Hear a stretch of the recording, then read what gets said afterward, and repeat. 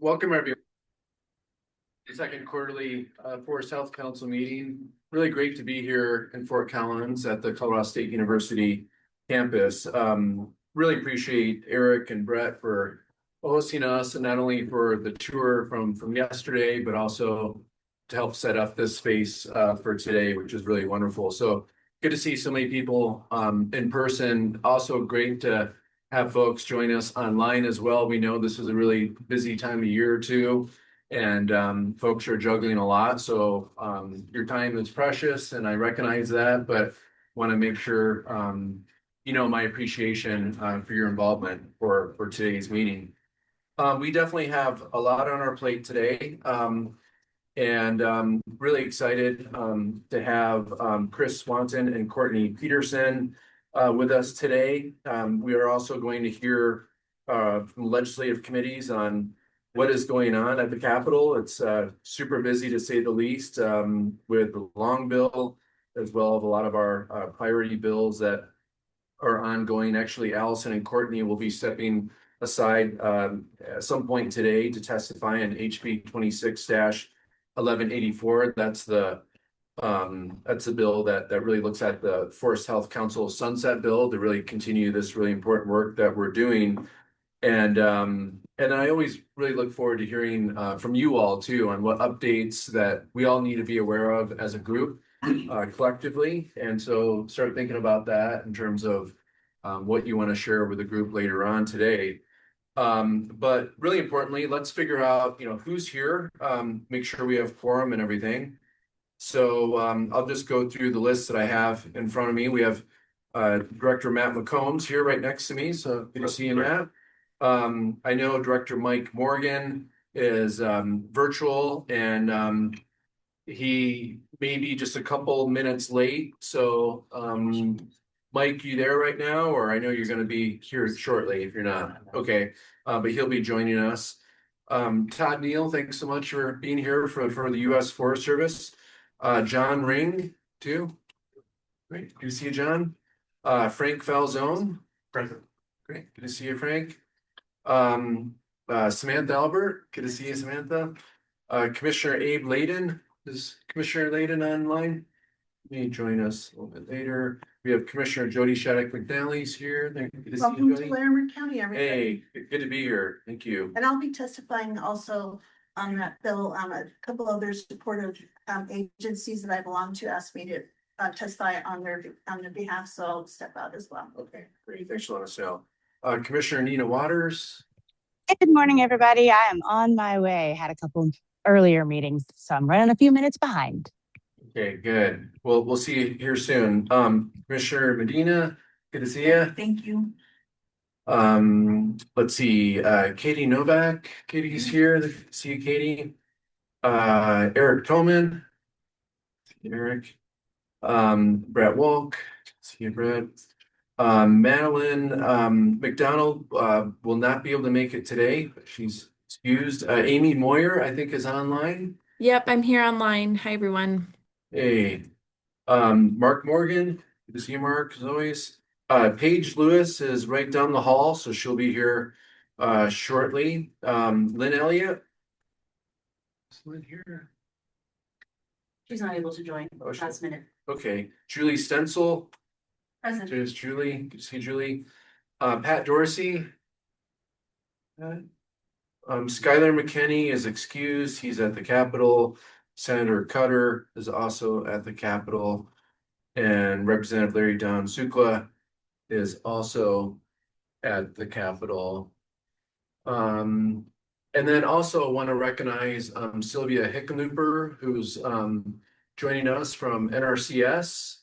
That I think she is online. She's online, yeah. I am online. Good morning, everyone. I'm present. Yeah, thanks for joining us, Sylvia. So we have captured all that. We definitely have quorum, and again, appreciate everyone for being here. We have 2 openings on the council, so I want you all to think about folks that can fill these roles. First, we have an opening for someone who owns a ranch and owns the grazing rights on public lands. So this can't be a leased property. They have to have grazing rights on, US Forest Service or Bureau of Land Management land. And then we're also in need of one member who's an enrolled member of a tribe that has a reservation within Colorado. So are we working? We're working on that. So that's Ute, Ute or Southern Ute. So we'll double check with Stacy on that. But I just want to make sure everyone's aware we have 2 openings, and so we can think about who can fill those spots. Moving forward, we need to approve our February 11th meeting. And hopefully everyone has seen that, but we have a motion to approve those minutes. Yep. Chair also move. Okay, motion's been made to approve the minutes from February 11th. Do we have a second? We have a second. Great. Thank you for the second. All those in favor say aye. Aye. Aye. Any opposed, say nay. The ayes carry it. Okay, next, really excited this morning that we have a workshop on climate adaptation led by Chris Swanton, who's flew in from California. So thank you so much. And he's the director of science at the Save the Redwoods League. And Courtney Peterson, who's also here. Thank you, Courtney. Really appreciate you for being here as well. We're going to have a few hour, maybe as much as 3 or so. We're going to have this workshop for about 3 hours today. And climate change is specifically called out in the council statute. And so we look at the landscape in Colorado with, lowest measurement of snowpack ever. We've had the warmest daily temperature, weekly temperature, monthly temperatures in state recorded history. Where I live in Breckenridge at almost 10,000 feet elevation, never seen it quite like this, where I normally judge a decent average snow year on how many times I dig a moat around my internal fence area so my dog can't jump out. And this year never had to shovel once to create a moat like situation where my dog just doesn't jump out because the fence was really showing all winter long. So anyways, let me turn it over to you all right now. And again, really appreciate your involvement. Thanks.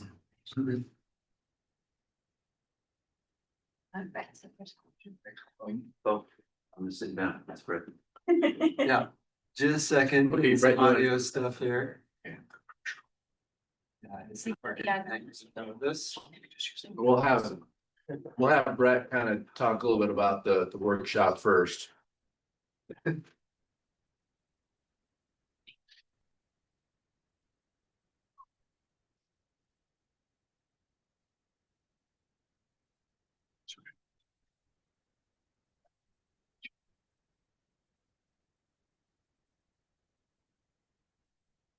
Technology works. Day is a success.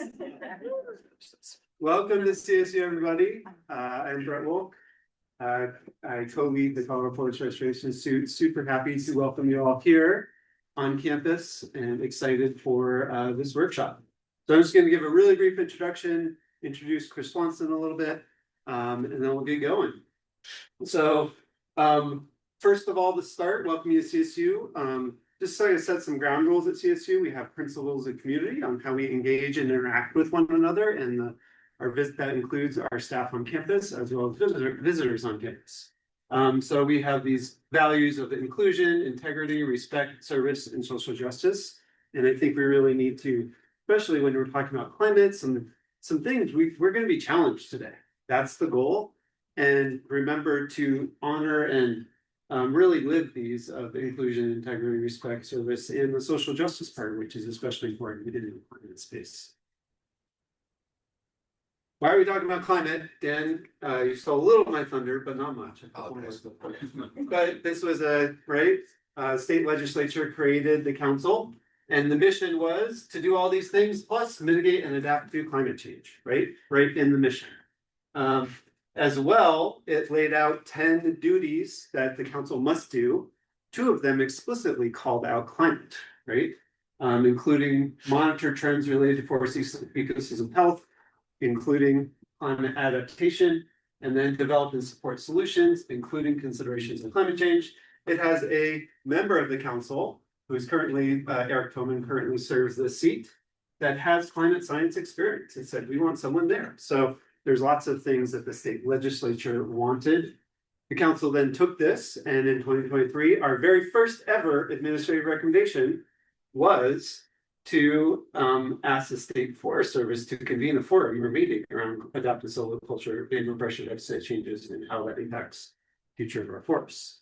I am so happy we helped the State Forest Service complete this.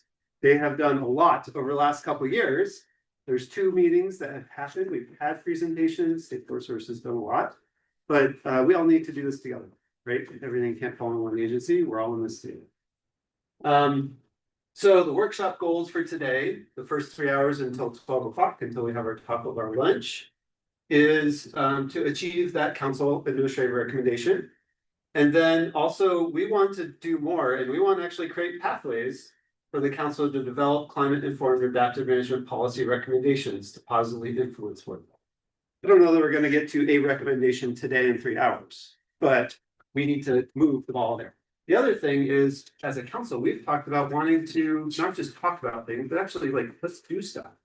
There's a lot of process in this, which is good and needed, but there's been a desire to do more. So let's foster that shared learning, familiarity amongst council members, staff, and public.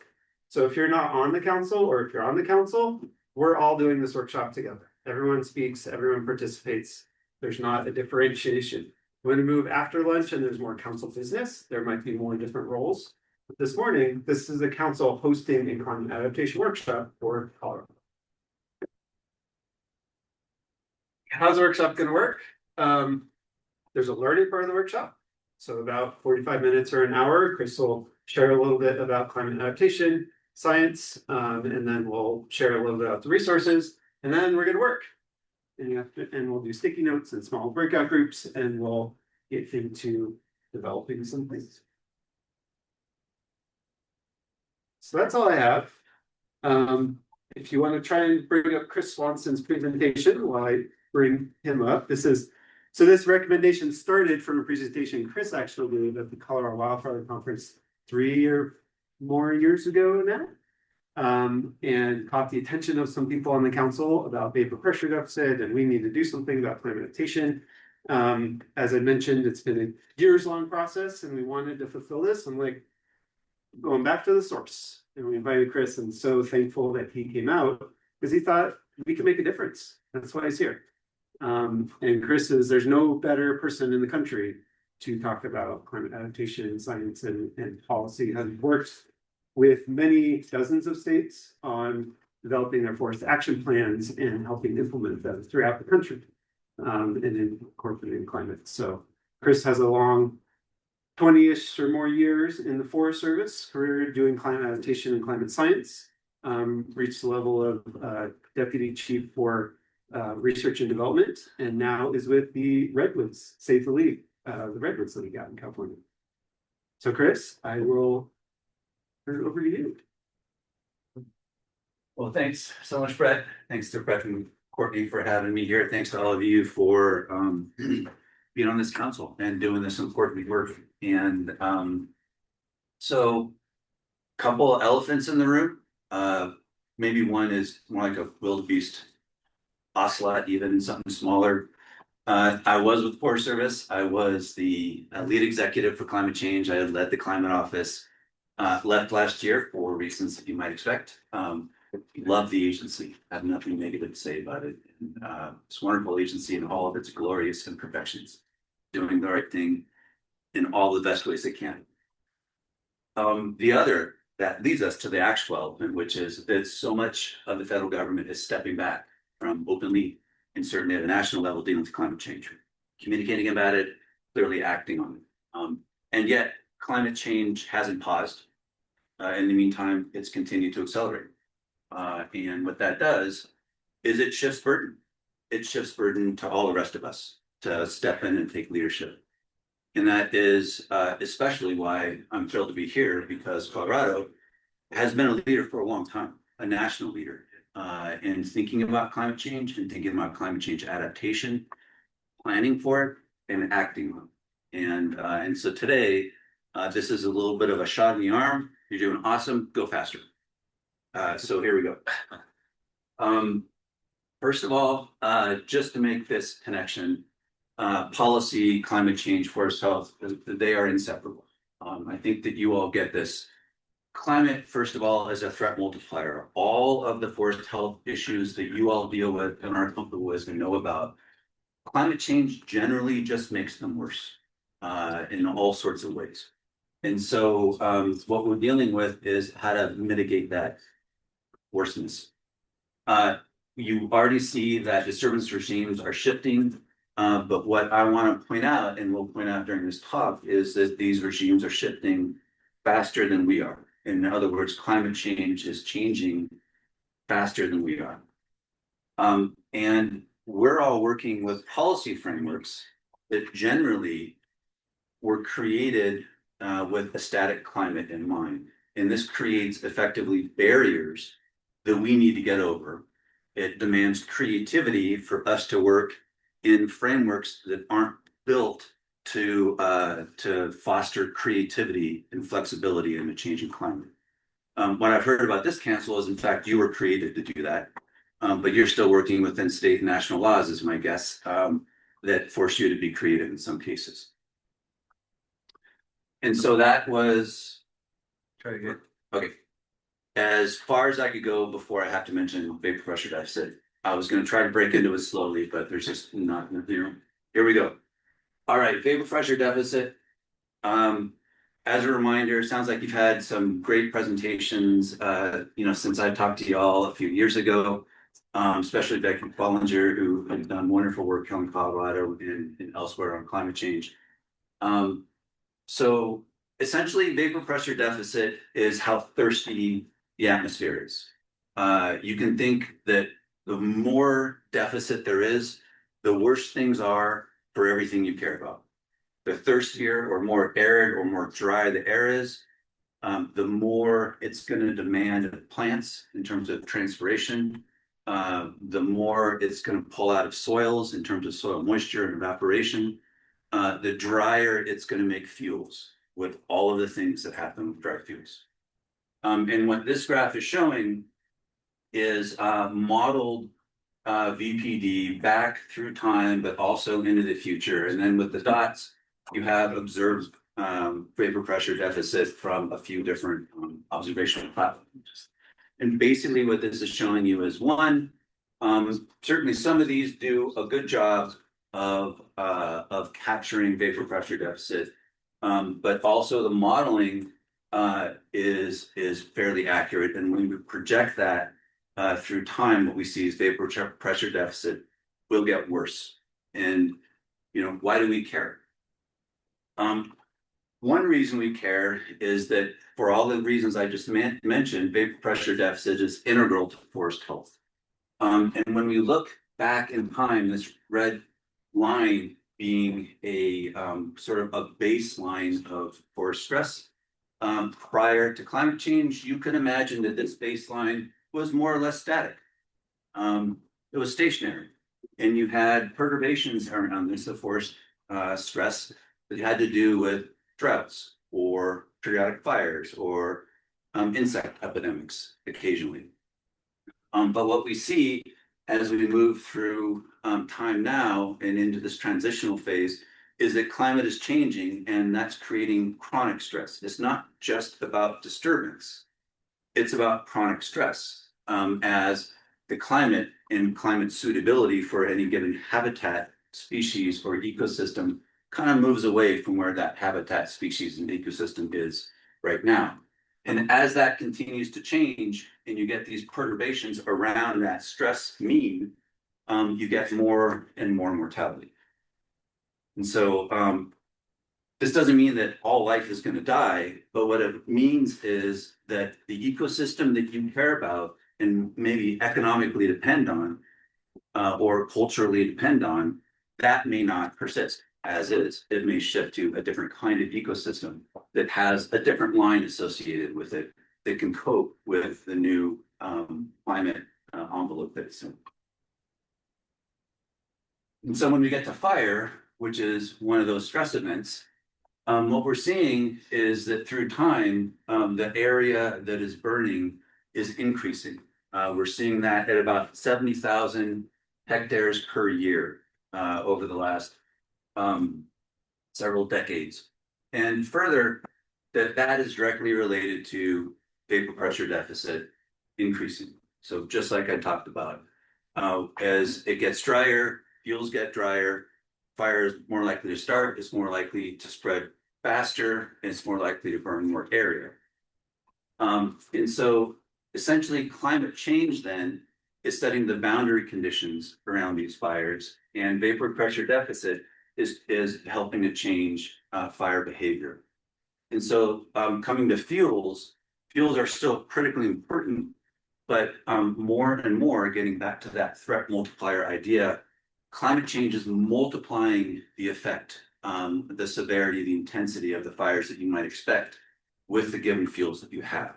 So even as we engage in fuel reduction, we can still expect fires to get worse because that part is driven by climate.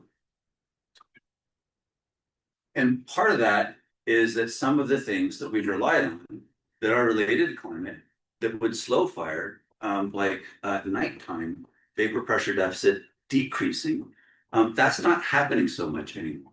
There's a threshold below which you can expect fire to propagate less because the fuels are moister because the air is less dry. But nighttime vapor pressure deficit has been increasing as well. And so more and more you have hours that are above that threshold at which fire is more likely to propagate and more likely to spread and more likely to keep burning. And so that means that these so-called night breaks that we have long relied on to give us a breath, are actually beginning to fail. And so this is something that we have to deal with. When you look then at what happens after the fire, this is another critical issue of when we look way back in the 80s to 2000, what we see is that essentially the level of fire severity was what would define whether you got solid regeneration or not. But in general, you would see across this range and across in Colorado, you would see that that regeneration was likely, often even with severe fires. As we move into the this century, you see more and more that fire severity was becoming a defining feature of whether you get good regeneration or not. And then unless you would have across much of this state even, unless you would have lower severity fires, you really might not get regeneration of conifers. And so you still might get regeneration of angiosperms, other species. You might move from a coniferous forest naturally to a woodland, for example. The key thing here is that as we look forward across a range of plausible future climates, that start to shift from just being about fire severity to being about climate, where the temperature increases and associated vapor pressure deficit are going to be determinants in whether we get that regeneration, that natural regeneration or not. And so more and more you see that you have unlikely recruitment probabilities across the state, or at best low, or at best recruitment only with low severity fire. So that is the shift from it being about fire to it being about climate as much as fire, at least in the state. And South, it's just more about climate than anything. And so that again creates a situation where a reliance upon a natural ecosystem response to fire may not be enough to ensure that ecosystem persists, putting the onus upon us to adapt if we want that ecosystem to persist. So we might have to change the way that we interact with those ecosystems. All right.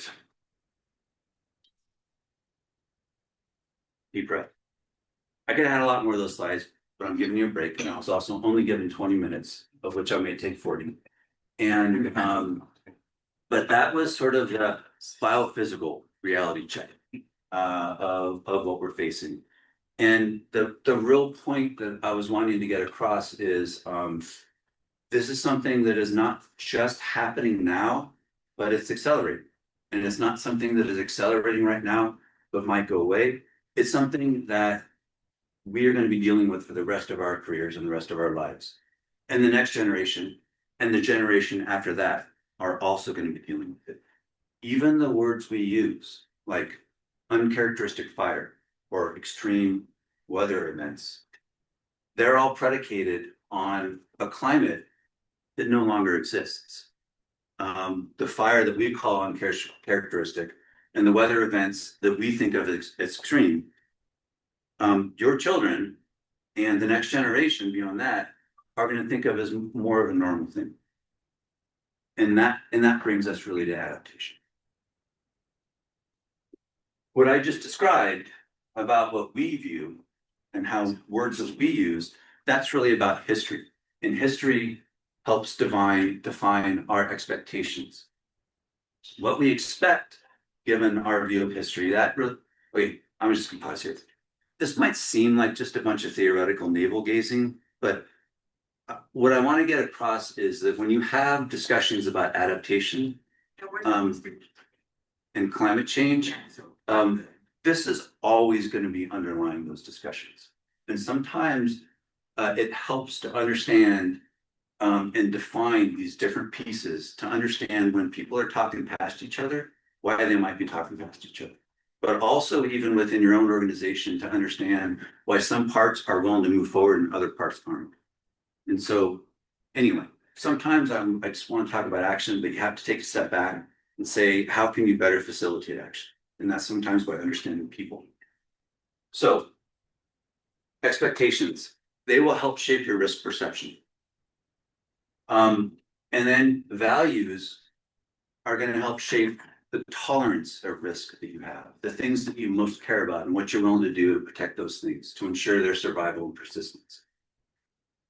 That concept of how much risk those things you love face and what you're willing to do given that risk, they will help shape your decision about what you're going to do. And that decision will largely be what we call adaptation. But there's an actual risk. There's an actual hazard that has an actual likelihood of occurring. And so our decisions are going to interact with that actual risk to end up with the risk we actually get on the ground, the realized risk. Now, to the extent that our perception of risk is not aligned with the actual risk that's out there, the hazard and its likelihood, we may be surpassing our risk tolerance and not even knowing it. And so that's where it comes to that whole idea of communication. That's where it comes to being able and willing to embrace discomfort of having difficult discussions and making hard decisions. Is because my perception is that generally the risk perception that is out there around climate change, especially in forests, is not consistent with the actual risk. And that in many cases we have surpassed the public's risk tolerance and they're just not really sure what's going on. And so the decisions that we're supported in making are less than the actions that we should be taking. I'll come back to this.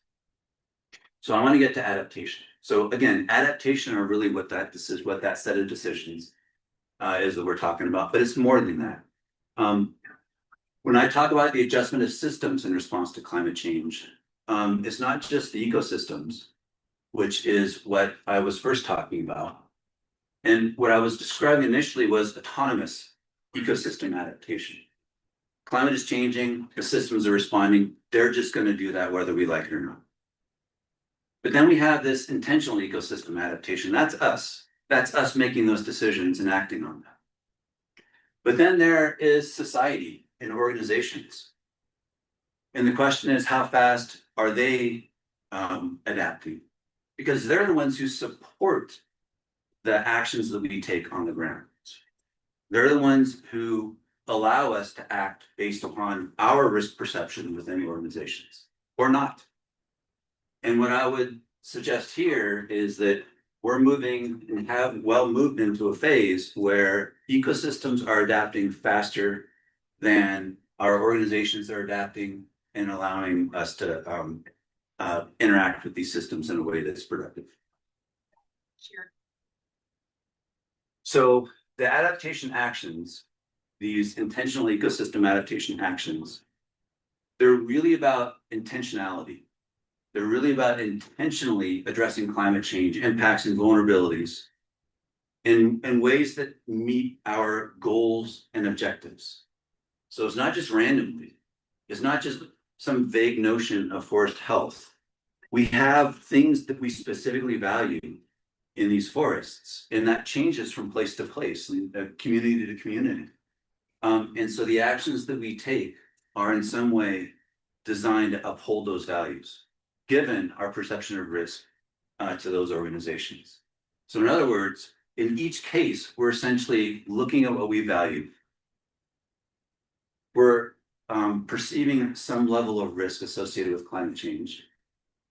And then we're deciding whether that level of risk we perceive has crossed some threshold that is going to cause us to act differently, or invest differently, or talk differently than we have in the past. So I want to jump into some of those ideas of intentional climate adaptation. This is the resistance, resilience transition framework. There are other conceptual frameworks out there. This is my favorite. It's designed specifically to support communicating clearly about management intent within ecosystems, given your desired future condition of those ecosystems. You have this idea of resistance, which is to improve the defenses to change. And this is all happening through time as you have a current forest condition being pressured to change by climate into some other forest condition, and you taking management actions to either keep that system the same because you have a really narrow range of acceptable outcomes because you value something in that ecosystem that you don't want to change, or you can accommodate some change. You acknowledge resilience of that ecosystem as being able to absorb some level of disturbance, be affected somewhat, and come back or stay within some desired range of characteristics. And then there's this idea of transition. In general, that's where you have an ecosystem where it has already begun to fail, or you know that it is absolutely going to fail. And the point here is that you are working intentionally to help that ecosystem become robust across a range of plausible climate futures while meeting your goals and objectives, the things that you value. And that might mean they need to shift a little. Examples. So I work with Save the Redwoods League. These two things, resilience and resistance, they're really about persistence. It's for us, it's in the name, right? Save the Redwoods League. So when we look at actual named trees, say in the giant sequoias, we will go to some of those trees and rake the forest floor away from the trees, so that when fire comes through, it doesn't burn too hot around the base of those trees and effectively girdle them. So we're willing to do that.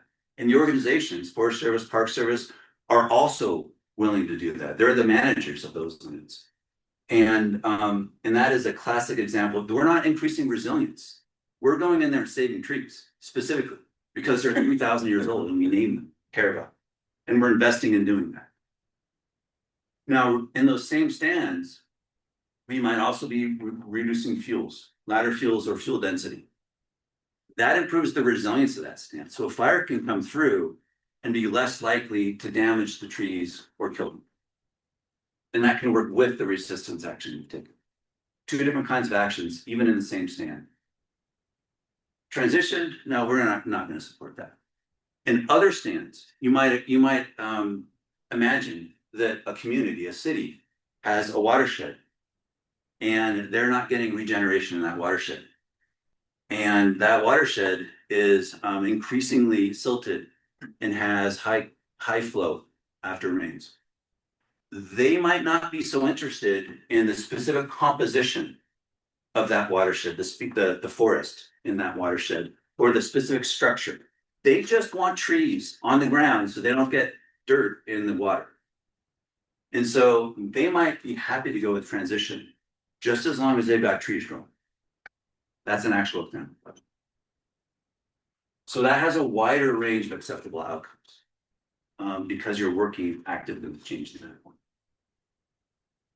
So really, in all those cases, we're also working with risk.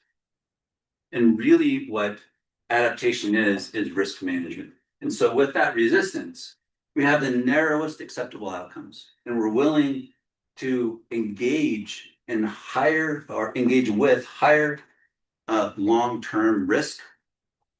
And we're willing to invest more and more over time in keeping those systems the same, understanding that with that risk, we may get catastrophic failure. And that's based upon our values.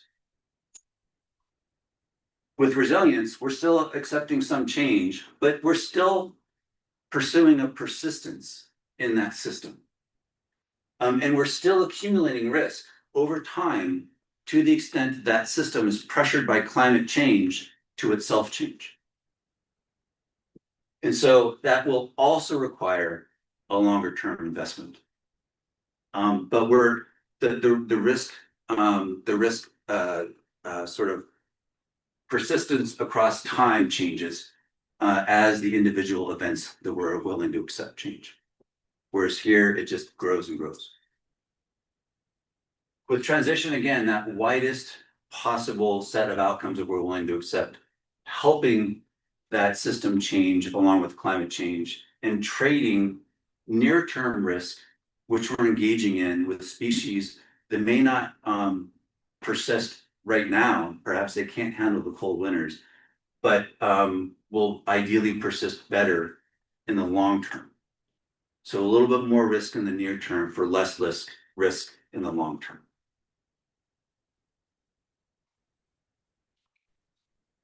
So if you talk about all of those things,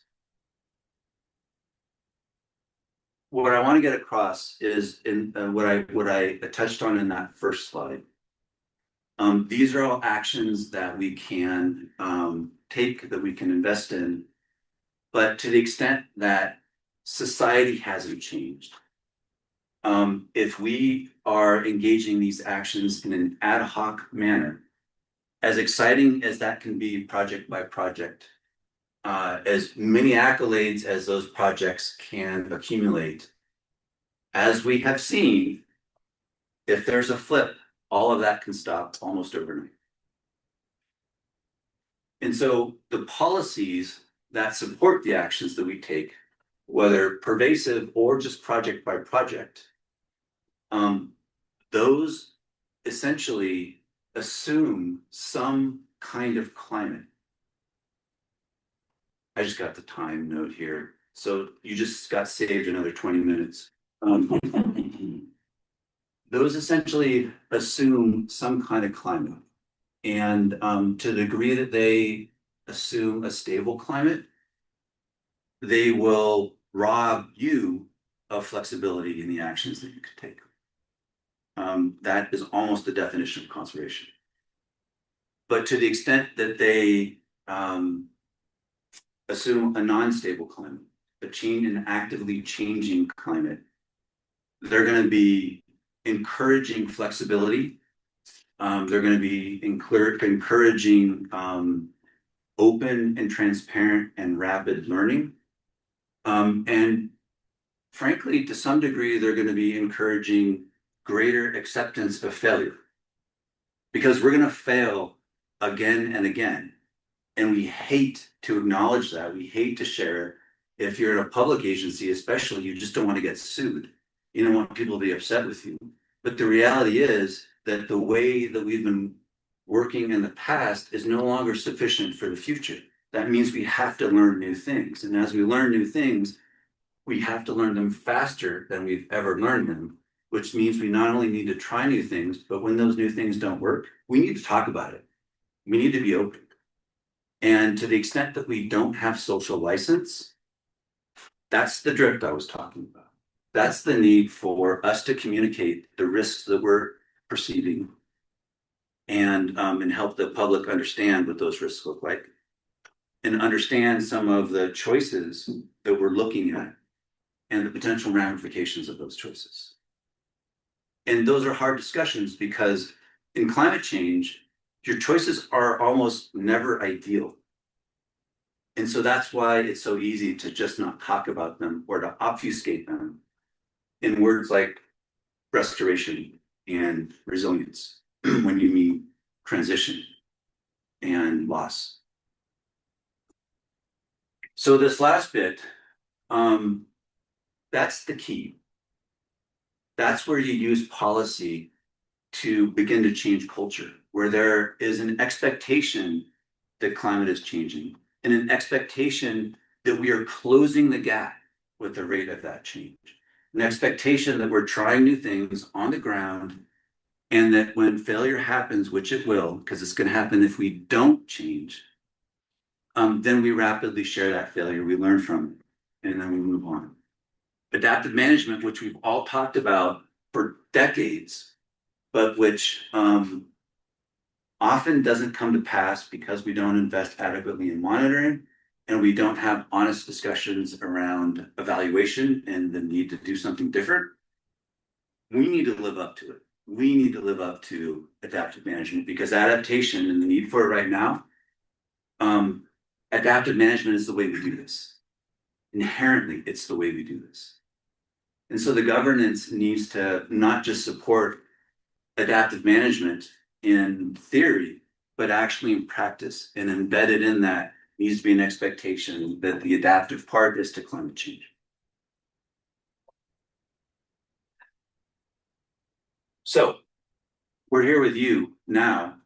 That's the point of today, really, is how do you in your roles help to encode this new way of thinking about climate, help to shift governance so that it supports climate adaptation, so that those things together can uphold what we value in the ecosystems that even now are beginning to change. And so critically, policy can do that. And that all is where you all are today, in that leadership role, thinking about your forests, thinking about your institutions, thinking about your communities, thinking about your people, and thinking about adaptation. And with that, I'm going to stop so that you can actually do all that, what I just said. Right? Good.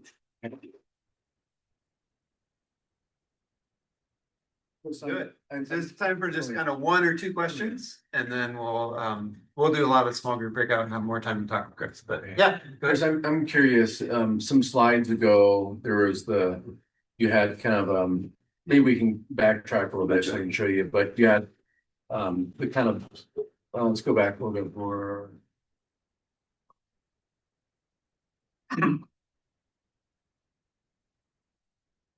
Transitions. The transition slides, yeah. Go forward. Okay, go and close the slide.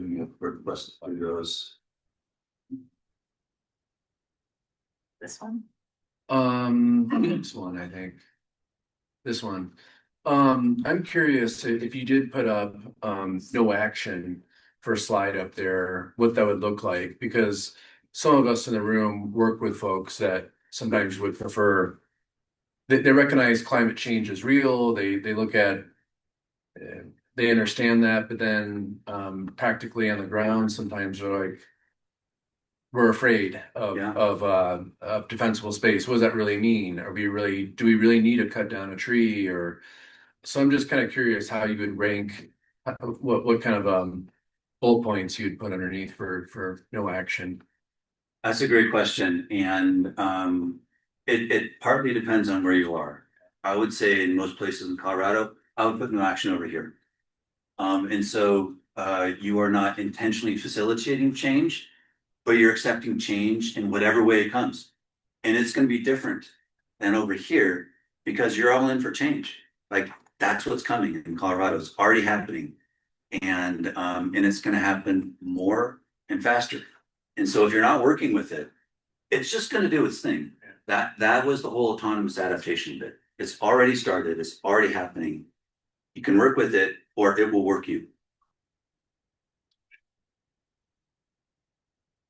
Maybe one more thought or question? Mark Morgan, do you have your hand up there? Yeah, that's right. Please, sir. You had your projections for your deficit and your temperature ranges. Do you have any data that shows whether that affects wind conditions in this climate change? Because the majority of our fires are all really wind-driven events. And so is there any data or any projection on that?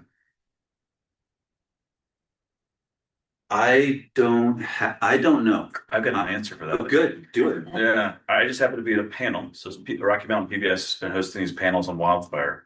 And the climatologist and meteorologist from Fox 31 was one of the participants at the last one. And in the last 10 years, we've seen a 50% increase in wind events, extreme wind events in Colorado. And there's an expectation that trend will continue, not necessarily exponentially, but that in combination with the other challenges that we're seeing as the changes are occurring in real time, wind will actually be another prime driver, in particular on the Front Range. And that's something I hadn't heard before and was kind of quite startling. It's just one Wind more drives our compounding factor. But what also dries things out, and it also it's going to cause some of those systems to unravel more quickly, some of those fuel systems that are vertical to go to horizontal. So it's really interesting. And I just happen to be in that thing. So that is not me. You're welcome to check with Fox 31. I I was just about to start going off on first principles, but fundamentally, as you're increasing temperature, wind is just caused by differences in temperature themselves. And so when you increase how much energy is in the system and those temperature differences are, then you get more winds. And so you're seeing that in a lot of places. So what you just said is what I would expect.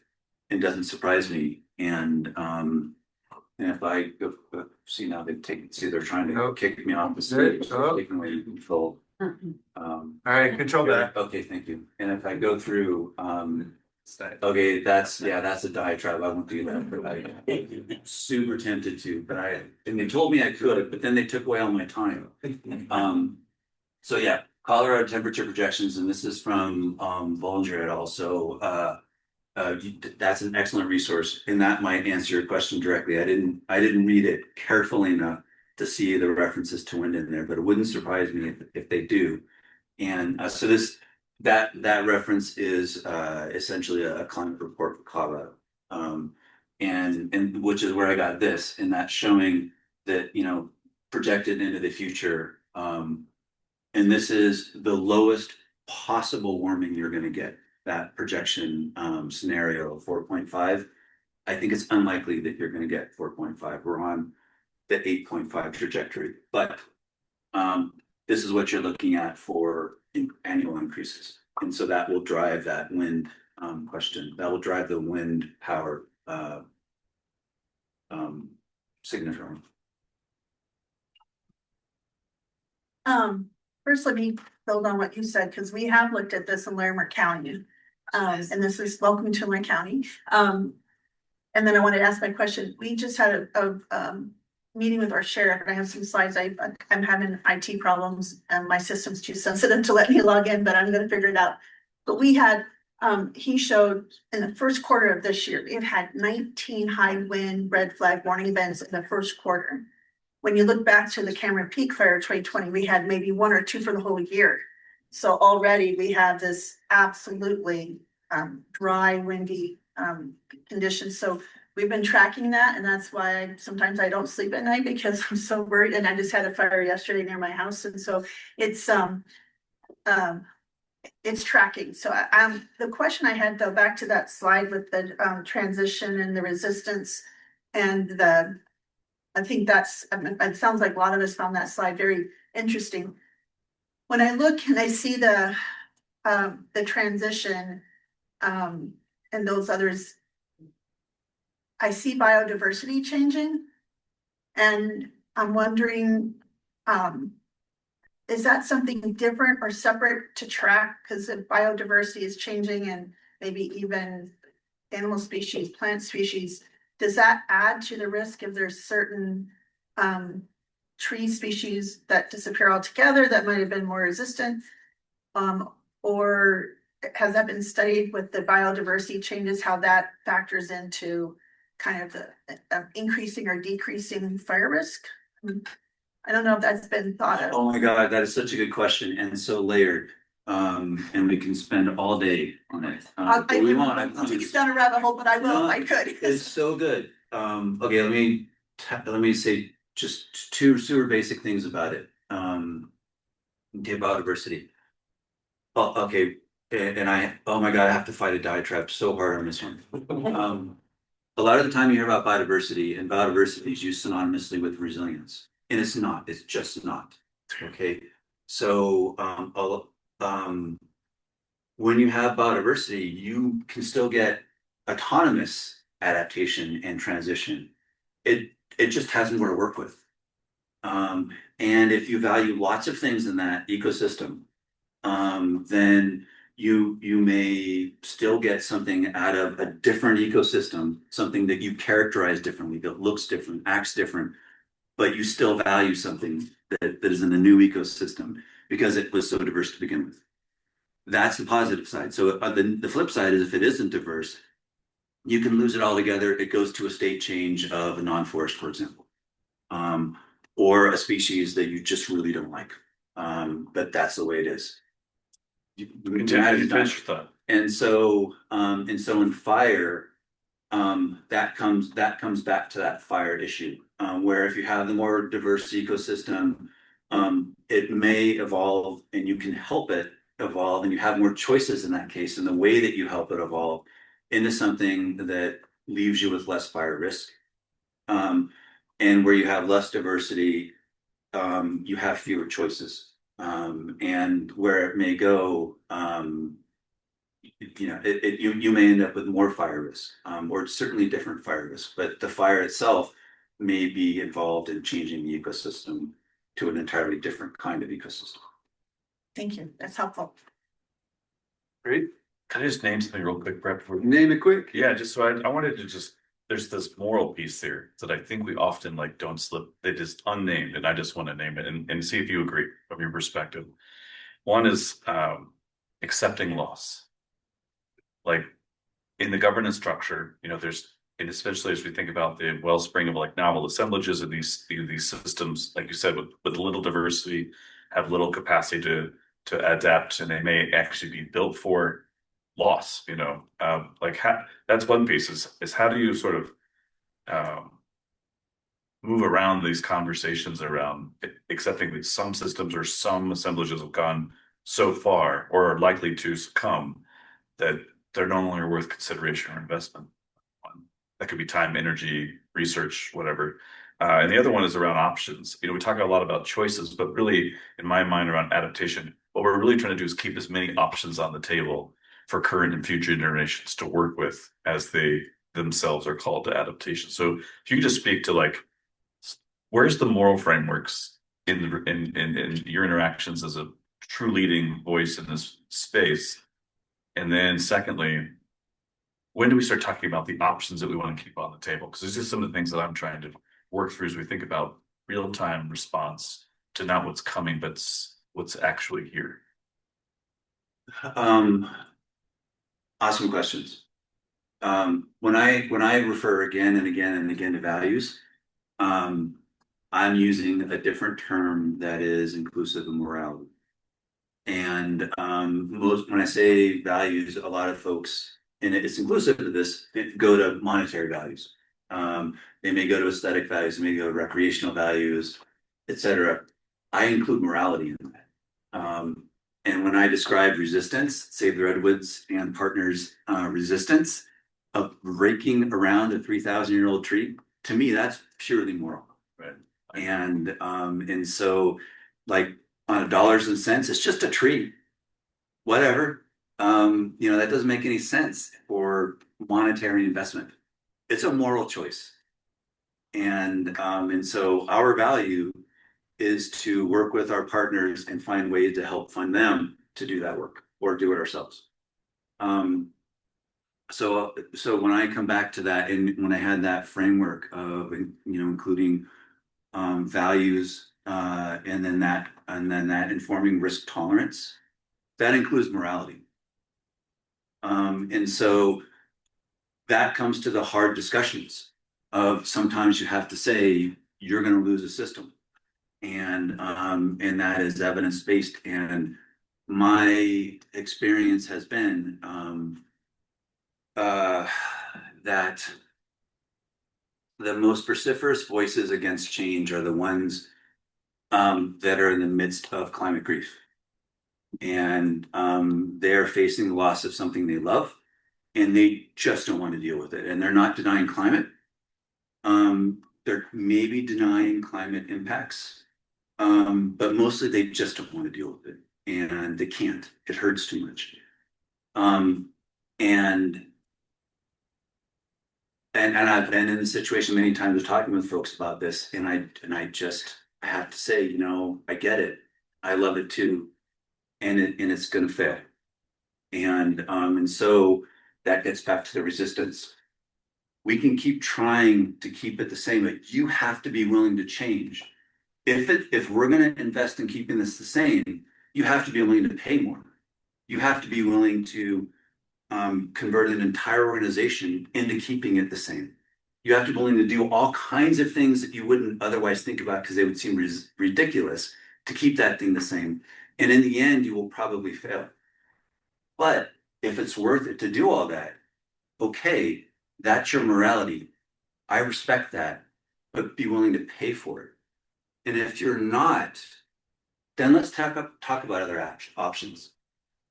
And maybe that is a gentle change in the meantime to give choices to the next generation when they absolutely will be transitioned. So just for the context for this group, like as we enter into this moment, it's not coming, it's here. Like I'm finding that moral arguments are starting to be more resident than scientific arguments. And they need to come together in some way. And I just want to challenge for all of us to there is a right thing to do somewhere in the space of the context of all the things that we work with and challenge ourselves on in this space and in this group. But I just wanted to call that out, that there's there's an underlying human sort of moral concern. And I tie it back to how the public land estate and all these things sort of started. They were moral arguments. They were rooted in utilitarian philosophies and the philosophies of Descartes and Spinoza. They were moral arguments before they were rational and scientific arguments. And I feel like because of the era of adaptation upon us, we shouldn't miss those tough conversations around the right. So I just pose that for the group, and thank you for the indulgence. And the one slide, because we're not done with the indulgence, the one slide where I said I promise this isn't just navel gazing, and it had the framework. That was exactly what you were talking about. Every time you talk to somebody about climate change and have a conversation about adaptation and have a conversation, you're actually having a conversation about values, fundamentally about values is what I would say, and getting back to morality. And so recognizing that, and if you're surprised by resistance or even anger in that conversation, recognize that and then just be empathetic and work with it. And that's the best way to, in my experience, for me, that's been the best way to deal with it. Thank you, Chris.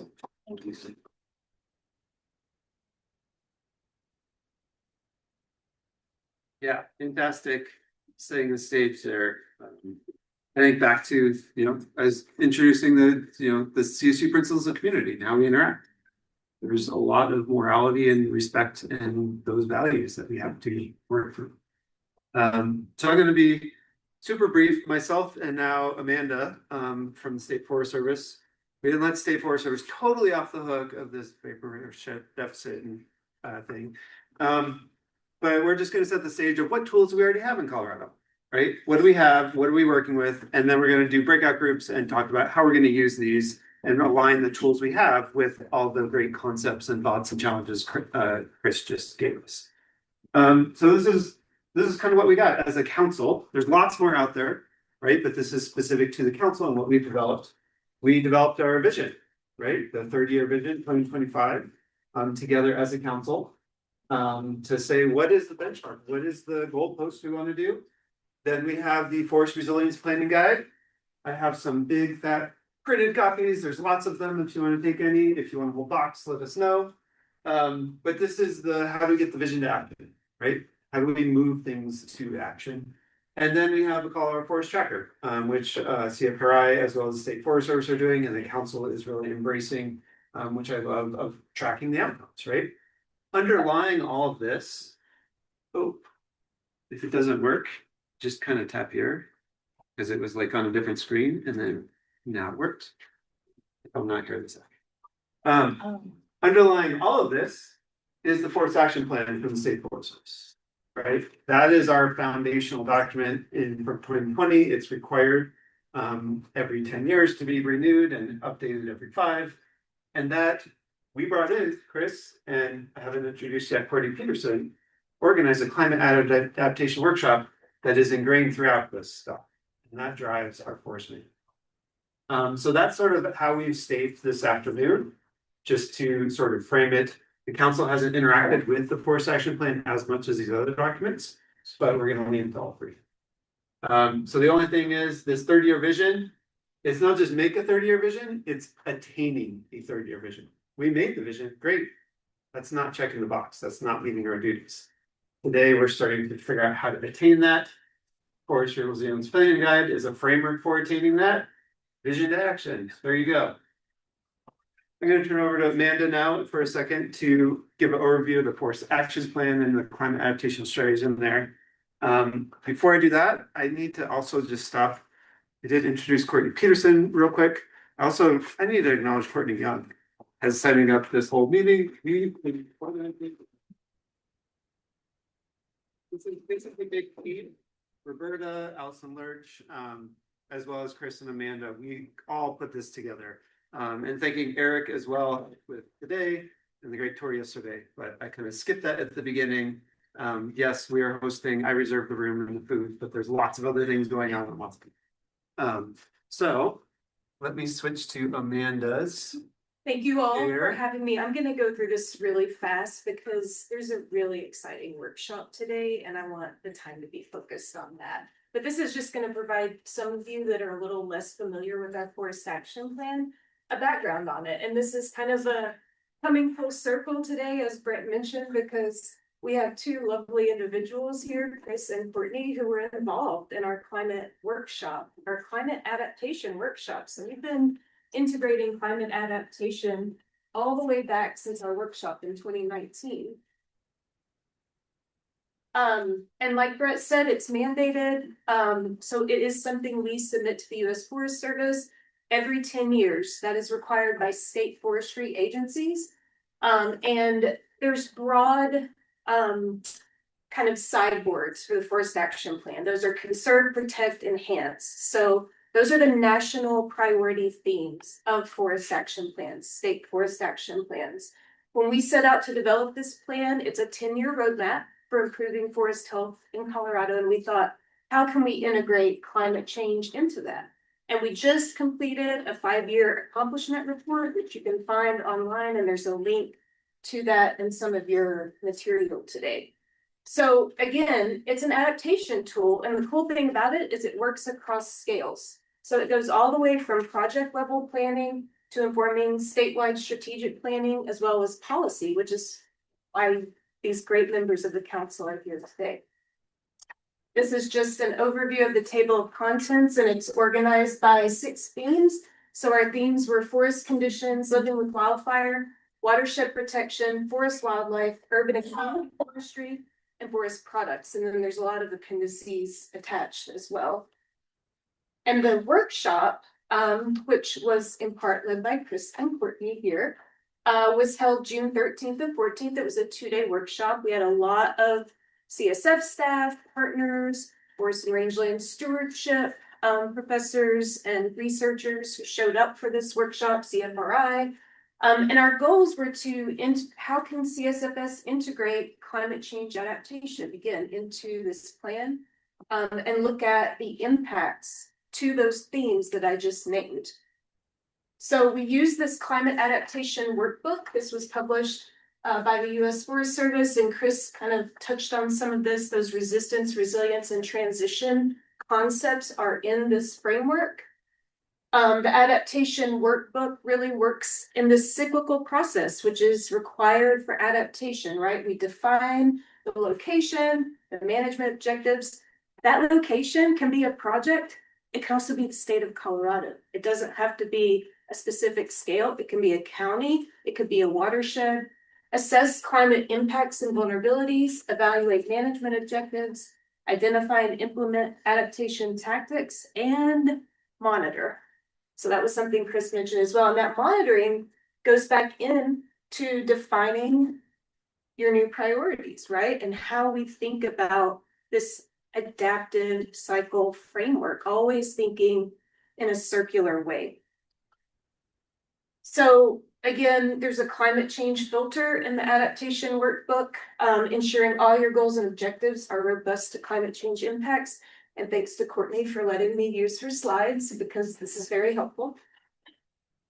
This is an example for those of you who have never seen the Forest Action Plan of one of the theme contents. So this forest conditions example, it has its own priority map focused on improving forest conditions in the sub-watersheds across the state, where you can focus on those priorities related to the goals, strategies, and approaches in that theme. So one example here, goal number 1, keep forests as forests. One of the approaches that we can look at under this is encourage natural regeneration through forest management, or address afforestation and reforestation through planting and replanting trees appropriate to current and expected future conditions, especially post-disturbance. We also have a composite priority map, which was developed iteratively with a lot of feedback from experts across the state. We took it out, we did some participatory mapping. We let locals say like, hey, here's my priorities. Here's the watersheds that I'm working in. We went back, we iterated, we came up with this map. And as Brett said, we're also using the forest tracker. So this is forest management data across all jurisdictions. And thank you all for supporting the continued development of the forest tracker as part of our 5-year accomplishment report. So what's next? You know, how can we use these data to analyze the impacts and fit into that adaptive cycle and say, okay, we're starting to monitor, right? We're starting to think about like, how are these changes impacting watersheds across the state? And so how does the Forest Action Plan play into policy? How has it been implemented into policy? So we all know about the Forest Restoration Wildfire Risk Mitigation Program, Senate Bill 21258. We do monitoring. Ethan Buchholz is with us today, manages our forest monitoring program, which is supported by this bill. The Colorado Forest Carbon Inventory, also within Ethan's program, we were able to hire a forest carbon specialist that we have at Colorado State Forest Service now, Ashley Prentice, who helped us develop this Colorado Forest Carbon Inventory, which was dictated by this legislation. And guess what? We worked with partners here at CSU to develop that in the Natural Resource Ecology Laboratory. Yesterday, we did a tour at Front Range Community College. So Senate Bill 23005, the text here is almost identical to one of the goals, strategies, and approaches in the Forest Action Plan with forest products section. So that was support workforce development, recruitment, and training, focusing on engagement of younger generations to balance an aging wood utilization workforce. Almost identical there. example of other state and local plans, and I'm bringing it also to Larimer County where we are here today because we were able to participate in their Climate Smart Future Ready plan. One of our foresters and myself, and integrate some of our forest action plan goals, strategies, and approaches into that. But it's also been used in other statewide plans. So we've participated in Colorado's strategic plan for climate smart natural and working lands. We've participated in the Colorado Carbon Management Roadmap. You can find evidence of goals, strategies, and approaches from the Forest Action Plan in the state's Carbon Management Roadmap. And we've also participated in the Greenhouse Pollution Reduction Roadmap update. So that's all I have for you. I'm just trying to set the stage of how we can use the Forest Action Plan goals, strategies, and approaches and align them with the 2055 vision for forest health in Colorado that you all have worked so hard on. Thank you.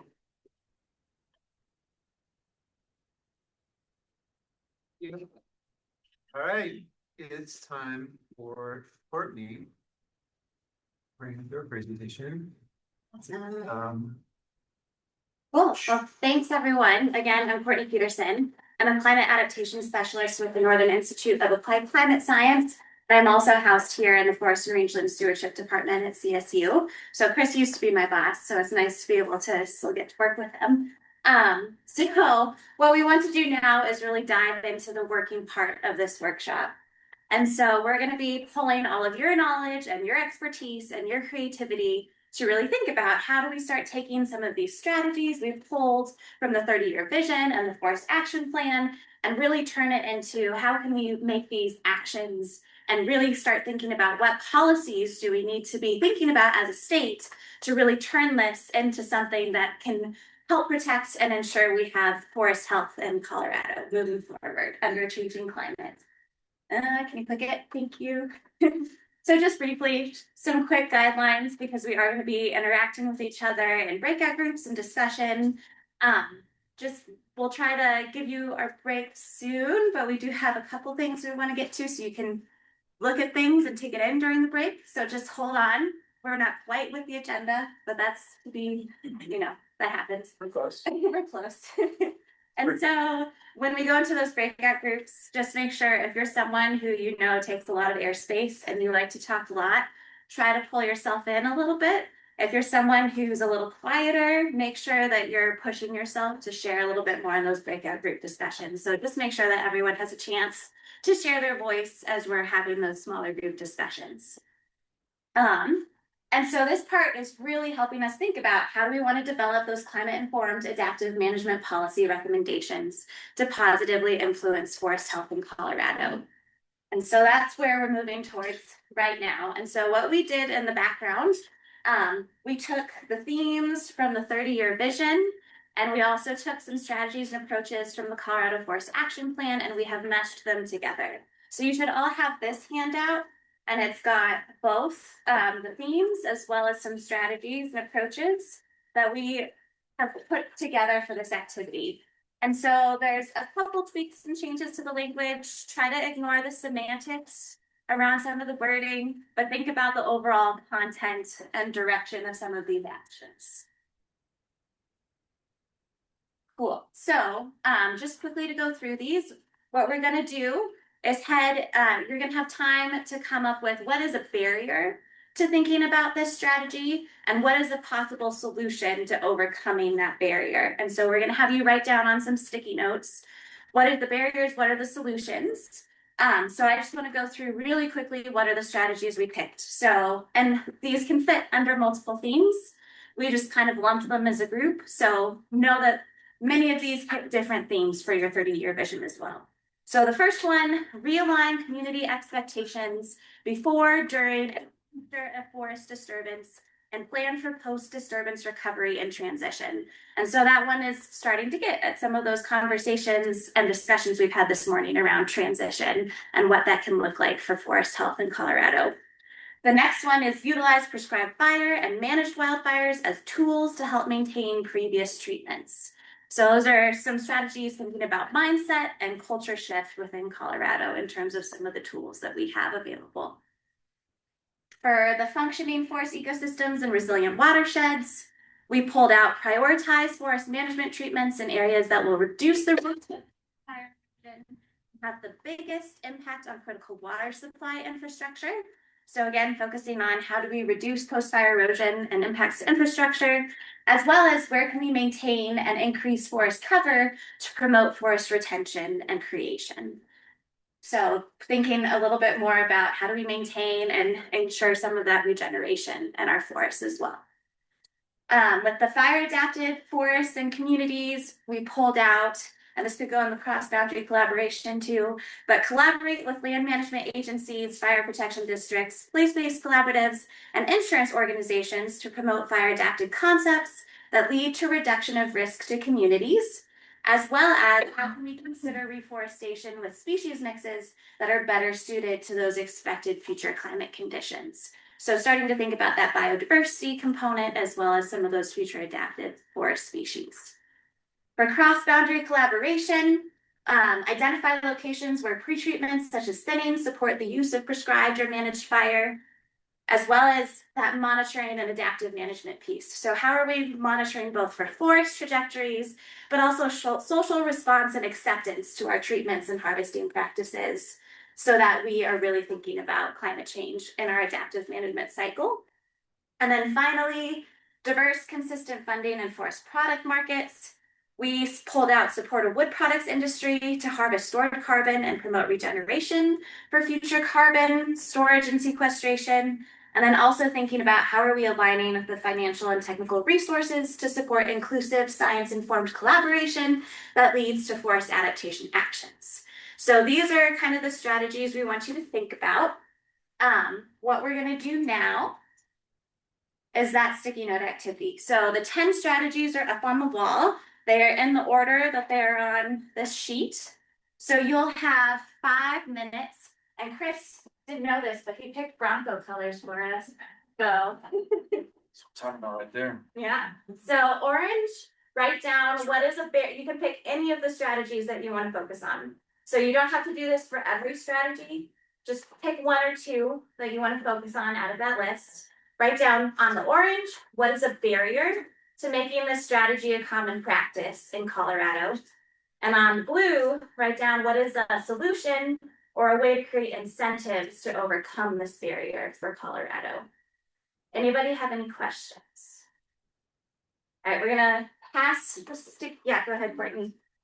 I'll give some instructions for the online folks. Instead of writing down the barrier and solution on physical sticky notes, I'm going to be sharing a Google Doc in the chat.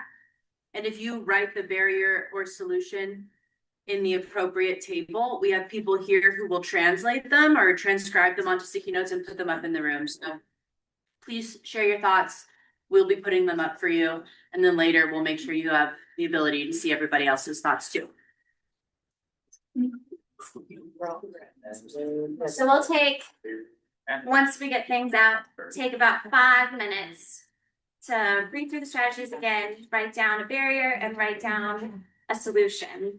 And then when we're ready, what we'll do is you can find the strategy we're thinking about and add your sticky notes up to the larger sticky note on the wall for that strategy. You're right. Think about trying to be brief because you will be one of the people reading everybody else's, just as they will be reading yours. So write nicely, write big enough so people can read without glasses and understand what you're saying. If you can keep it to 5 words or less, that's even better. That's where you get an A plus.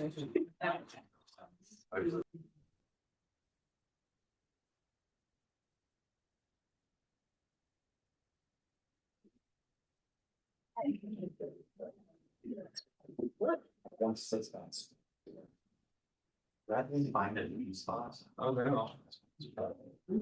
Right. Really great discussions among all of the groups. So thank you. I know that went really, really fast. The one thing I did notice is that the conversation focused very heavily on thought as the one disturbance in at least one group. And so I just want to put that out there. There's a lot of other climate driven disturbances we should be thinking about as well. So just keep that filter in mind. I know there's a ton of strategies up here that are fire focused, but keep some of those other climate driven challenges we have to deal with in mind too. Would anyone like to report out first? How about group 3? Can I pick on you first? You want me to report out for the group since I wrote the thing? Where is it posted? It's all over.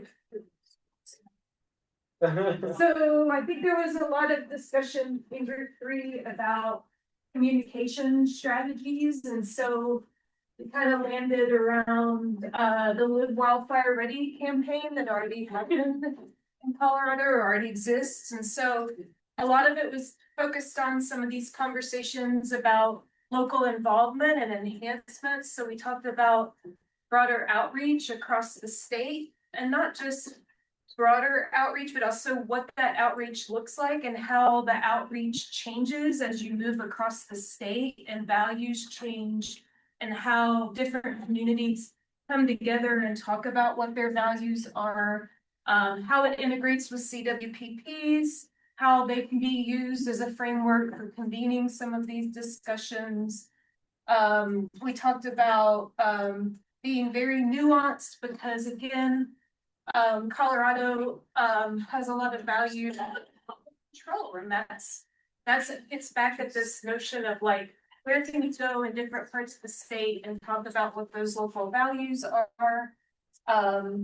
We talked about examples of some communities that have already taken a big step, you know, like how do we talk about local tax incentives like Envision Shaky County and the successes there and communicating that more broadly. In different communities, it's going to work differently. And then how do communities want to receive information is also different, because as we know, the counties across Colorado, some have broadband, some may not, right? How are we communicating? How do we best effectively communicate across local jurisdictions? Did I miss anything, group 3? Awesome. Thank you, group 3. How about group 2? I'm happy to pick it up, maybe. Thanks.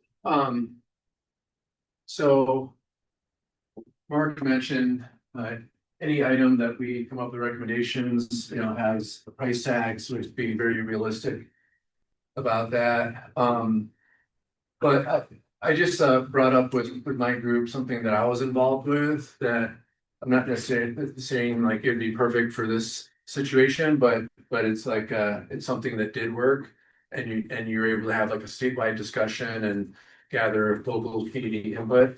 And that's when Governor Ritter was governor, he created a more or less task force on funding transportation. And so he teamed up with, you know, there were co-chairs of that, and there were community-based meetings all around the state of Colorado. It was mostly driven by different regional organizations. Like in the West Slope, it was like Club 20 was kind of the lead of figuring out who, you know, 75 to 100 people in a particular county should go to that. There was like Pro 15 and Action 22, different parts, you know, all around the state. And more or less educate people on the challenges of transportation funding around the state. And along those meetings, they also had various different possible recommendations. So there could be a statewide ballot question, or if you wanted to introduce a bill, these are some recommendations on what a bill would look like and so forth. And really kept it pretty broad, 50,000 foot level. But that local community kind of gravitated just like this, and put, you know, I was part of these meetings, but you know, hey, is this the best idea, or what about this? And then that local process went on for about a year, and I was elected as at that time I was a state senator. So all these different recommendations, and I was the chair of the transportation committee, so they more or less landed on my lap. And then since the governor created this particular kind of task force through executive order, it more or less had his stamp of approval to like run with something. So you had the top level political support, and then that also drew legislative support, and we tried to make it bipartisan. But it ended up being like, I worked on this bill called Planning Advancement for Transportation Economic Recovery Act, and that brought in $400 million a year, and it's still in place. But it took like the governor being the champion, it took legislative leadership, it took kind of a local buy-in, and it wasn't top down, but you're gathering input from county commissioners, from chambers of commerce, all different sectors. And then when it came time for me to introduce a bill, I had, the whole room was filled with people that were supporters because they had their fingerprints on every different step along the way. So I thought that was pretty positive, but just an example of what we could explore. Awesome. Do you have an example of how that applies to Forest Health in Colorado? Yeah, you'd replicate that, educate people on these are the challenges, these are the maps, these are the risk areas, this is our forest action plan, these are steps we could take, this is how much it costs. So I would totally replicate everything of what we did before. We talked about some micro examples where the 30-year vision and the forest resilience planning guide both had community input, but what Dan's talking about is much larger, right? Much larger. Awesome. Cool. Yeah, so out of both, we've heard we need those local voices, but we also need those larger champions who are really moving these things forward, like someone who could do an executive order. It helps. Awesome. Group 3 or group 1. We're going backwards. Group 1. I don't think you picked someone to report out, so we can rock, paper, scissors it if you want to. Where do we leave things? The grad student might have a great perspective on that. Yeah, Jonah, come on. What did you hear? Okay, well, Wait a second. He's like, why did I come to this thing? you're welcome.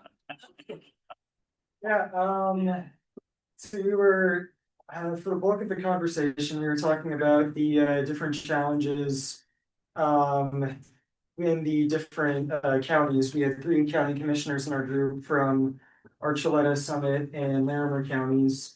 So we were discussing how Summit and Archuleta are both very tourism focused, whereas Larimer has a more diversified economy. And so at least in Summit, it's, locals are perhaps more willing to adapt and more cognizant of the risks, whereas tourists either from the Front Range or from out of state are less cognizant of things like fire bans or responsible fire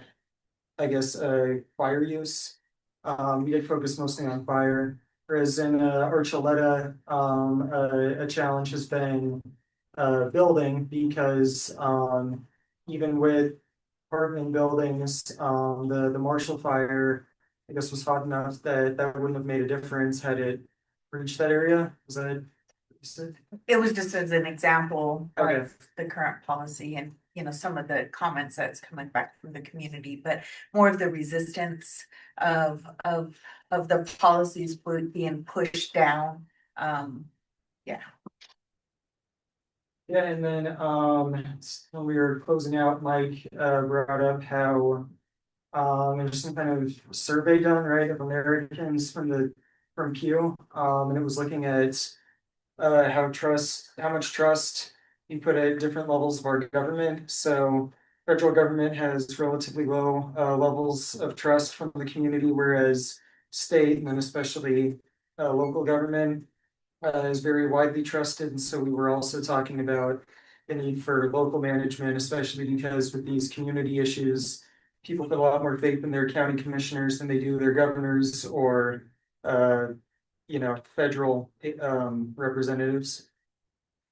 And I would just add that Chief Morgan was on with us as well. He was with us in the spirit of the laptop. And Mike has done a really good job about consistently reminding folks that we have a really good national strategy. The strategy is a great place to anchor, and that all 3 components of that triangle are critically important. And we lose opportunity when we don't try to move all 3 forward at the same time, which is what a wicked problem. Awesome. Any other comments from any of the groups?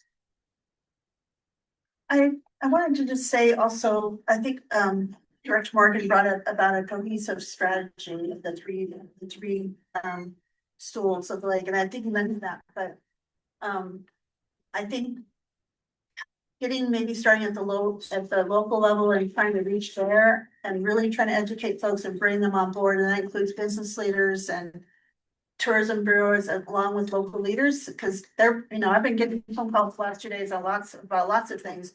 If those local leaders are able to articulate the cohesive strategy and why it's important, and we build up from there, then I think that's where we kind of build that messaging across the whole state, especially in the high risk areas. And if local leaders, as the survey showed, are more trusted leaders, that we have to build trust with them and with those local leaders, and then help them build trust with their communities. And maybe that's how we build up from the bottom up to help folks understand, so that maybe they don't really like it, but they understand why, and then they can buy in, but they might still not be thrilled about it. So. Awesome. Yep, I think that was a good thing across all three groups, is you need that local trust, which is really important. You need that champion who's moving everything forward at the top level to try to bring everyone together. And then that community outreach and how that's communicated with consistent messaging through all of this is really important. So I think any other themes or you pulled out from those three conversations? I think that, I was going back on that whole piece where we all focus a lot on wildfire. And I think that when we consider the idea of a forest disturbance, there's got to be two different, if wildfire is an instantaneous, forest disturbance, but then I think about some of those other long-term, or for lack of better terms, slow burn, like the pine beetle epidemic, and how some of those forest disturbances do take place in a longer time frame. So it almost feels like these policies need to be more of a two different styles. What are we going to do in those instantaneous phases where we have to react quick? And the during, what are we doing during, I feel like is very different versus some of those long-term, slow seepage is, and I think that makes things more complicated because it's two different mindsets. That's a really good point. And so I think that's one of the biggest challenges for this group is yes, we know when fires happen, we can take advantage of that with our communication and our messaging and policy, but bark beetle events, we're going to see the effects for the next 10 years. And so how do we think about those longer term, especially if we're having to think about ecosystem transitions that are occurring, and then the fire comes with the bark beetle, what does that mean for the long term? And how are we communicating that? So I think good luck. That's you're gonna have fun. Yeah. But I think that's also that's why that spectrum that Chris talked about of how are we thinking about what we want to maintain and what those values are, versus where are we thinking about where we're okay with those transitions occurring, or where no action can be an option because we have this whole landscape to deal with and we don't have capacity. So I think all of that has to go into the conversation and the cook pot of how you're picking and choosing what you're doing as a group to really think about moving those actions forward based on those different disturbances. Chris?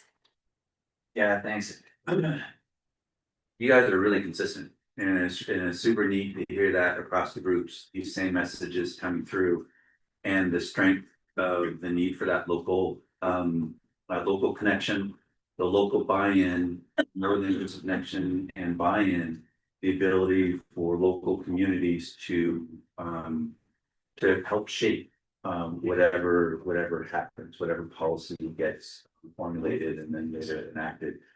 And to your point about the chronic stress, and this is what worries me the most, and that's why I keep bringing up vapor pressure deficit. Vapor pressure deficit is my mascot for chronic stress. And it's easy to talk about fire. That's visceral. It's in your face. It's immediate. It's a disturbance. It's got a post-fire response. There are whole budgets dedicated to post-fire response. But there's something happening in the background. It's that red line on that one graphic I showed you, just gradually going up. It's the autonomous adaptation on the another graphic I showed you, gradually changing. That's the chronic stress, and it's harder to talk about that.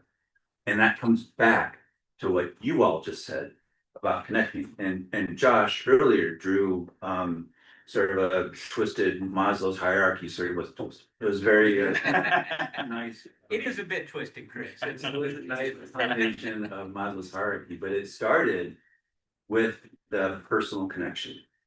And it's way harder to demonize somebody who you've had coffee with and sat and talked to, or gone out after a meeting and had dinner with, or had a drink with. And as well, in those conversations, you can give all the science talks you want. I've done it. But it's in those conversations where you make the gentle ones, the quiet ones, maybe just a couple, 3 of you, where you make the most progress. That's where you can talk about that chronic stress. Hey, this is what I've been seeing. Hey, I've been having, I plant these seedlings and I'm seeing more failure than I normally do. And it's year after year, and I don't know what to do. That's where you can come back around and talk about that chronic stress. Have you made a personal connection? And have those discussions then about if you've been planning this, if you've been relying upon natural regeneration here, and that's failing, what's next? What does it mean for that ecosystem? What might you be willing to do? What do you need from this place? What would you be supportive of? Do you have ideas? Have any of your neighbors tried something, or other companies or other agencies? Have they tried something that worked here? What was it? How do people feel about that? Like that's what you get out of the connection. That's what you were all saying about doing this local. And then to come back to that capacity piece that you all brought up again. This is your capacity, not just an agency-wide capacity, or organization-wide capacity, state capacity. This becomes your capacity in committing staff people that you have to do that, spending that time, because that takes effort. Roadshows are exhausting, and you have to have genuine conversations with people again and again and again. But each one of them has to be genuine, and you have to actively listen to that person and respond to them again and again. And that takes energy, and it takes time, it takes money. But that's what it's going to take. And we're never going to deal with that issue of chronic stress unless that gets done. That's where you get the social license. So I'll stop there. I just don't want to know. Awesome. Any other final thoughts, or before I hand it, Rhoda, Brett, and Courtney? I'm thinking about this related to this other meeting I have today, and my husband's been in EMS for 44 years, and we're having the same conversations about chronic stress. The ERs are being overwhelmed. The people are coming with lots of different things. They just got out of the pandemic. That was a big stress. There was no break. There was no changes to the system. And there's chronic stress. There's increase in suicides. But there's no money in the system. If not, there's cuts, and then there's rural hospitals shrinking where the need is most, right? Just kind of like with the welfare. And we're talking the same thing, lack of funding. And so we're having to cut the things that we know we need to do. And when you talk about the of not doing something, some things we don't have the capacity to do all the things. So it's just like a mass casualty incident, right? That we don't have time to. We have to prioritize what we need to do, and some things that we care about are not savable. Like the changes we're not gonna be able to keep things as are, and losing some things. So I think about it that way as well. It just, unfortunately, if what been watching, the pit or anything, you realize that there's some people you can't save. And I think that's where we get that moral argument. There's some things people don't like change, but does that mean certain things we're going to have to accept, we're going to have to grieve, as you said? And I've been kind of making that connection between both systems.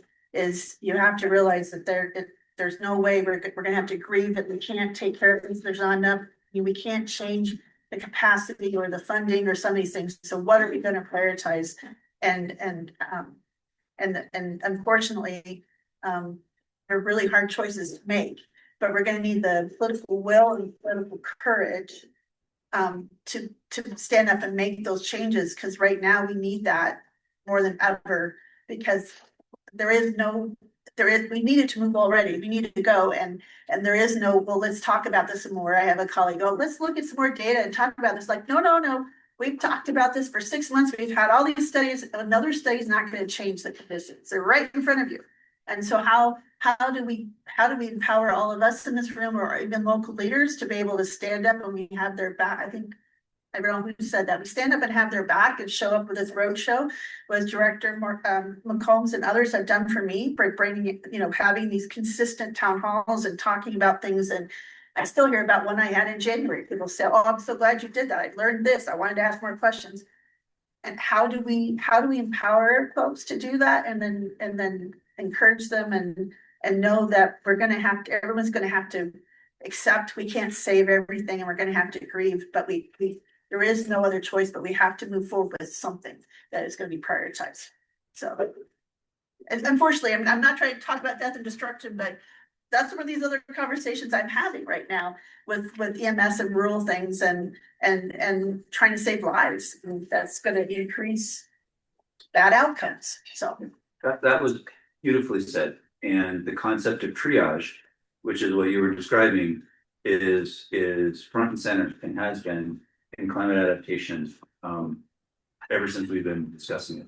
And but when we're talking about that as well on a much and then people involved in it, you talk to the medical professionals and it's heartbreaking for them. And it creates their own kind of trauma for them having to do that. So we talked about this on larger scale. And if you have decisions being made that aren't inclusive of the communities that they involve, that are triage decisions, that just invites rejection and distrust and lack of faith going forward.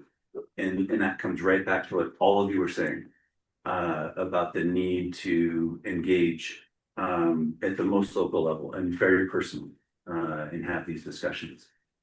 And Todd and I were just having this discussion last night. This plays out in very real ways, and it's happening right now all over. Thank you. Anything else for this part? Is there a comment online? Okay, Commissioner Layden. Yeah, thank you so much, Chair. I don't know if you guys can hear me okay or not, but I've been listening to the discussion while I'm trying to do double duty. I miss being in Fort Collins, my alma mater. It's a lot of fun up there, and compliments to Commissioner Shattuck McNally and the great county that it is. The discussion is really important to me because I think from our lens, the commissioners in the room, resources are always limited.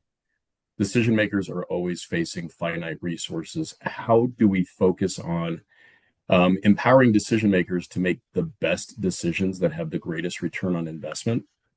Understanding that we don't have an unlimited bucket of money to do anything and everything that we want to do. We know that's deeply true at the state level, but I really would echo the sentiments of empowering local leadership, cities and counties to engage on solutions that truly do move the needle. And, you all have heard me say this for years now. I think for us, our number one priority, I sympathize with the guest speaker because, I grew up conservationist, environmentalist in Boulder County, wore the Save the Earth Now t-shirt, desperately wanting people to hear the message. And unfortunately, the phrase climate change has been politicized. And so every time you use it, you lose half the room, regardless of where you're at. And that's terrible. It's unfortunate because it's just science. I think we know the reality of climate change. But whether people say, okay, it's climate change or we have catastrophic weather events every year, however people want to deal with the semantics, it's here. So in my lens as a commissioner representing 400,000 people, drought, dry, there will be a fire this summer. There will be lots of fires this summer. My deepest concern is that as decision makers and as policymakers, what are we doing from an action standpoint to proactively prepare for what is coming? There will be a catastrophic fire this summer. We know this. How are we prepared? I will just share in our county that, again, we're the only county that has a dedicated helicopter and heli-tac team. We put out 50 fires this last year, 10 of which were out of the county. I am really concerned that we don't have enough coverage. And I think at the local level, citizens and county leaders think the fire departments have aerial support. They don't.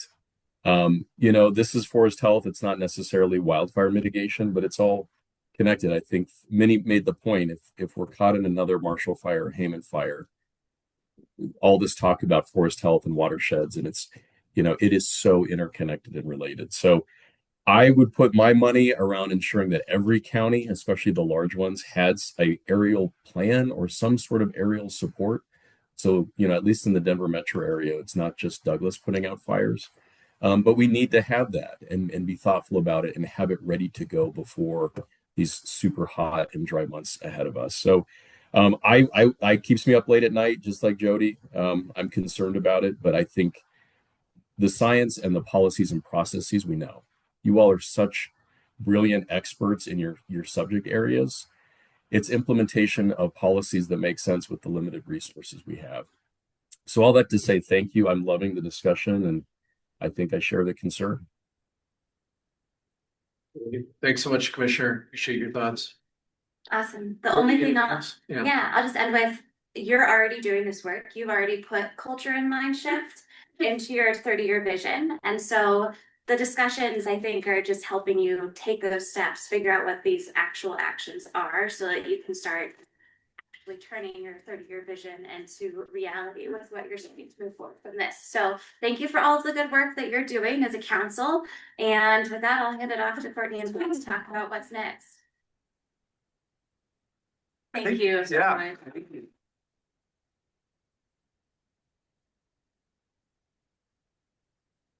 You got anything between us and lunch?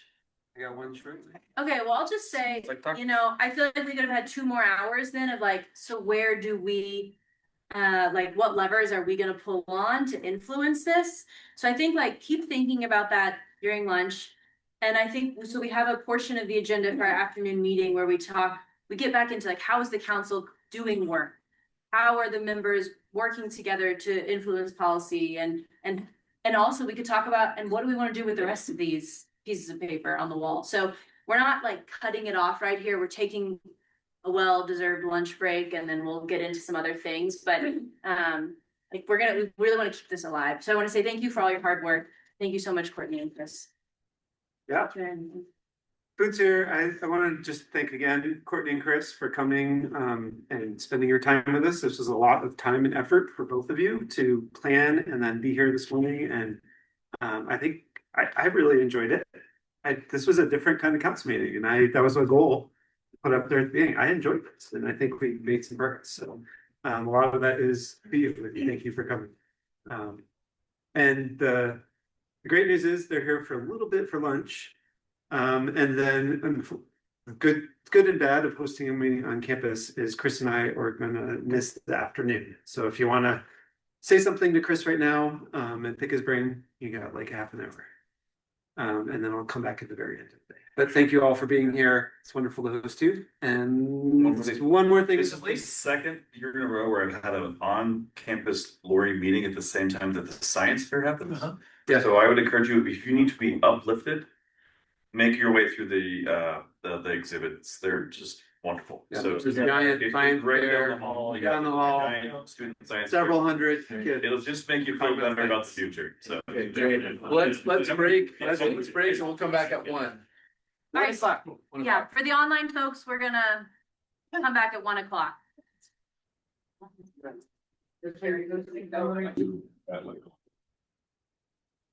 Okay, everyone, we're gonna get started again, and I hope everyone had a wonderful lunch. It's really. And we had a great lunch here in this building. The first item after lunch, and actually before we get into the federal updates, I want to share with you all that we have a new logo for the Forest Health Council. And I think Courtney is going to maybe share it with you all. Let's see if we can do that in mine. Okay, here it is. Oh, I love it. Yeah. Well, thanks so much for working to coordinate that and make that happen. But yeah, I love it. Pretty cool, huh? that was cool. Yeah. We've been creating more materials recently, and instead of just having them DNR branded, we thought it could be nice to really call out the council itself. Awesome. Yeah. Well, thank you. Love it. Yeah.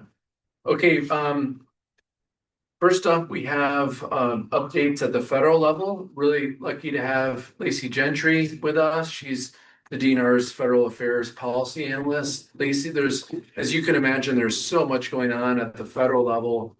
And Lacey keeps track of everything going on, and we weigh in.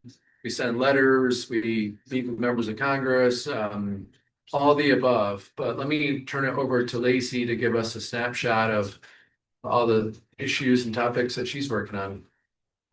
Awesome. Well, thank you, Dan, for that intro.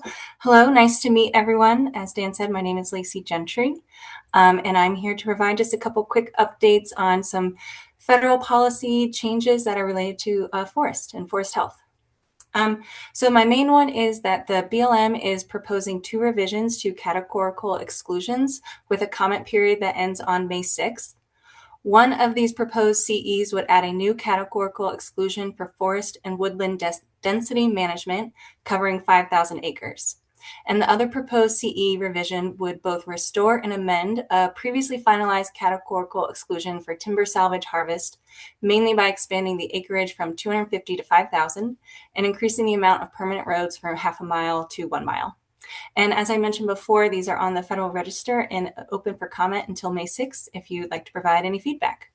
And then I have the understanding that there is a U.S. Forest Service representative that will provide an update on the reorganization plan. So I will pass it along. Great. Any questions for Lacey on that? So maybe, Todd, let me turn it over to you to give us a landscape of the big announcement just a few days ago. Sure, and so I think everything that I will touch on is probably in the public sphere, because that's the level of the organization I work at, so I don't really have any insider baseball for anybody, but I can offer a little clarification, hopefully, on things you may have seen in the news or may be curious about. So depending on which announcement you saw, you may have seen that across the nation, regional offices will be going away. They will be replaced by state offices.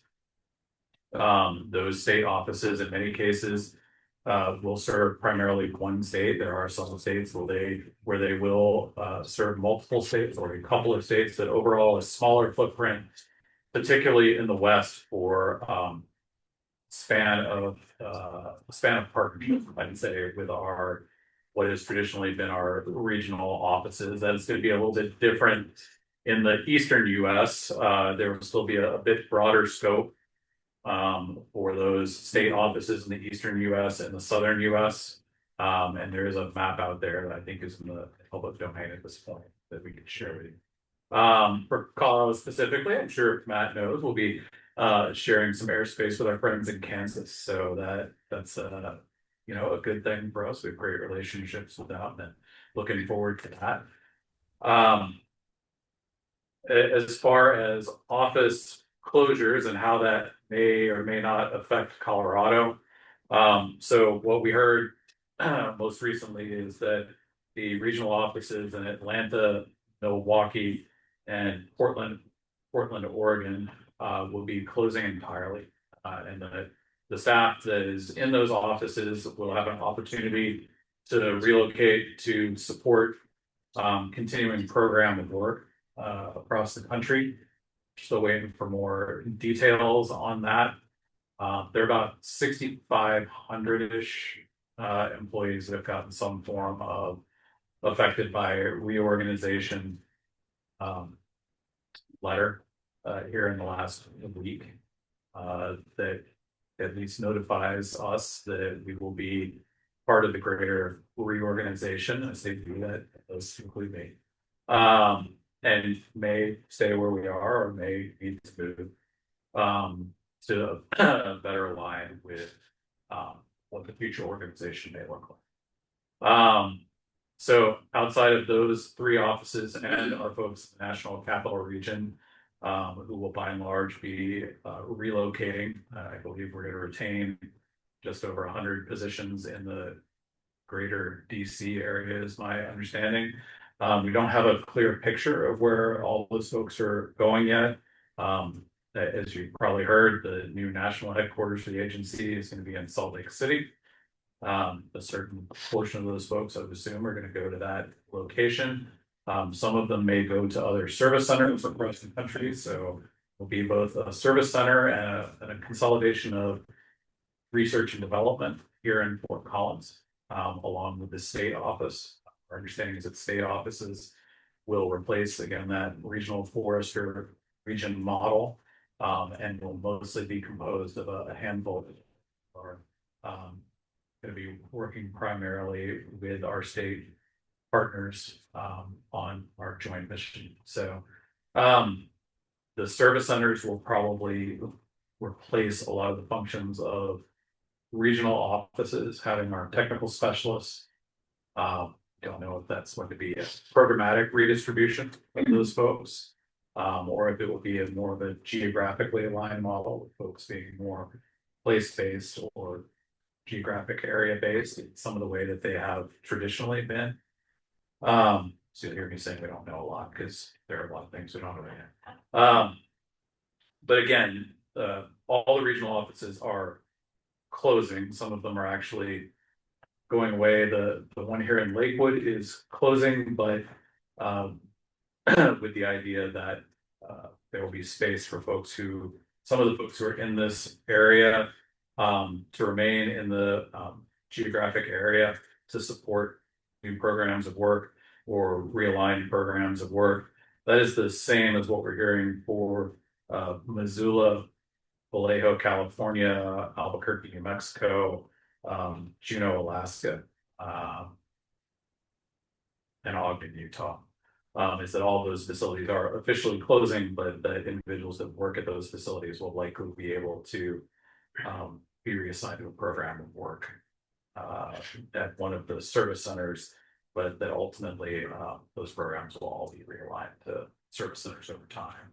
A training facility in Vallejo, California. Missoula will have a service center. Albuquerque will have a service center and also host our much of our budget grants and agreements and other business operations or other programs of work. That's really all I know at this point. We're kind of expecting it to take another, at least my understanding, as far as relocations and realignment program, it will probably take through the remainder of the federal fiscal year for us to get to that. So I would expect that for most of you working with us, you will likely continue to work along the same lines of communication and contact that you have been for the immediate future. That may change somewhat as the state directors are announced and rolled out, which will probably happen on a shorter time frame than some of the other organizational structure announcements. So hope to hear something along those lines in the fairly near future. Is there anything that you may have seen in the news or I may have offered that you're curious about? I just have a clarifying question. The 6,500, is that nationally or is that Colorado? No, it's national. I don't know. Do you know the Colorado numbers? Thank you. Have you heard of any talk on potential closures to district offices in Colorado, or should we At this time, there is no discussion about consolidation of force or district closures. And I was having this conversation with Congressman Neguse yesterday. We were asking about the seasonal rangers and some of that program. In our legislative committee, we have, learned about some of those seasonal rangers that go into the wilderness and found a lot of unattended fires, and that's really a concern because that's such a huge return on investment there. And there seems to be some gray area or maybe some vagueness about hiring seasonal rangers, and will they be in some of these remote areas or not? Or is there any clarification, or is that still kind of forthcoming? Sure. We are starting to hear about seasonal temporary employment opportunities. I think there is definitely a focus on both wildfire and timber, as well as range. We expect that there is also going to be some focus on support for the kinds of positions you just offered, but I do not have great clarity on that. I can certainly ask. It would be great. I think you're all wondering about that. We appreciate you and all that your whole organization, your team do. We're with you in spirit. So thank you. Yeah, on the wildfire piece, I know there's, of course, within DOI, been moved to consolidate, and there was discussion about movement from USDA to DOI as well.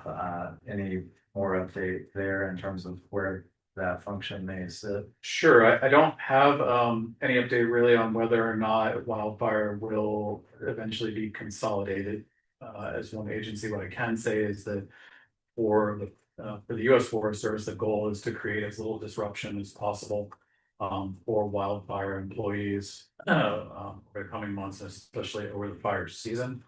And they are one of the pieces of the organization that for the time being will remain in their current geographic areas. So we do expect them to be realigned at the present current geographic area coordination zones under the fire organization. Mr. Morgan? In respect to our current conditions here, drought conditions, are you guys accelerating or expanding your Viper program to attempt to enlist more contractors for your firefighting program, your license program? Have a good answer for you, Mr. Morgan, on that. Sorry, I was in hopes you were, because you know, that doesn't cost you anything till you use them. And I think you're gonna need the help. I agree. And I know that we are as concerned as many of you are about what this summer could look like. I am concerned along that line because economically, I feel like we have to help if you need us. But many companies have diverged to where they're either in the firefighting business or they're not.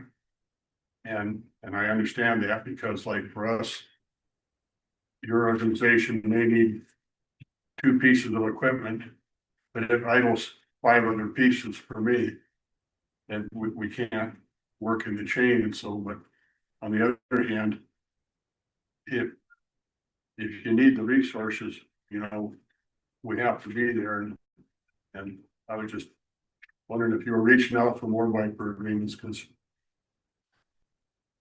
that's certainly something I can bring back, Mr. Morgan. And I was just hoping for you that you were. No, I apologize. I don't have any to for that. That's all right. Frank? Could you talk a little bit about the research branch of Forest Service and? Sure. So that's also been in the news. Obviously, there are a number of research facilities closing across the country that I honestly don't have a list, but it is out there in public space. The idea is that leadership for research nationally will be here in Fort Collins, and that will provide oversight for the remaining facilities across the country. I do not know how many research folks specifically are affected by this, but I believe it falls into that overall number I offered. Okay, so the other facilities around the country, the idea is that some of them may be closing and some of them may not be. Absolutely, there are some facilities that are going to close. I think primarily, my understanding is more of some of the smaller offices or underutilized facilities, and that's not unique to research. You know, as far as it goes for us as an agency. Okay, thank you. Yeah, so. Awesome. Great. Thanks so much, Todd. Really appreciate these updates. Absolutely. I have one other quick one of interest for some of you. So I know that there is a awareness of some of the difficulty around general terms and conditions related to grants and agreements and how that may or may not affect work at present. I think what I would offer from the sense of local perspective, much of the work that we do across the country, as you are well aware, occurs through partnerships, through good neighbor authority agreements, especially here in Colorado. You stand the chance of seeing a significant reduction in our ability to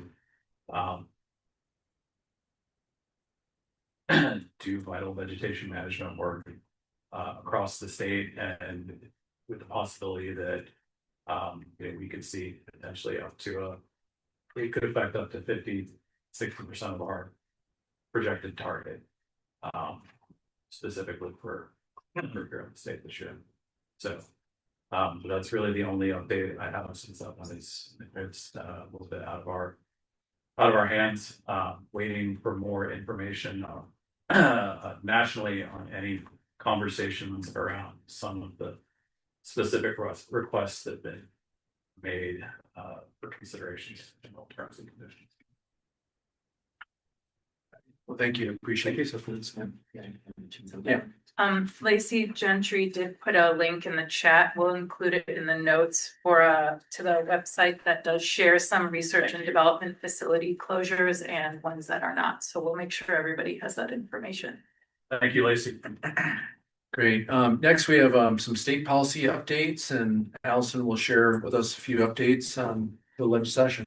Yeah, thanks. I'll try and keep this quick so we can get through our agenda.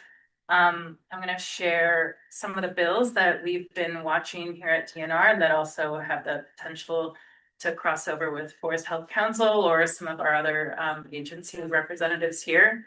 So first, starting off with House Bill 261184, that's our bill, the Sunset Process Forest Health Council bill.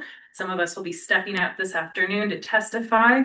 So current legislation for the council suspends the Forest Health Council September 1st of this year.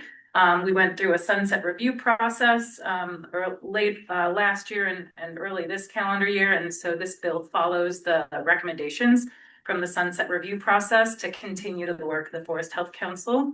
It's in Senate Ag Committee today, and it's currently amended to remove the 2 legislative members from the council and for the council to be active for another 7 years. So we'll let you know how it goes through this committee hearing today and have another update soon. Next, a big win from this council as well is House Bill 261205, which is the Colorado State Forest Service Good Neighbor Authority bill. This bill originated from one of our Forest Health Council recommendations last year. This bill changes state law to reflect changes to the federal law to expand the authority of states, counties, and tribal governments to enter into good neighbor authority agreements with the federal government to carry out recreation and improvement of services on Department of the Interior, Department of Ag, or any agency within the Interior or Department of Ag. It also clarifies that the Colorado State Forest Service is required to conduct demonstration projects that utilize Colorado's Good Neighbor Authority Agreement to implement forest management projects that improve forest health, resilience, wildlife habitats, and outdoor recreation opportunities. This bill has passed both the House and the state and is on to bill signing. So a huge win for all of us, and that bill signing will most likely occur if we get a bill signing in the next 10 days. So we'll let you know about that too. Let's give ourselves a hand. Well done. Thank you, Matt. It is a big win. It's a big And it win. went, and it moved through session rather quickly. So That's awesome. just a few more. House Bill 261312, House Bill 261213 is called Sunset Biomass Utilization Grant Program. This bill follows the sunset review recommendation for the Colorado State Forest Service's Biomass Utilization Grant Program, which was to sunset the program. This bill, it passed the House and is in Senate Ag this afternoon as well. Next bill is House Bill 261289, which is the modification of certain tax expenditures. So this bill adjusts several state tax expenditures, including 2 applicable to this council. Section 8 of the bill modifies the income tax credit for wildfire hazard mitigation expenses by adding the thinning of woody vegetation that is at risk of mountain pine beetle or spruce beetle infestation, or that has been killed by mountain pine beetles or spruce beetles. There's also another section, section 19, which reinstates the sales and use tax exemption for wood salvaged trees killed or infested in Colorado by mountain pine beetle or spruce beetle. This one has passed its first committee, which is the finance committee, and is waiting in appropriations until the long bill or the budget is finalized in the next couple weeks. Just a couple more. House Bill 1331 is titled 2026 Interim Committees. This bill addresses all interim committees in this starting this next session or in between sessions, and requests that either committees pause for this next interim committee or reduce the amount of requests, or it reduces the amount of recommendations that a committee could put forth from 5 to 3, suspends per diem and travel and other reimbursements for committee members. So this one is in Senate Appropriations on Friday, tomorrow, April 10th. Next, Senate Bill 26-089 is Recreate the Wildfire Matters Interim Committee. The Wildfire Matters Interim Committee was closed last fall. So this bill is separate from 1331, like I just said, but it mostly just focuses on the interim committee itself.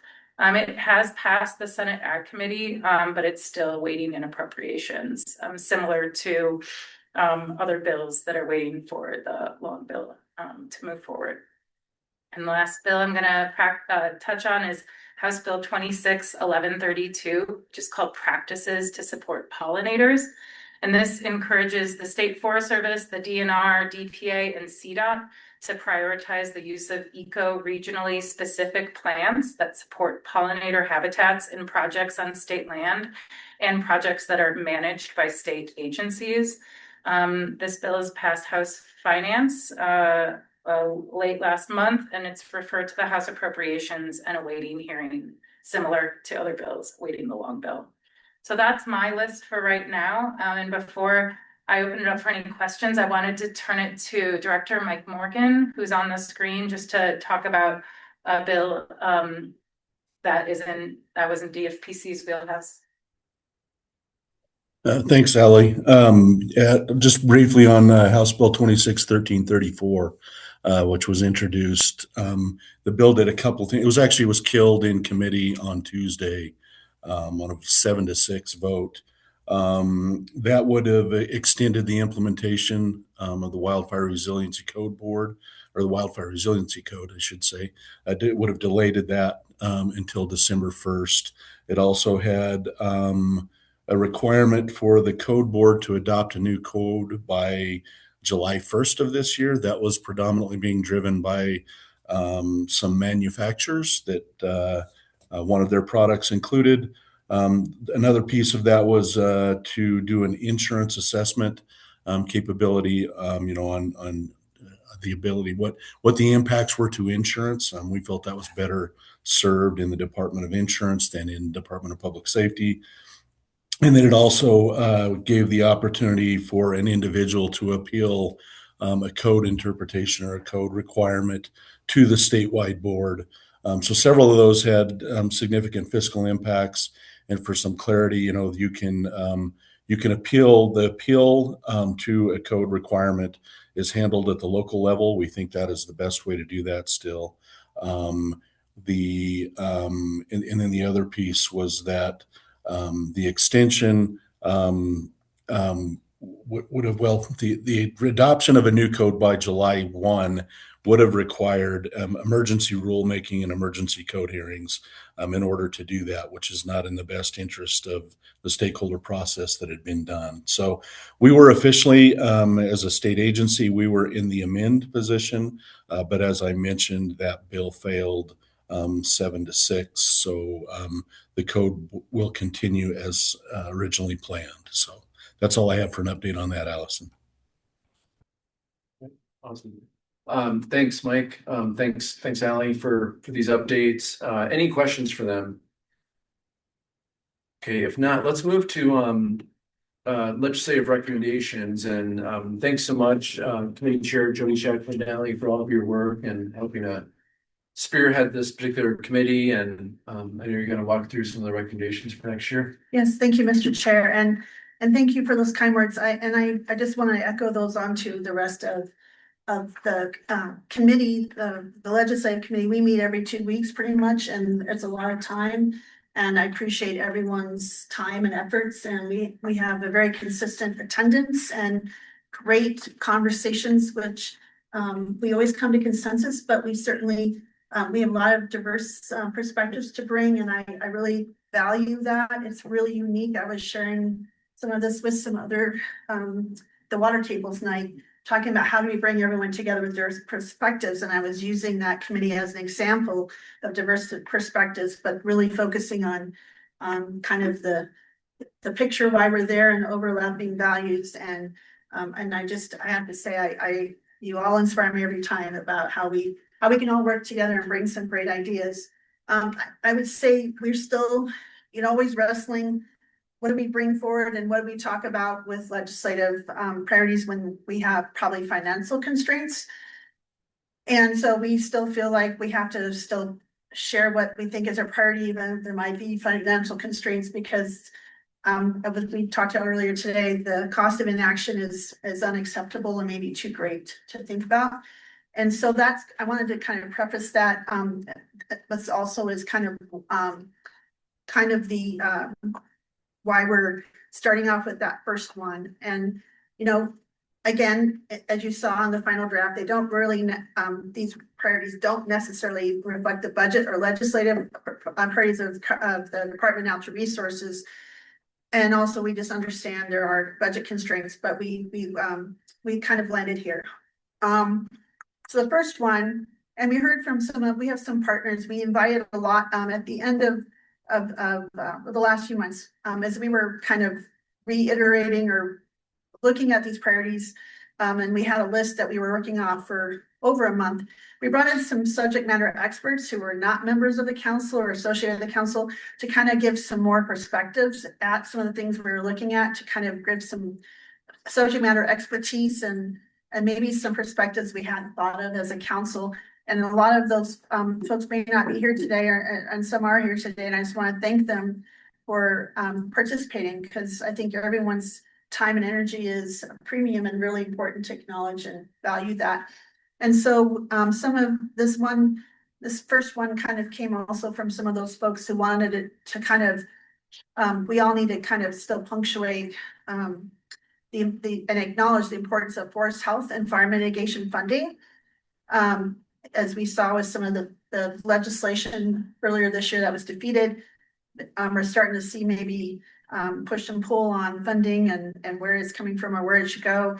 And so that first recommendation, as I started out, the acknowledgement that the importance of forest health and wildfire mitigation funding, which I think we see reflected behind us, that this Colorado Strategic Wildfire Action Plan, the Forest Restoration Wildfire Risk Mitigation Grant Program, and the Healthy Forest Vibrant Communities, they're all important, and we wanted to really recommend.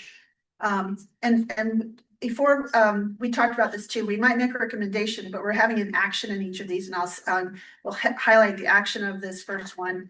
Is we recommend the appropriate committee of reference draft a letter to the Joint Budget Committee.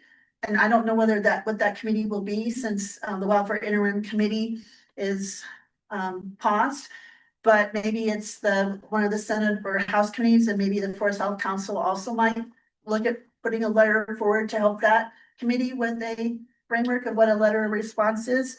But suggest a draft letter up to the Joint Budget Committee reiterating the importance of statewide funding for forest health and mitigation programs, and just the ongoing consistent funding for the Colorado Strategic Wildfire Action Program and the furworm and the Healthy Forest Vibrant Communities. It's really imperative to meet these urgent needs for forest health and wildfire mitigation across the state.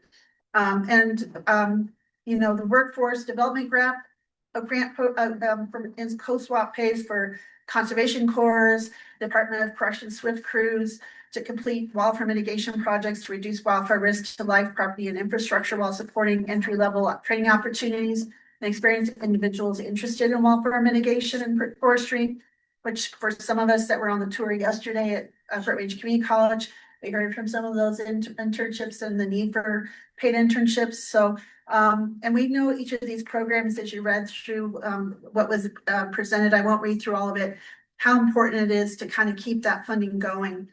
The demand for forest health, I want to read that last paragraph though.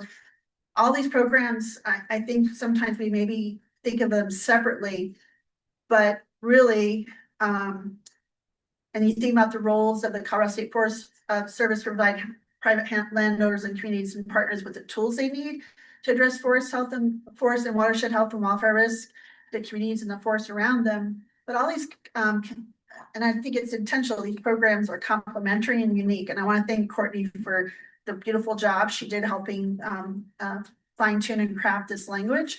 But they are complementary and they each support forest health through different implementing and funding strategies, but we need all of them. It's not one or the other. We need all of them together. And I think that was something that was very strongly stated in some of the testimony that we all gave earlier on another bill that was killed in committee. And I think that we know the need far exceeds the current investments. As you saw the amount of money that was in the paragraph, but again, thinking that we're really only able to present less than half the demand, the state really can't afford to further divest from this effort or divert funding, as we know, inaction or not keeping that investment we think is really important.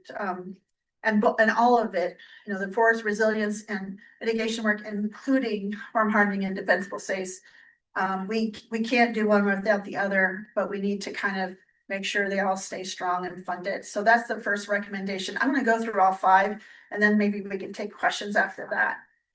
The other one, again, here's an action. We have, and I hope you all get a sticker. I forgot to bring some extra ones today. There's a few left, but we've seen, and even at the Mountain Pine Beetle meeting last couple weeks ago, on the table was our forest health logo and map, and that was really great because that was brought up and discussed. So we can see this happening in other arenas. And we know that this 30-year vision, we all put a lot of time into it. And I think that I still love this graphic. I think it tells the story, a visual story, and also there are just a lot of, it's just a fantastic plan. We need to have some implementation.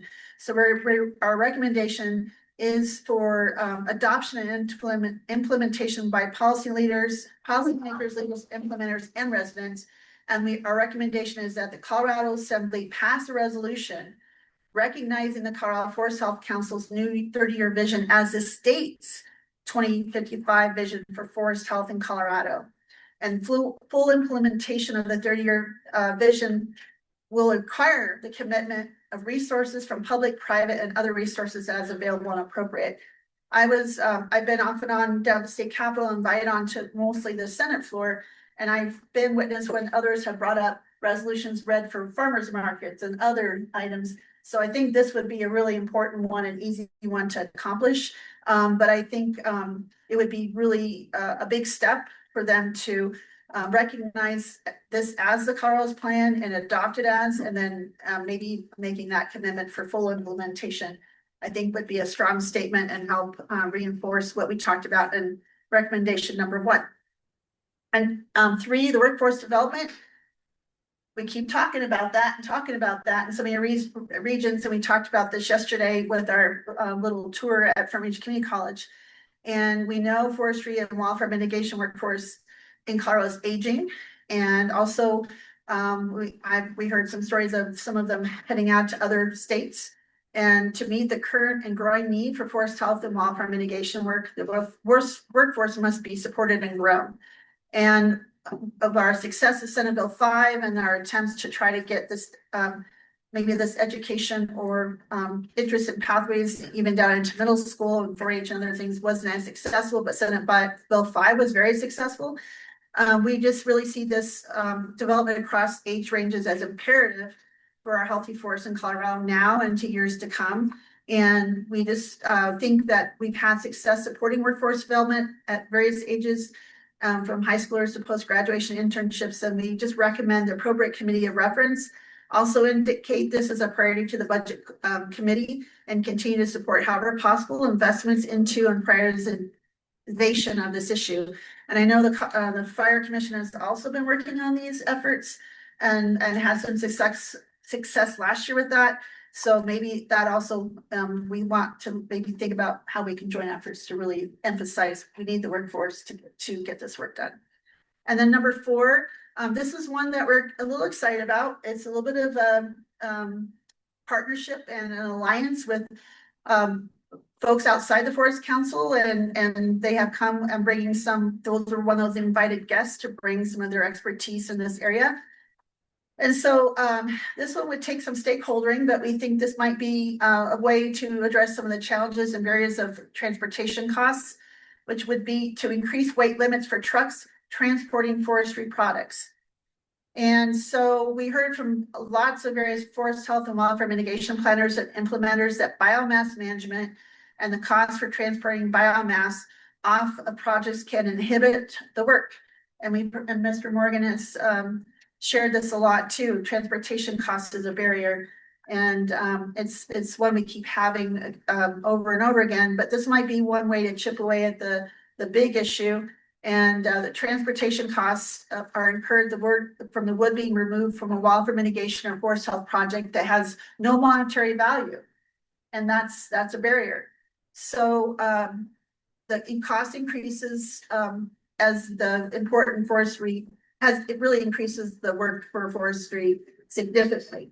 So what we want to address is proposing that the forest health partners and the Colorado Department of Transportation and counties, since this really will impact a lot of county roads. When you think about the kind of the pathway of forestry products, it starts off on probably U.S. Forest Service roads or state Forest Service roads, and then onto county roads, and onto state roads, and onto federal roads. This will take a lot of input and partners along the way.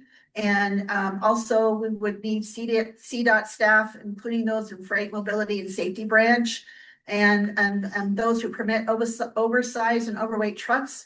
And that branch or that sector is really eager to explore this issue with the Council of Forest Products Transportation Professionals, as we need to kind of see the challenges, understand the challenges, and look at possible solutions.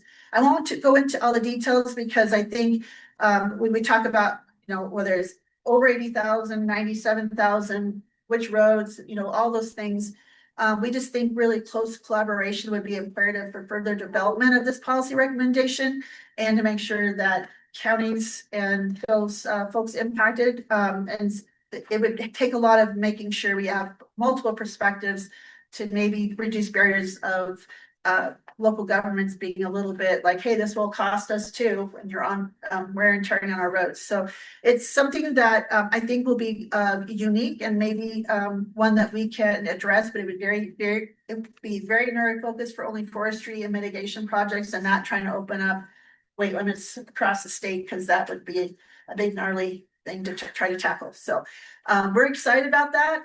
We had some really great conversations, and so that's one I wanted to highlight as a unique and maybe innovative opportunity to chip away at the costs and the barriers. So next one is another one that was brought up, especially for smaller and more rural counties that might have this as a barrier, but an update the regulation for biochar production with flame cap kilns.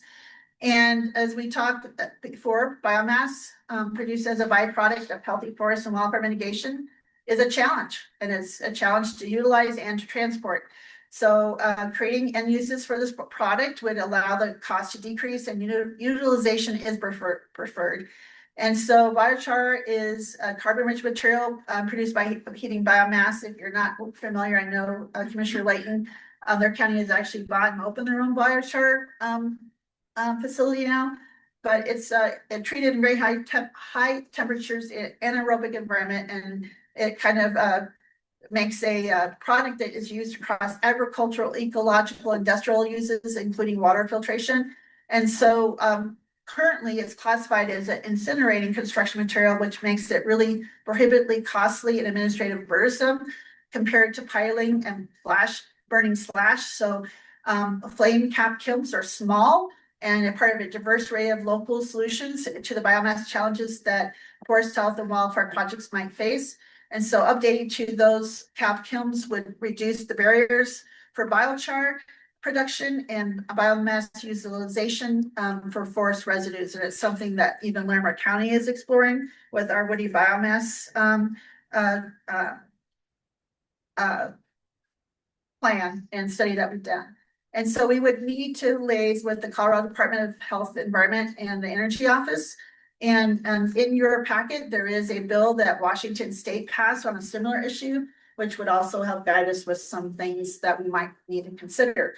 So those are our 5 recommendations. And then 2 other things I wanted to bring up that we could maybe discuss separately from the legislative recommendation, Mr. Chair, is first we want to talk about a letter with the council. And this came from Commissioner Medina as a recommendation, and also something that I have been discussing with Congressman Goose off and on and with some of our partners is Forest Health Council maybe submitting a letter. And we have had some drafting responses, but we also wanted to make sure that we're very tactful and careful, but to the U.S. Forest Service about maybe funding with seasonal workers or, there's all these things happening with U.S. Forest Service. So how do we address that? We see the need and we understand, but how do we stay in close communication and make some of these, we'd like to make sure some of these forest communications and good neighbor and some of those things stay strong, and also the seasonal.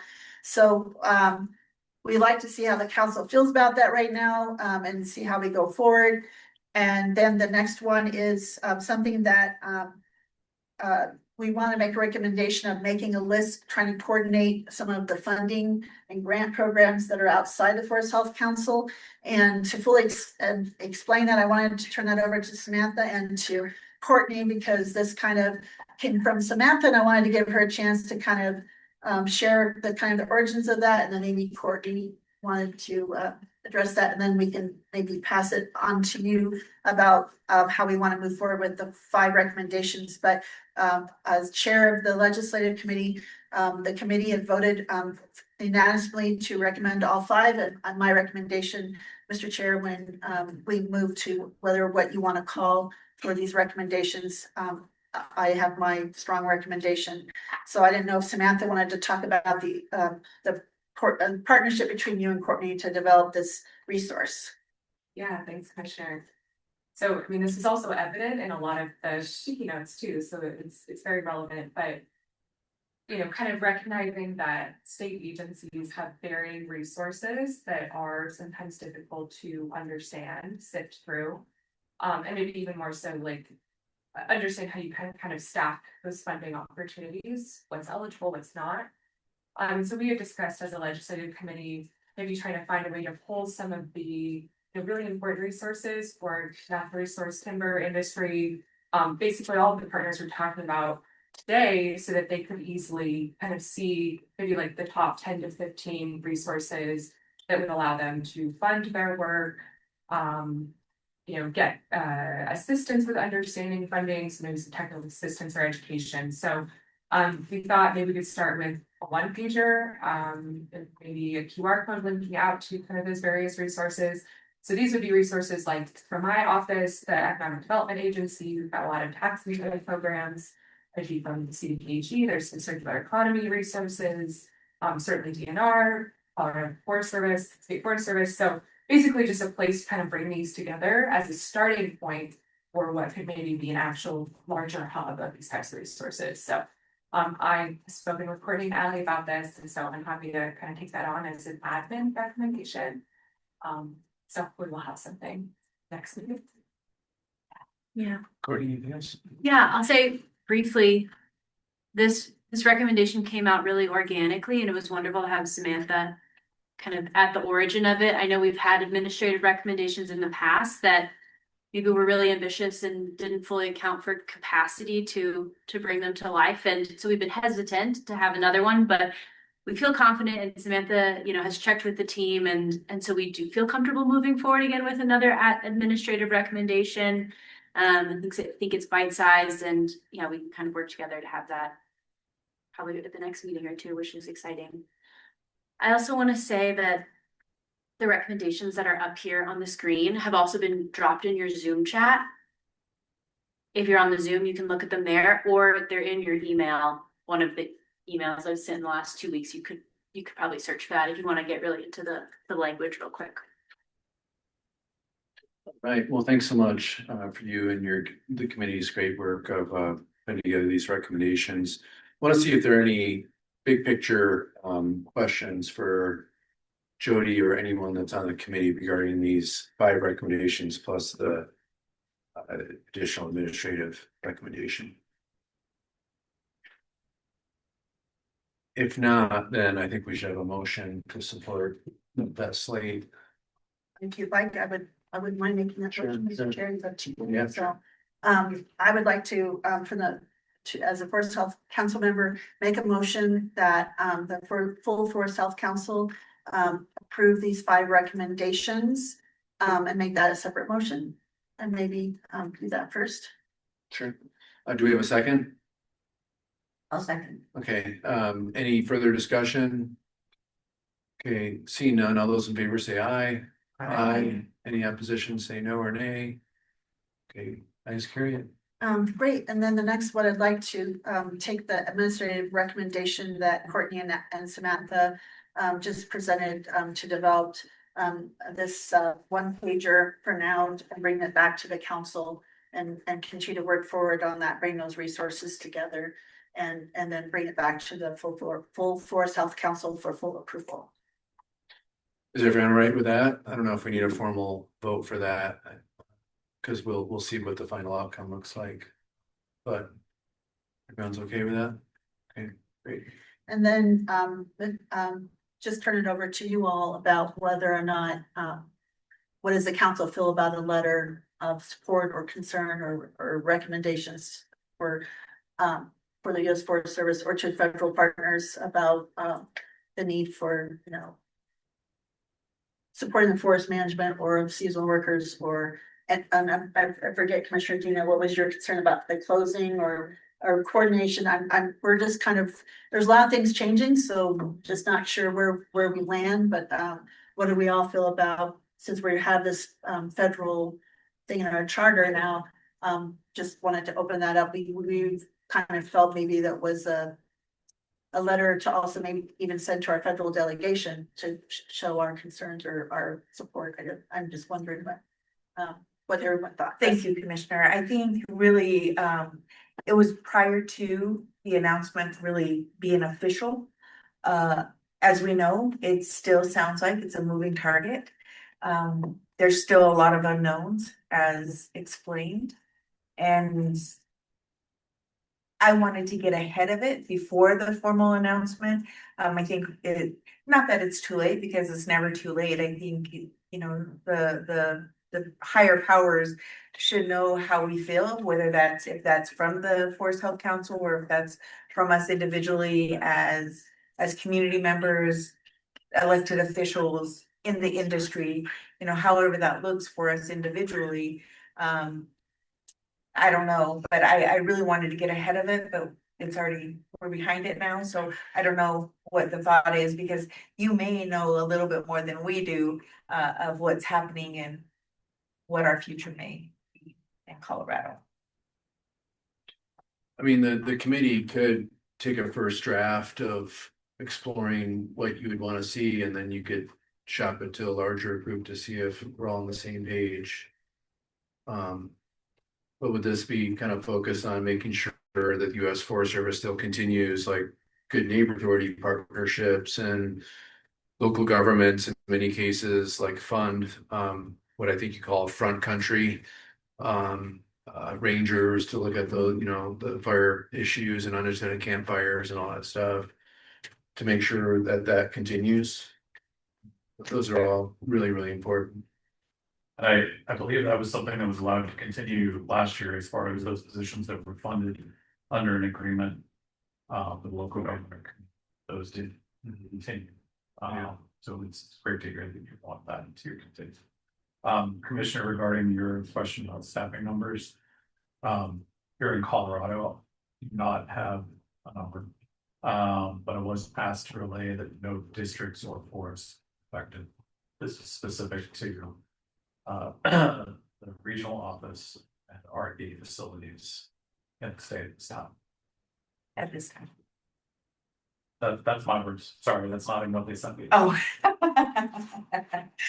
Cause at this time tends to mean more to come. So specifically, no forestry district offices. Perfect. But it could be a general, big picture letters and, the importance of our forests, for the state of Colorado and for our economy and recreation. Could be a long list of stuff like that. We really hope this continues as you contemplate future consolidation or changes in management and so forth. And I had sent one I had pulled together just supporting, seasonal rangers, and I think with general high level kind of this discussion. Courtney, I thought, did I ever get that finally sent? It wouldn't really send as a document. I sent something to you. It was pretty high level and something maybe to build off of. But it was always made it into some kind of Google Yeah, the thing. link was a little funny. So I'll try that again. I mean, I can send it, but I had started kind of just something pretty high level and very positive and just trying to show that we feel the importance of the neighbor authority and the seasonal and the partnerships and working with local governments. Commissioner, if I may, I had a little bit of a dialogue with Mr. Mark Morgan here, and he actually enlightened me on a few things, and I hate to put you on the spot, but you're always filled with so much knowledge because you're really boots on the ground type of a guy. If you would like to share kind of what we discussed. Well,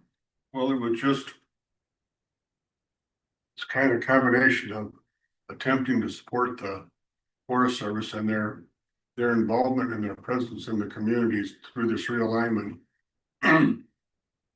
We may change some different offices and some different positions, but would there be an opportunity to move personnel actually doing the work on the ground out more to your work centers and your old work centers that you've had, and that would put some of those jobs you're gonna have working anyway, and then we put those jobs back out into the smaller communities.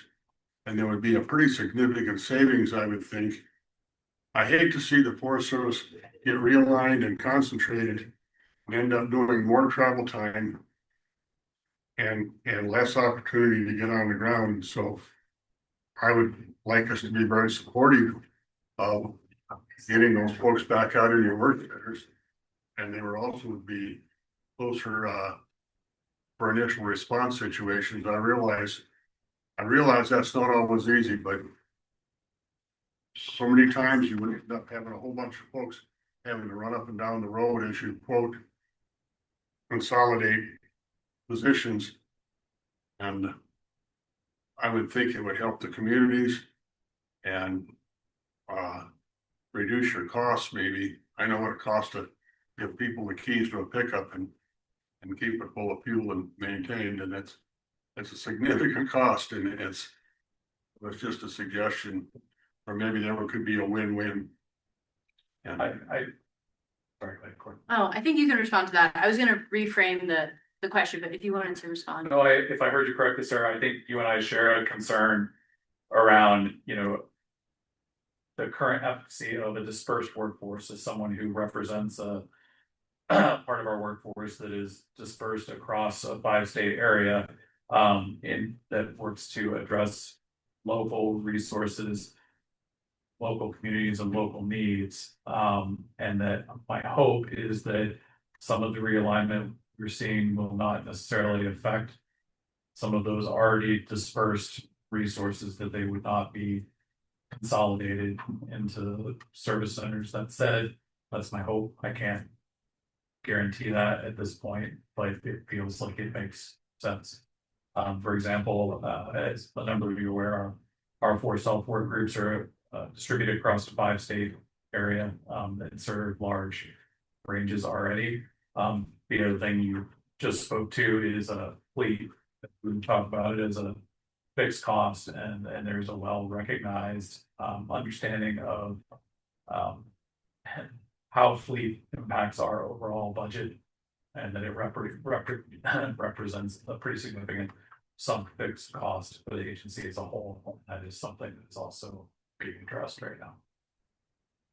I just in hopes it would be a win for both rural communities and your organization as well. And if we could, if you attempt to do that and it might realign, then I would like to obviously try to support your efforts. Appreciate that. And I can certainly bring back the value of the work centers that you offered. I'm definitely familiar with the work centers. So I also wanted to, if you give me just a sec, on your question about the Viper contracts. So what I was offered is they don't anticipate reopening the current call. I would anticipate engaging local operators under emergency acquisition contracts as we have in the past. That would be, specific to an incident or an area, and probably the next round for operators who are interested in being available would be at the next opening. Outside of that emergency equipment acquisition process that you're, I'm sure, familiar with. For me, that would be preferable to use your emergency acquisition. I'm not in that business, and a lot of people don't want to be in that business. Exactly. But we want to answer the bell if you need it. So the emergency acquisition process will absolutely be part of this year's plan. And it's my understanding that the process is a good bit more streamlined than it has been in the past. That'd be great, because a lot of times that they've been reluctant to utilize that emergency and strictly go to the Viper plan, and so that would be great. I think that'd be a real positive step. Thank you. So, Courtney? Yeah, I think I want to pull us back up. It sounds like a large reorganization has occurred. There was, talk in the legislative committee before that happened of like, is there some influence we can have? So I think the question now about this letter is like, is it appropriate for us to send this letter? Like, is there a message that this group really wants to send to the U.S. Forest Service? And is there still an option or a place to be influential? Or do people feel like, hey, even if this decision's already been made, we want to express something in particular? And I think the legislative committee is willing to move forward on this, but they wanted to do a check here with the rest of the council to see if that's something that people would support, or if people don't really have an opinion. I imagine the committee members would want to go forward with it. I'll just sneak in real quickly that representing NRCS, I guess you could say the agency U.S. Forest Service. I don't know if it's appropriate for NRCS to be a part of that. I'll definitely chat with my leadership and see if it would be a better option for NRCS to abstain, or just that I have a little concerns despite like my personal interest and support, but representing NRCS, I'm not sure how that would work. Yeah, I think the federal folks can abstain for sure, and anyone else that wants to abstain, but I think big picture, recognizing what's already been decided, looking at the importance of all the really great programs that we have right now, like Good Neighbor, the front country stuff, working with local communities, and I think the committee could probably get a draft together, and instead of waiting for another meeting, we could shop it around and see if there's any input. I would just offer at the bottom of the USDA announcement, it talks about other things under consideration. Yeah. And take a look at that. Pretty clear that this may not be over. And so I would just offer, it's the value of this. If our values are that like having community-based assets associated with U.S. Forest Service presence is critical and important to us, as you consider whatever other options you might be considering. If it's our values that we want to, continue to see state and local integration, U.S. Forest Service decision-making and implementation, blah, blah, all those things, like, I think it would be really valuable to put that out there right now, because I would say, and these, Todd can't, but I would offer that, like, I don't know if this is finished business. So, Matt, I think I can offer, and you can shake your head no at me if I start to go over the line here. I think, the announcement that has been made also serves as a notification to Congress about the proposed reorganization plan at this point. And that we have yet to see a response from Congress on that. So at that same time, as you're aware, we were asked to provide a reorganization plan in 2024. Congress. So Yeah, and I would also offer that the president's budget was released recently, and it zeroed out the entire state, private, and tribal programming for the U.S. Forest Service, as well as the research component of the U.S. Forest Service. And that's another place where council had an interest, signaling its intention. That would not be a bad thing to comment on as well. Paige?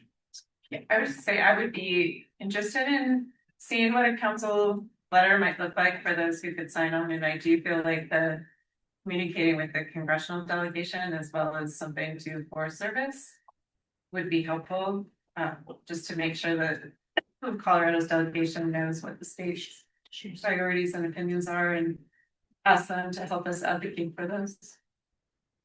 Well, what does everyone think about having maybe the Ledge Committee take the lead of that? If anyone that's not part of the Ledge Committee that wants to participate, that's okay too. Just let us know, raise your hand online or here if you want to participate in that. Once we have a draft, we can shop around everyone and see what's missing or whatever. But yeah, as what Matt mentioned earlier, make sure we take a hard look at what's possibly in the works too in the future that we could comment on. Does that sound good? Thank you. Okay, great. Thanks, everyone. Yeah, appreciate that. Okay, let's move to updates from the Committee on Leveraging Resources, and Katie McGrath Novak, we'll turn it over to you. I got a little handout. Gosh, little crush. I will keep our update pretty short. We haven't met too much since our last meeting. What I'm passing around right now is basically just a quick one-page overview of what we've been working on in the last year or so in the Committee on Leveraging Resources. And so I basically presented on this last time, but I thought it would be helpful to have people have it in writing. So this, and I'm sorry, I'll email it to Courtney or maybe Roberta to share in the Zoom chat. But essentially this just goes through what we've been working on this year, how we landed on that. So I'll go through it really quick for those online, but in early 2025, we laid out a vision. We wanted to align grant programs with forest planning needs for ease and equity of access. Throughout the year, we heard from a bunch of different grant program administrators. We reviewed some existing resources that already existed and had a bunch of discussions. And through that, we identified 4 common pain points. I've gone over these in the last couple of meetings, but those were capacity, match requirements, timeline mismatches, and lack of funding for communities in earlier stages of readiness. So we identified the pain points, heard from various different grant program administrators on how they have addressed maybe one or more of those pain points. And through those, we came up with 3 concepts for like how future grant programs or existing grant programs can address some of those pain points for people and make funding more accessible. So we've got these 3 concepts, and essentially we as a committee are not going to like dive deep into each of these, but these are things that we would really like to see the full council move forward with, maybe setting up like subcommittees or task forces or something, to really move these into more robust recommendations. So those 3 are state revolving loan program that allows for financing related to forest health, addressing timeline mismatch between paying for work and receiving grant reimbursements.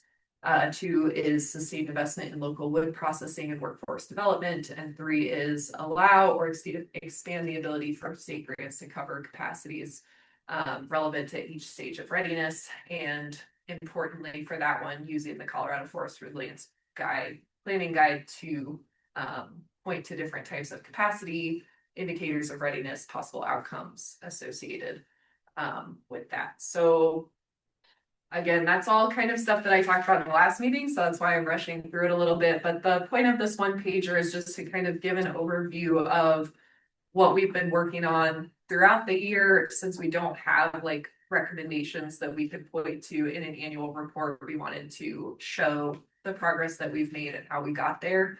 And yeah, I would really love to see the Forest Health Council move forward with these concepts in greater depth. And meanwhile, the Committee on Leveraging Resources continues to talk about leveraging resources. We're following the work group, the water, oh my gosh. The Wildfire and Watershed Initiative for Resilient Colorado. We're kind of tracking their work. We continue to try to institutionalize the Colorado Forest Resilience Planning Guide, which we've got copies of over there, and talk about how we can integrate that into more state planning and also on the ground. Yeah, so that's kind of where we are at. And then one more thing with the one pager, I think I would like to update it a little bit, make it look nice. And if it's appropriate, we thought we could share that with the Wildfire Matters Review Committee, just again, kind of as an update of like, this is another thing that the Forest Health Council is working on that maybe isn't going to be a legislative recommendation, or at least not yet, but here's more of what we're doing as a council. Awesome. Thanks, Kate. Any questions? Just real quick, at the end of this memo, it shares that you're looking for subject matter expertise. Like what kind of experts are you still needing for, or like what kind of topics are you looking to go deeper on? So there's like two sets of bullets, the bottom set of bullets. Those are things that we would be looking for subject matter I see, expertise. like you said it right there. Yeah, so like, for example, I don't think right now on the Leveraging Resources Committee, we have like a workforce development expert or like a wood processing industry type expert. And so if we were to move forward with that recommendation, we would want maybe Mark Morgan on there. We would, you're not involved enough. Or also bringing in people maybe from outside of the council. Like on our last meeting, we heard from Katie Lobodinsky about how the Fire Commission pulls in people who aren't necessarily on the council, but they can still come and help just develop really robust recommendations. So that's what that's getting on. This may be a little bit in the weeds, but on the bullet point around the state revolving loan program, just out of curiosity, has there been discussion around like, that'd be like an interest-free loan, or could there be an interest rate associated with that, or? So maybe Christina has some information. Yeah, so okay, so let me frame this a little bit. There are low interest loans that are tied to water, wastewater infrastructure. In the state, I had conversations with the actual loan entities like the Colorado Power Water Development Authority. That might not be the right phrasing. But they, in Ohio, where I used to manage that revolving loan program for water, wastewater in Ohio, they took 15 million of that, of the interest that they collected, and actually rolled it into a separate grant essentially for surface water protection projects, so like watershed work.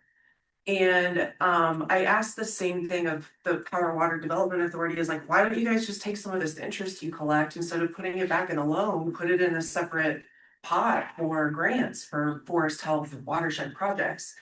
And essentially they just said they don't have the quantity, like our infrastructure isn't old enough and we don't have as many people as out east.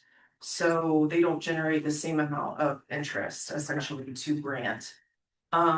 So all that to say, the Power Water Development Authority thought that they were doing something good in offering low interest loans for forest health wildfire risk reduction projects for water utilities or entities outside of water utilities. So it is a low interest loan at this point in time. But it is personally something that I've seen work in other states, and I think that there's opportunity. We just we have to get more people, and our infrastructure has to age more in order to get more of the federal dollars for Colorado equivalent to what they have out east. So interesting. Yeah.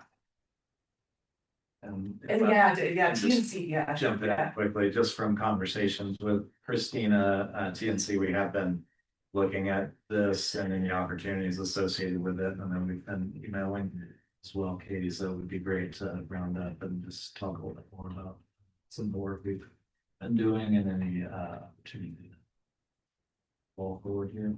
Yeah, and that's another example of like subject matter experts, like I know that some people have been working like at TNC on this state revolving loan idea, and if we can converge those ideas and then have it come through this council, I think that would be really impactful. Great. Well, thanks so much. Any other questions or online? Katie, would you just email me the one? Oh, yes, yeah. Awesome.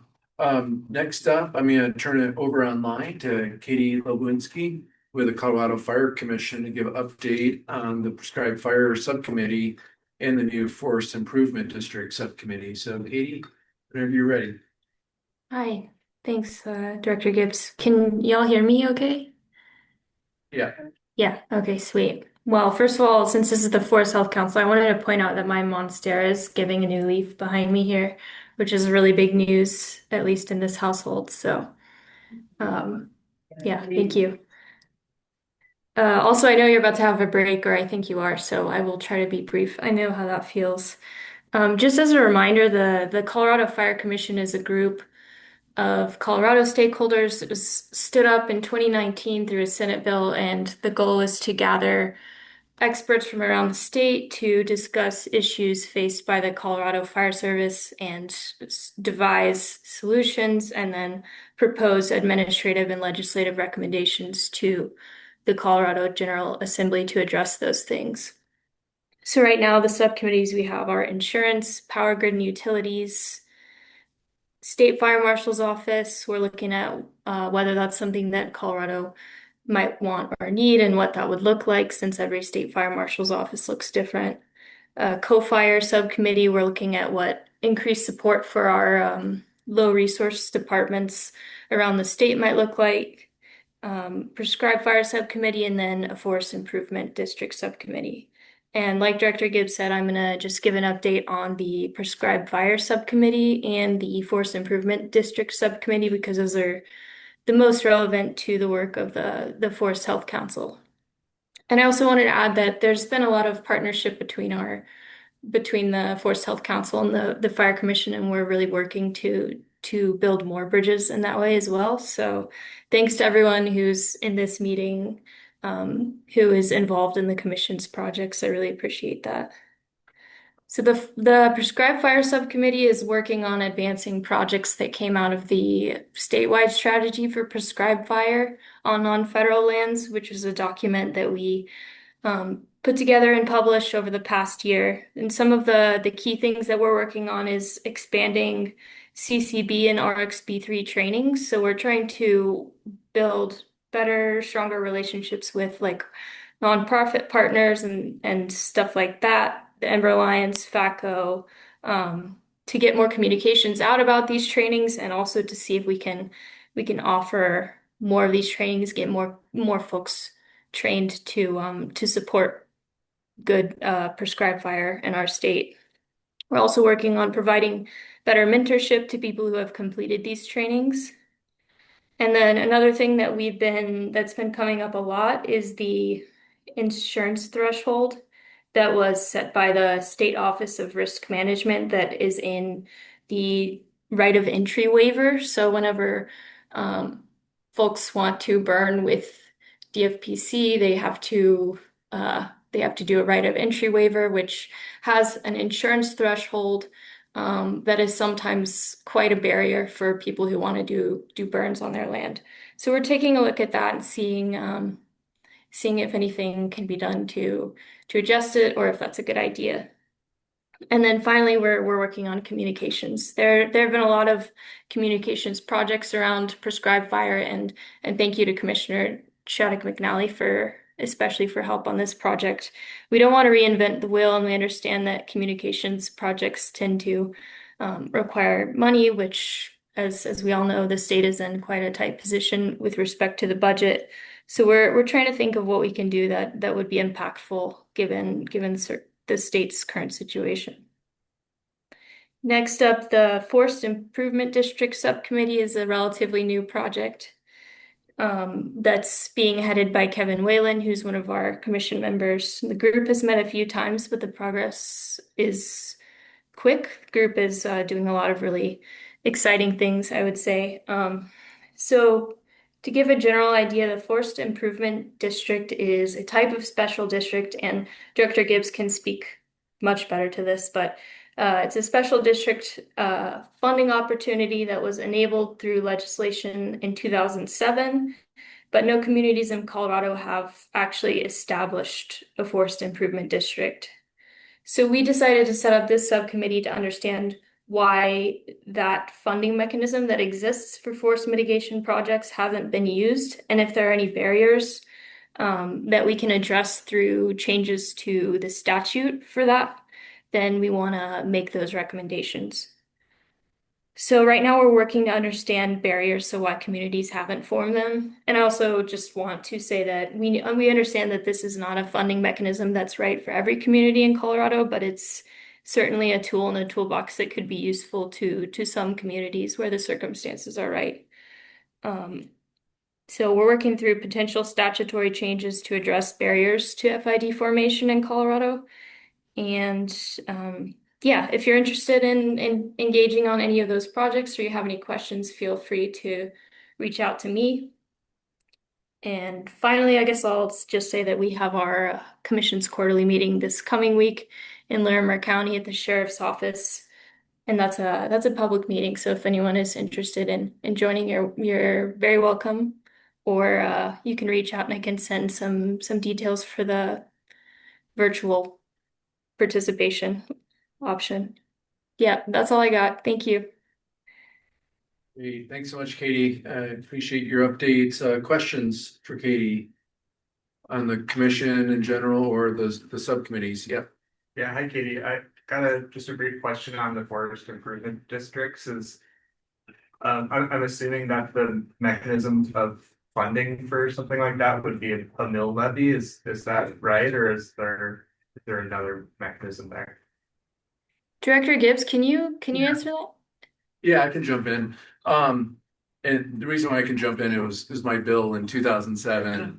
And it seems like yesterday, but it's crazy to think it's been quite a few years ago. But the idea behind the bill was really just kind of like, as Katie mentioned, like a tool in the toolbox, right? Like it's not going to be a solution for every community. But at that time, I think I went from the House to the Senate and I had like Boulder County, Western Boulder County, Western Jefferson County. And I thought, like maybe Western Boulder County, where you had, some pretty large scale fires, a 4 Mile fire and stuff, like they may have an appetite for funding. But maybe Eastern Boulder County didn't. That was, way before the Marshall Fire and stuff. But and so there was no prohibition on what type of local funding for taxes there'd be. So it was designed almost like a school district, any kind of special district. But yeah, you could have just like you have transportation districts that are like all sales tax, but you have like school districts or property tax. So it could be either one really. But you had one, to my knowledge, and looking at Katie, I think the Western Boulder County area was the only region that really put it to a question of the voters to actually form one. And then it more or less unraveled for a variety of different reasons. And in particular, there's a lot of different fire protection districts in Western Boulder County. And it was my understanding through my conversations with some of the fire chiefs is that like there was uncertainty on like who would be on a board and who would be making decisions on where the money would be spent. Something that could have been worked out at the end of the day, but yeah. Kind of related to that, how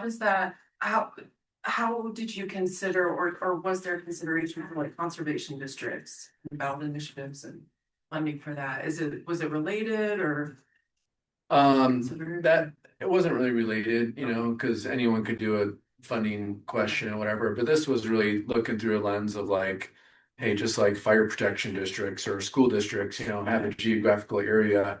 And it was just kind of thinking through a lens of like, exactly like Boulder County. It was like, you know, maybe Western Boulder County is used to, and I'm looking up at the screen at Mike Morgan and folks that really know fire, but like there's certain areas that are really used to fire. Yeah. But it may not, but another part of the county may be way different, you know.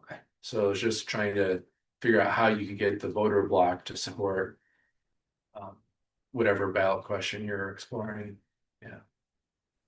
What's interesting about the CFCs is it was just an anecdotal conversation. Like it was literally, it started with like, I didn't even know what it was. I said, well, shouldn't State Forest know what the Forest Improvement District Authority is? And so we just had a discussion. I want to give huge credit to Kevin Wynn, who just like took this and ran with it. He did all this incredible research.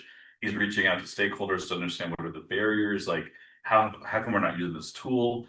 And because of some of those conversations, there's actually some interesting, like there's some folks thinking of like, could you draw a watershed boundary? You know, like could you do a lot of different like concepts out there? So I feel like with Kevin's and his subcommittee's work, like there's a lot of communities that are now contemplating how to deploy this unique tool. And I think after this season, what is likely to occur should be relatively challenging. There's gonna be a lot of communities who'll be like, how do we participate and give solutions? So I think this tool that you built in 2007 that hasn't yet to be deployed may have its day here pretty darn soon. No, that'd be really exciting. And when I heard about this subcommittee, I of course was like, how do I sign up for it? So it has been pretty fun to be a part of it. And there are some like great folks on that subcommittee. Yeah. Awesome. Yeah. Your comment right there was perfect in that I would think the boundary would have to be watersheds, or it's essentially a watershed acts as a fire shed. So for it to be effective, that would be the scientific unit that you would like to use. I don't know about the political unit. Yeah. The complexities are right. How do you share? Right? How do you ensure there's representation? How do you make sure that the decisions are made with the resources are equal to the distribution of the jurisdiction? But if you start thinking about larger boundaries, it starts to incorporate more communities, and so the more potentially compounds the benefit. But I was just really, you know, sometimes there's just residents of our state that grab hold of something and they just I'm just so impressed with what Kevin and some of the other CFC members have done to just start to elevate this opportunity. It's just one more tool in the toolbox that the community could deploy. And I feel like I said we're on the cusp of seeing some potentially very interesting ways of seeing that policy implemented. So cool.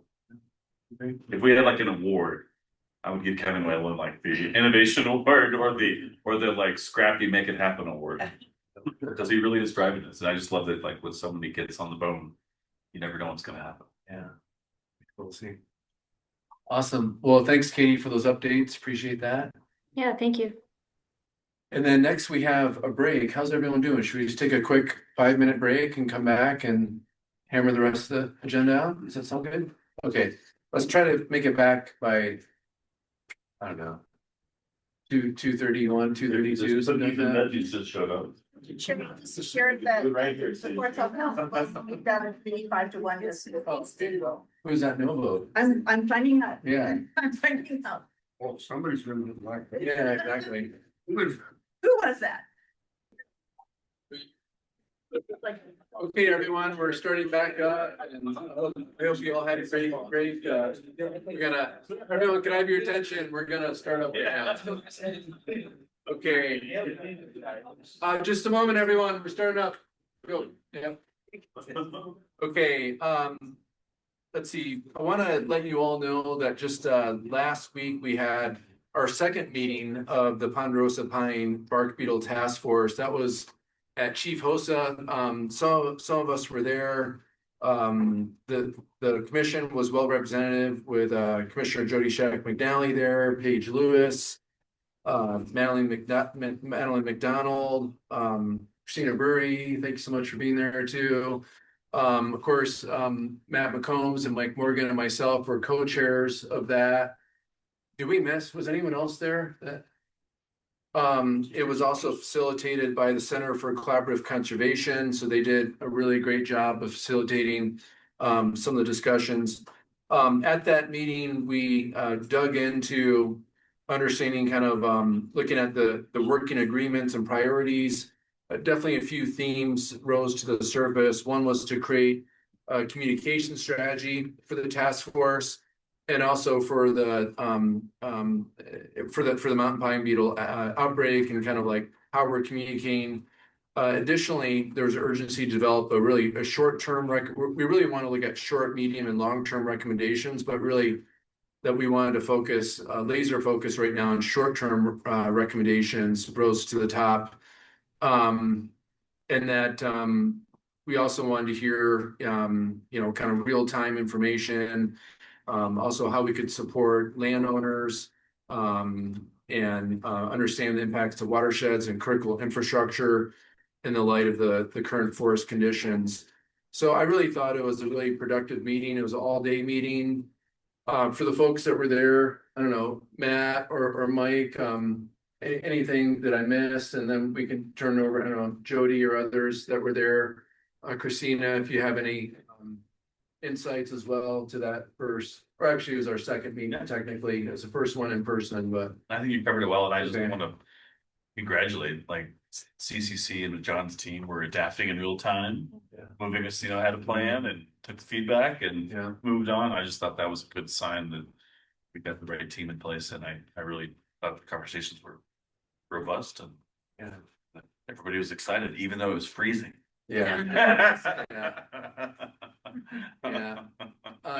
Director Morgan, anything you'd like to add regarding that first meeting in person?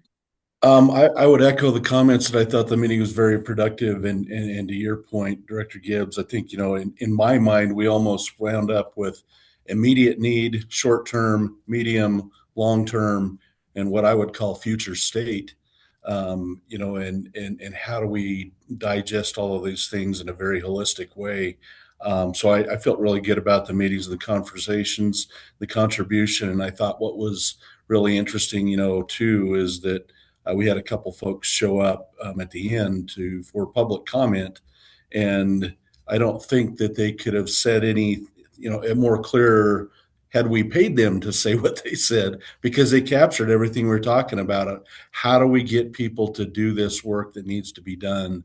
And so it just fit really well to kind of, I will say, reiterate that we were on the same page of what our citizens are expecting us to do. So I thought it was a great meeting.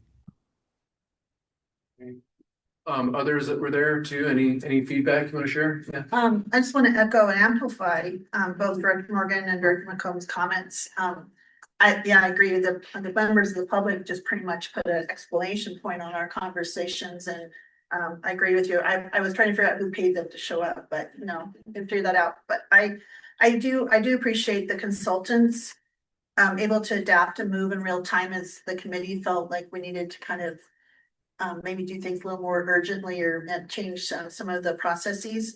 And I just really impressed by all the folks in the room and the expertise and the diverse perspectives, and the energy was inspiring, that everyone was really wanting to get going and doing something, and we all felt that urgency. And I think I appreciate the opportunity.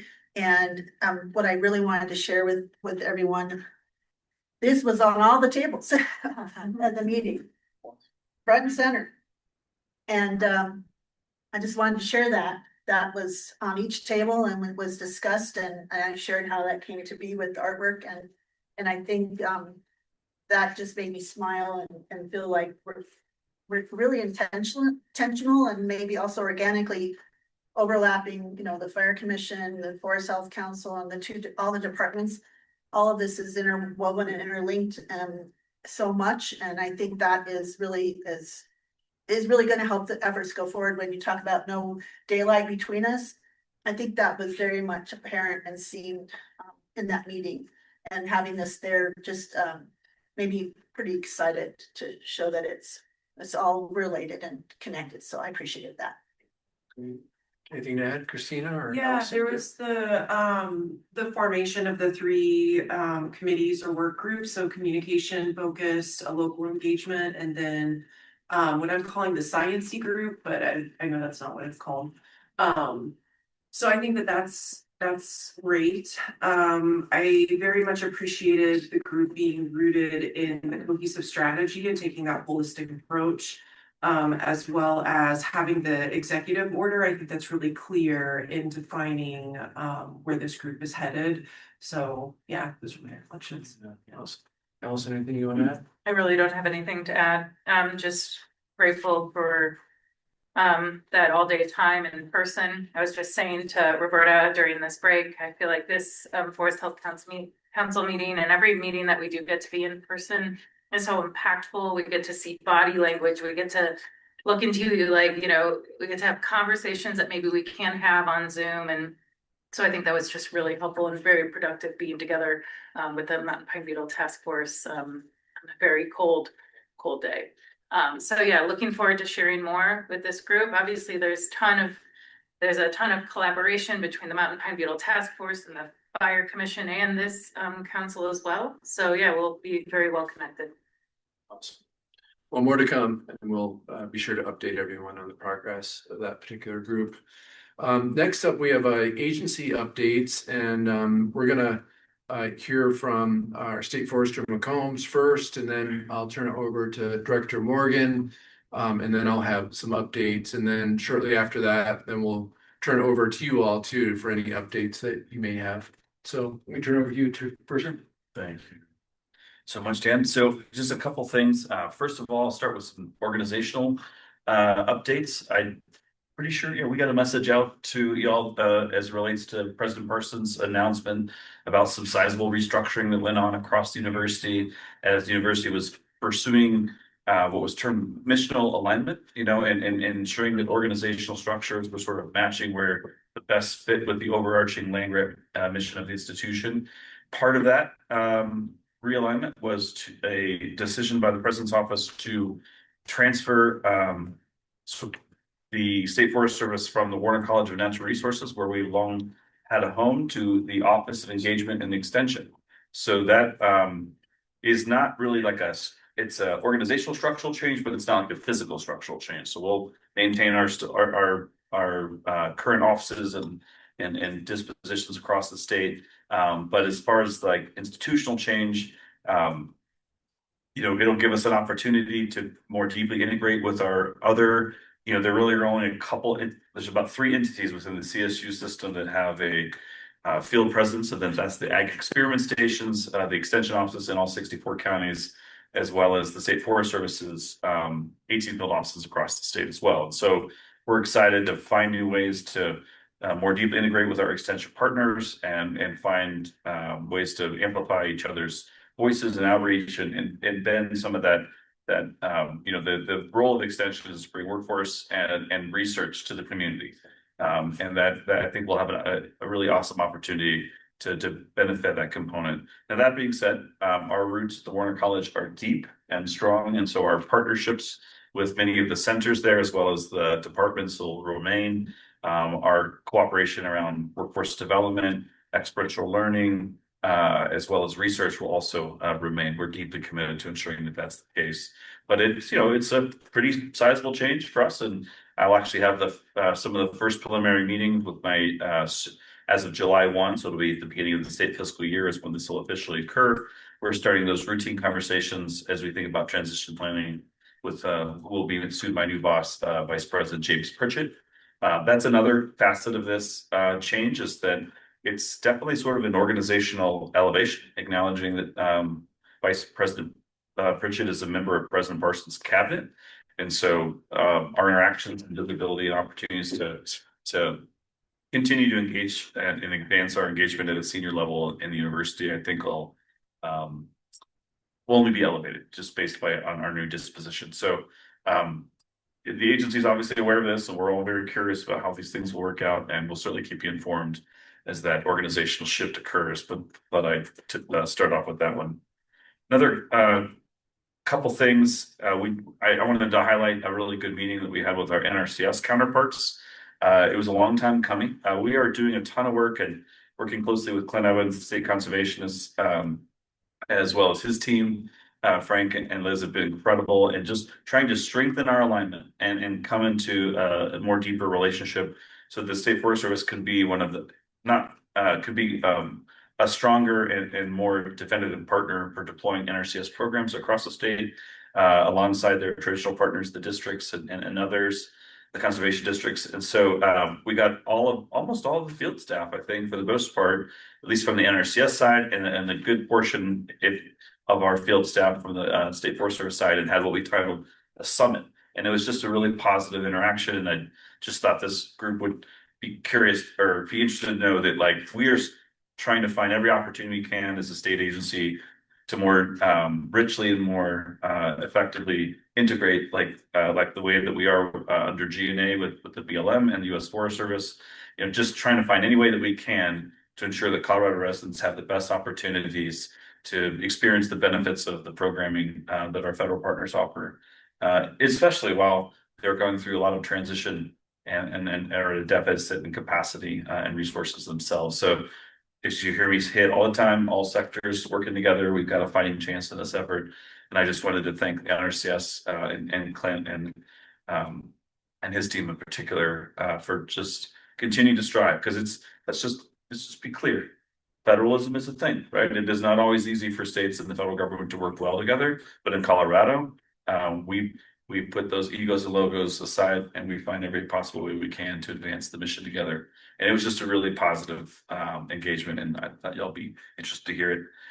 Last but not least, just wanted to, speaking of GNA, you know, we continue really all across the state to find opportunities under the Good Neighbor Authority to continue to sort of be there for our federal partners as they're looking to continue to execute on the mission. We've got some great projects at the BLM down in South Central Colorado, and we're trying to move out in some other places. We're getting ready to maybe move forward in some partnership around reforestation and helping the U.S. Forest Service continue to advance its objectives around active forest management. So lots of agreements really all across the state that are in active development right now, and certainly as those come into fruition, keep you guys up to date there as well.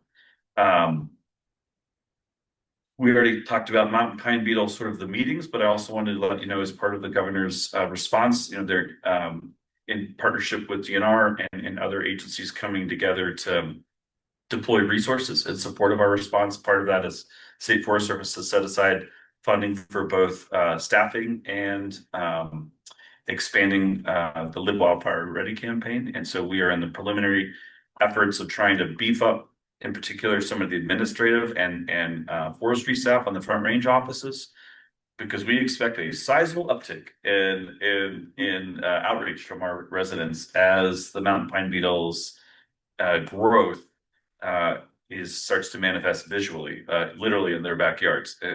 So growing that capacity, we think, is going to help relieve some of the pressure on the existing staff and allow us to be responsive as much as we possibly can. And then on the Live Wildfire Ready side, many of you know our Associate Director, Teddy Parker Renga, that runs our communication operations for the agency. Teddy's actively engaging with the other members of the steering committee for Live Wildfire Ready, which is the state fire chiefs, DNR, DFPC, the U.S. Forest Service. And we're looking to continue to expand that network of communicators to try to find ways to continue to deliver the critical messaging around wildfire risk reduction, forest health, and watershed health. And as that kind of continues to gain shape, we'll keep you all informed as well. I meant to bring stickers. I think I have stickers.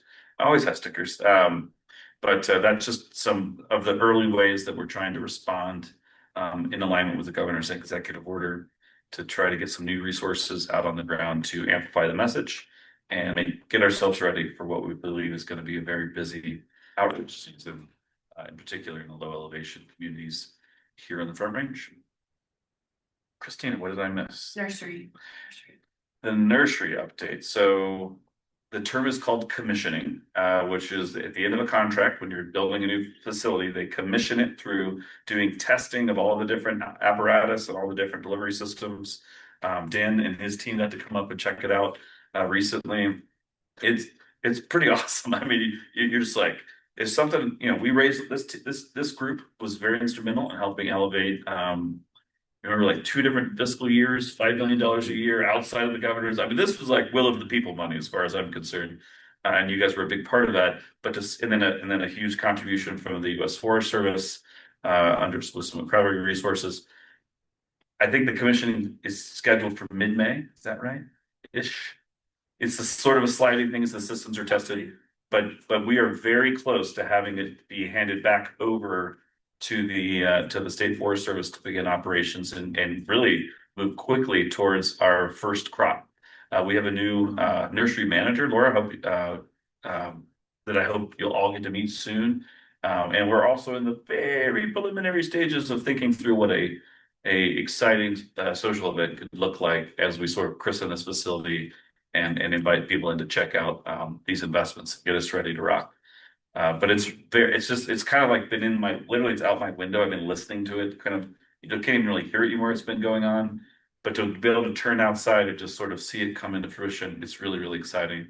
And we are pursuing some additional resources, working through the delegation, to maybe be able to continue to even expand that footprint even more. But it's coming really close, and I can't wait for you all to meet our nursery manager. She's a really dynamic human being, incredible. She if you see her Jeep driving around town, it says "Grow Girl" on her license plate. She is a grower through and through, and is so excited to take us to new levels.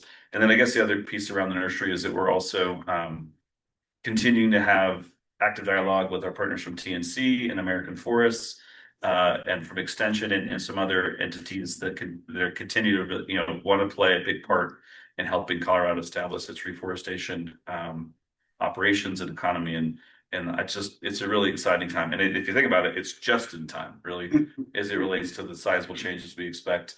And as we heard Chris describing that, like, our ability to continue to rely on natural regeneration and natural recruitment diminishes, having the ability to plant is going to be critical. So we're super psyched. And did I miss anything along the nursery?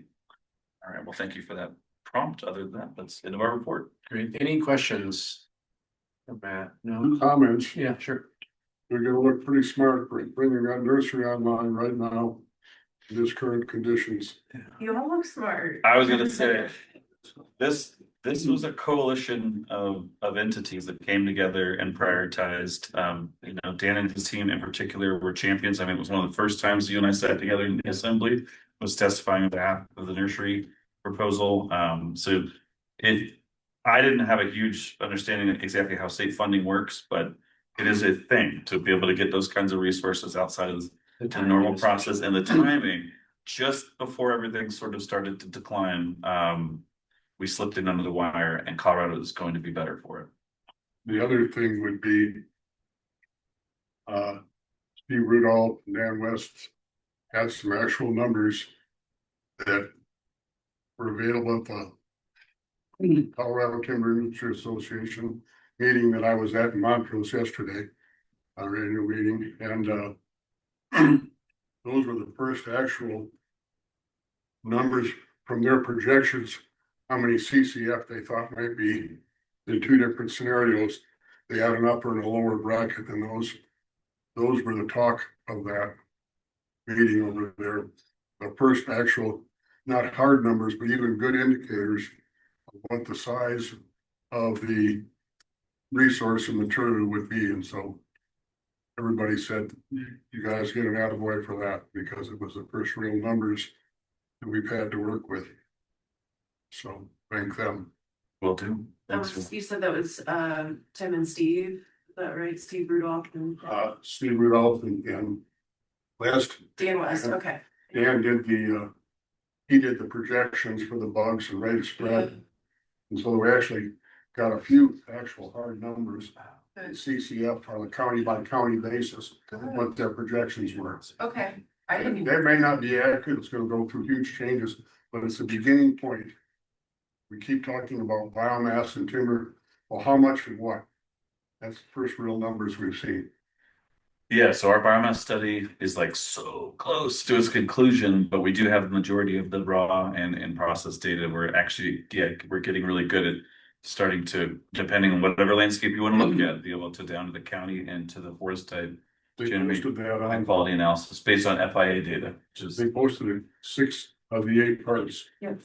because we were finding that everybody was looking to get as much information as they could for them. Thank you. Yeah, great, thanks. I got a shout out for Colorado State Forest Service as well.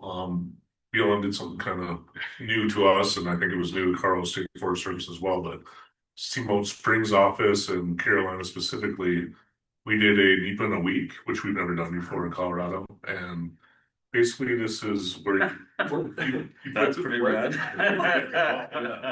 It's a little bit of a misnomer. More of that, please. Yeah. But basically it's you put in all the resource special ID team and management in a room for a week, and it's basically a cage match. So that happened in the second week of December, and what was unique about it is that we used Carolina, so an outside member, as she was the forestry lead for that. So we went through that whole process, and we already got comments back. We should be signing that the end of this month or early next. That is a process that usually takes us 15 to 18 months. We're gonna finish it in 4 to 5. So shout out to Colorado State Forest Service. And that's just an expansion of the duties that we can get done through DNA. So Well, I mean, shout out to BLM for being open to that kind of inclusion, because that's not easy. well, and it was in a field office. We don't have any foresters, so I mean, it would have been me that would have been doing it, but it was nice that it was her, because part of that NEPA was the first timber sale is already included in that NEPA. So as soon as the NEPA is signed, guess who gets to sell that sale? You guys. So she's pretty dynamic. We should write that up. Yeah. Like, I'm gonna make a note to myself. I know, I just wrote it down. That's amazing. So it worked out great, and I'd like to see that work in more areas. I mean, it was a little experimental because we didn't know how it would work, but it worked out perfectly. Awesome. Let's turn it over. Director Morgan, not sure if you can hear me, but let me turn it over to you now for any updates you have from DFPC. Can you hear me okay? Yeah. Okay, thanks, Dan. So a couple things real quick, a lot going on obviously in the fire community.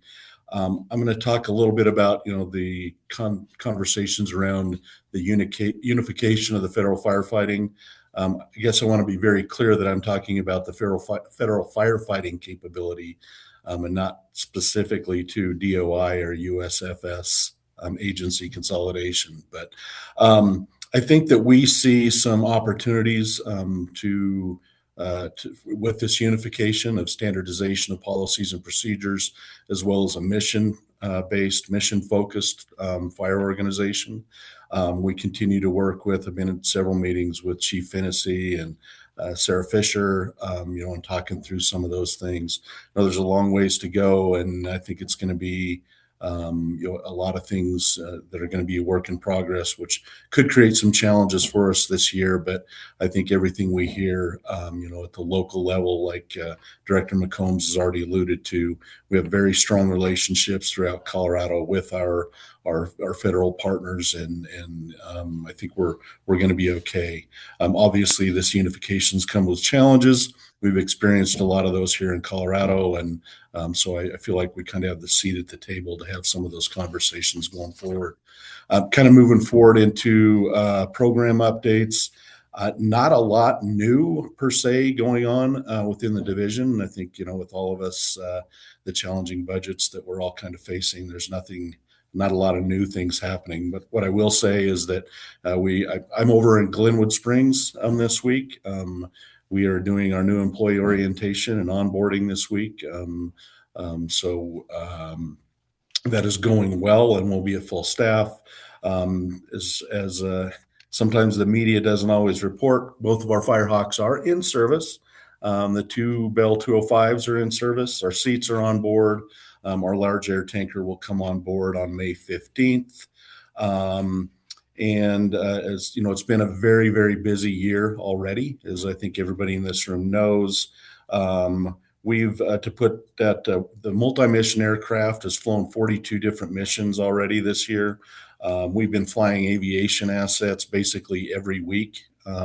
We've delivered over 120,000 gallons of water out of our helicopters alone so far this year. And for it to be April 9th and us talking about the amount of aviation we've had to use, That's not I'm thankful and grateful that we have those assets, because we'd be having a lot of different conversations if we weren't.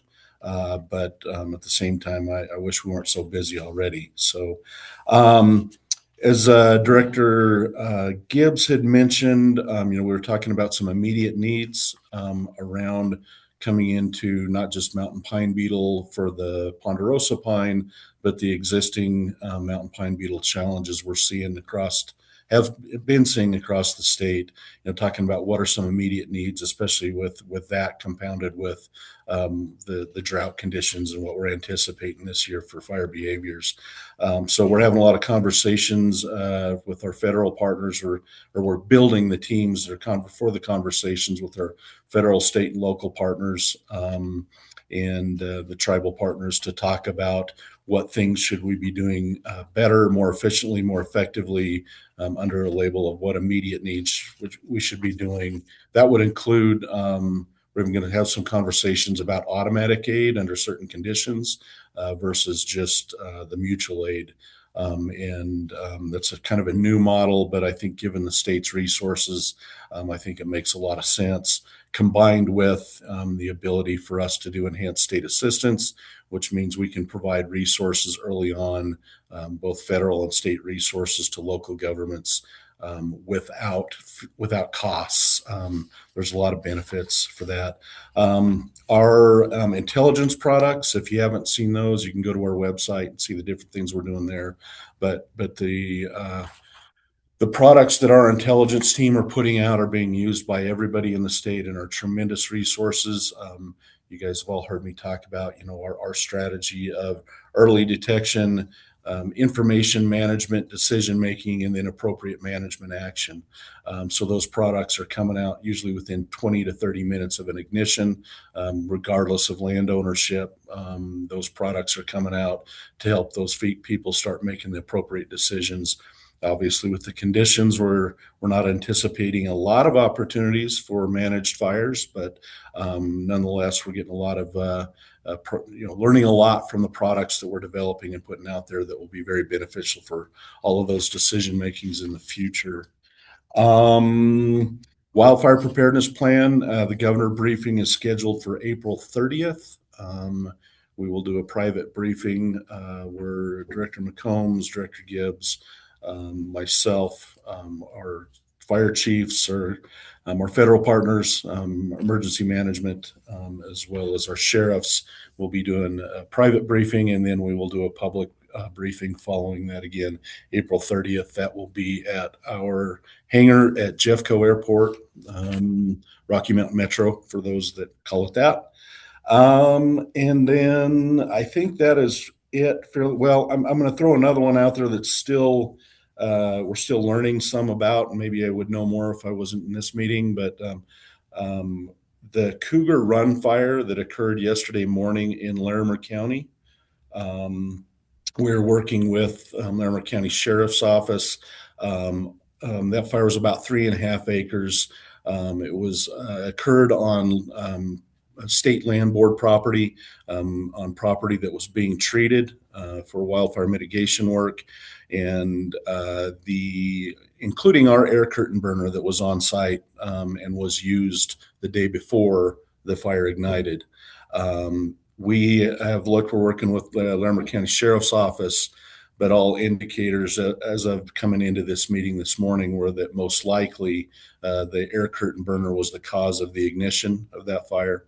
And so we're kind of scratching our head a little bit to just be very blunt about it, that we've been following all the manufacturers' procedures and all of those things along the way, and for some reason it appears that something went bump. Again, no loss of property, no injuries, but something we want to look at and we're digging into, want to take very serious, because the air curtain burner, those tools, they provide us so many extra tools to do work in ways that we haven't been able to do in the past. And so we're really trying to figure out what happened there. We'll be reaching out once the investigation is finalized.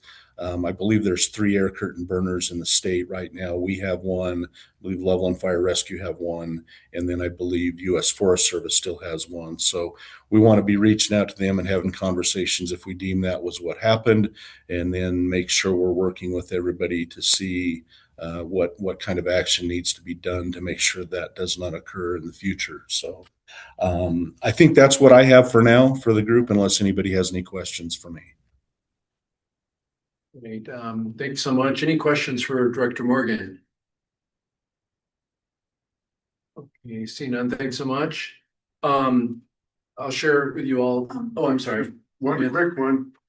Does the Park Service still have an air curtain burner up at Rocky Mountain National? They had one for quite a while. And that may be the one that I called the one that was Forest Service. I could be mistaken with that one. I'll have to verify that, Mr. Morgan. It doesn't matter, just as long as you were aware of it. At one time, I know they had one.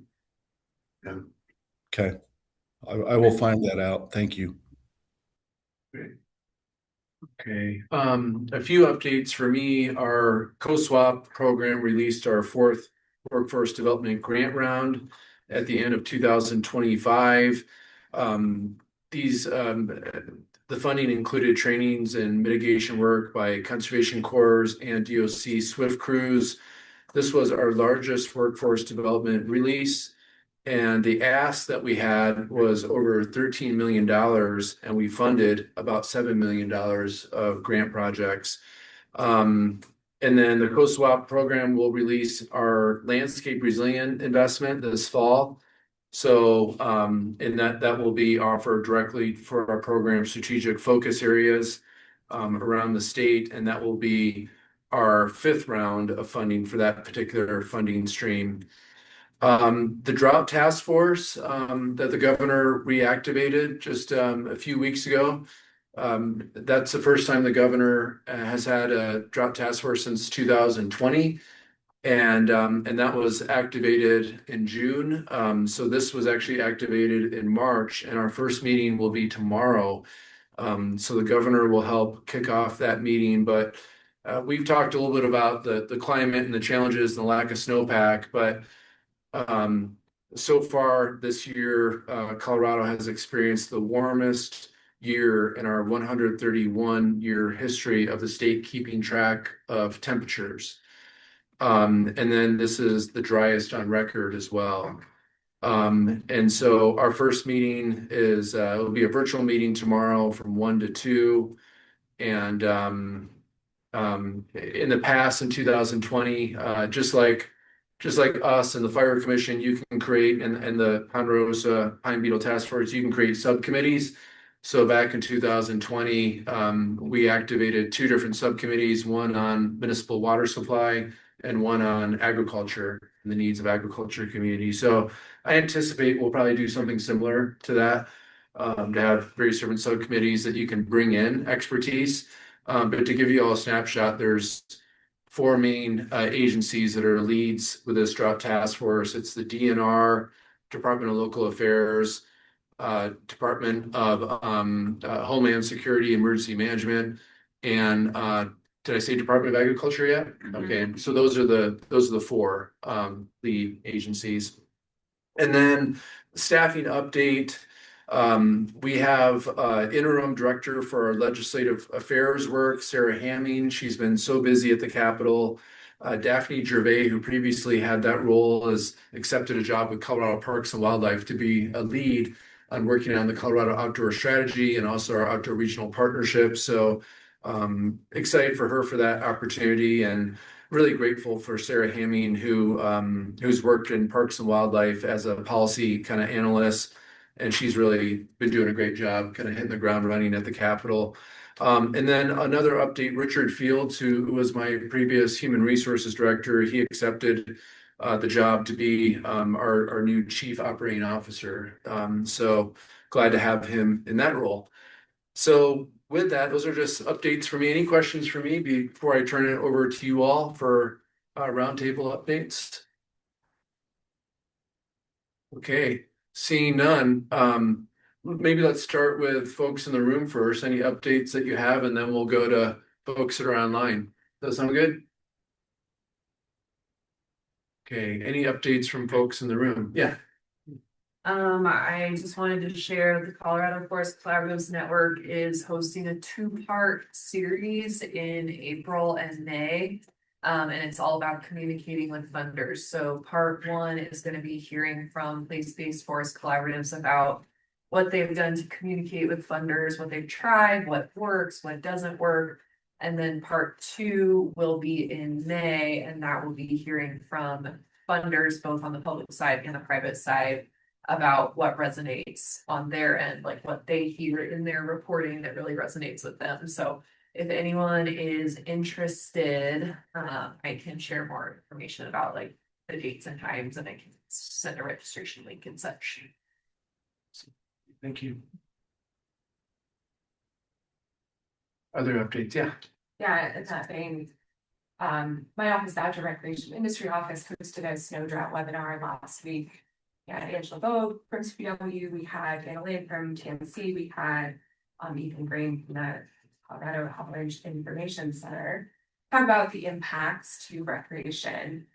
And we're hoping to do a second series really focused on the business and industry side. So we have some guys and outfitters, industry folks talking about what they expect. So share that because I think there's a huge opportunity for our rec providers to start sharing this messaging in a more intentional way. So that's something I just love to keep the conversation moving on. So if there's any information that we can pass on to our rec folks, our businesses, please. Yeah. Thank you. Okay, other updates from the room? Yeah, Commissioner Medina. Yes, so in Archuleta County, we've been talking about being proactive instead of reactive, especially because in the times that we are in, we all know that it's not if, it's when something happens.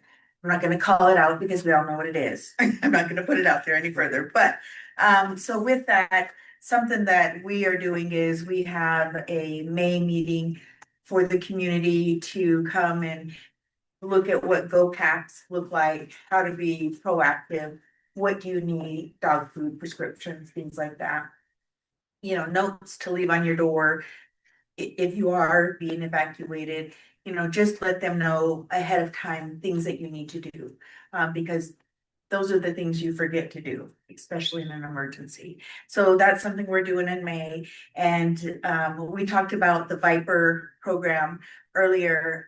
What I had come to me last year when we had a fire in our community is community members came forward and say, hey, I have a water truck, I have this, I have that. I am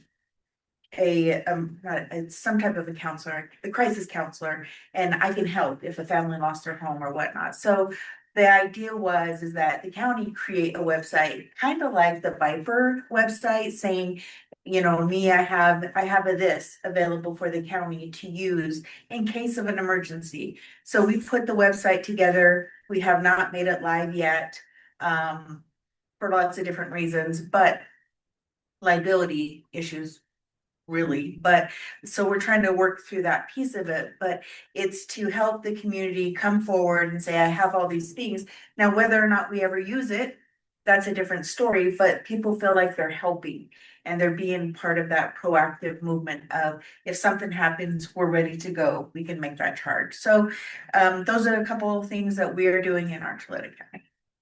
Great, thank you. Mark, did you have your hand up before? No, okay. Anyone else in the room?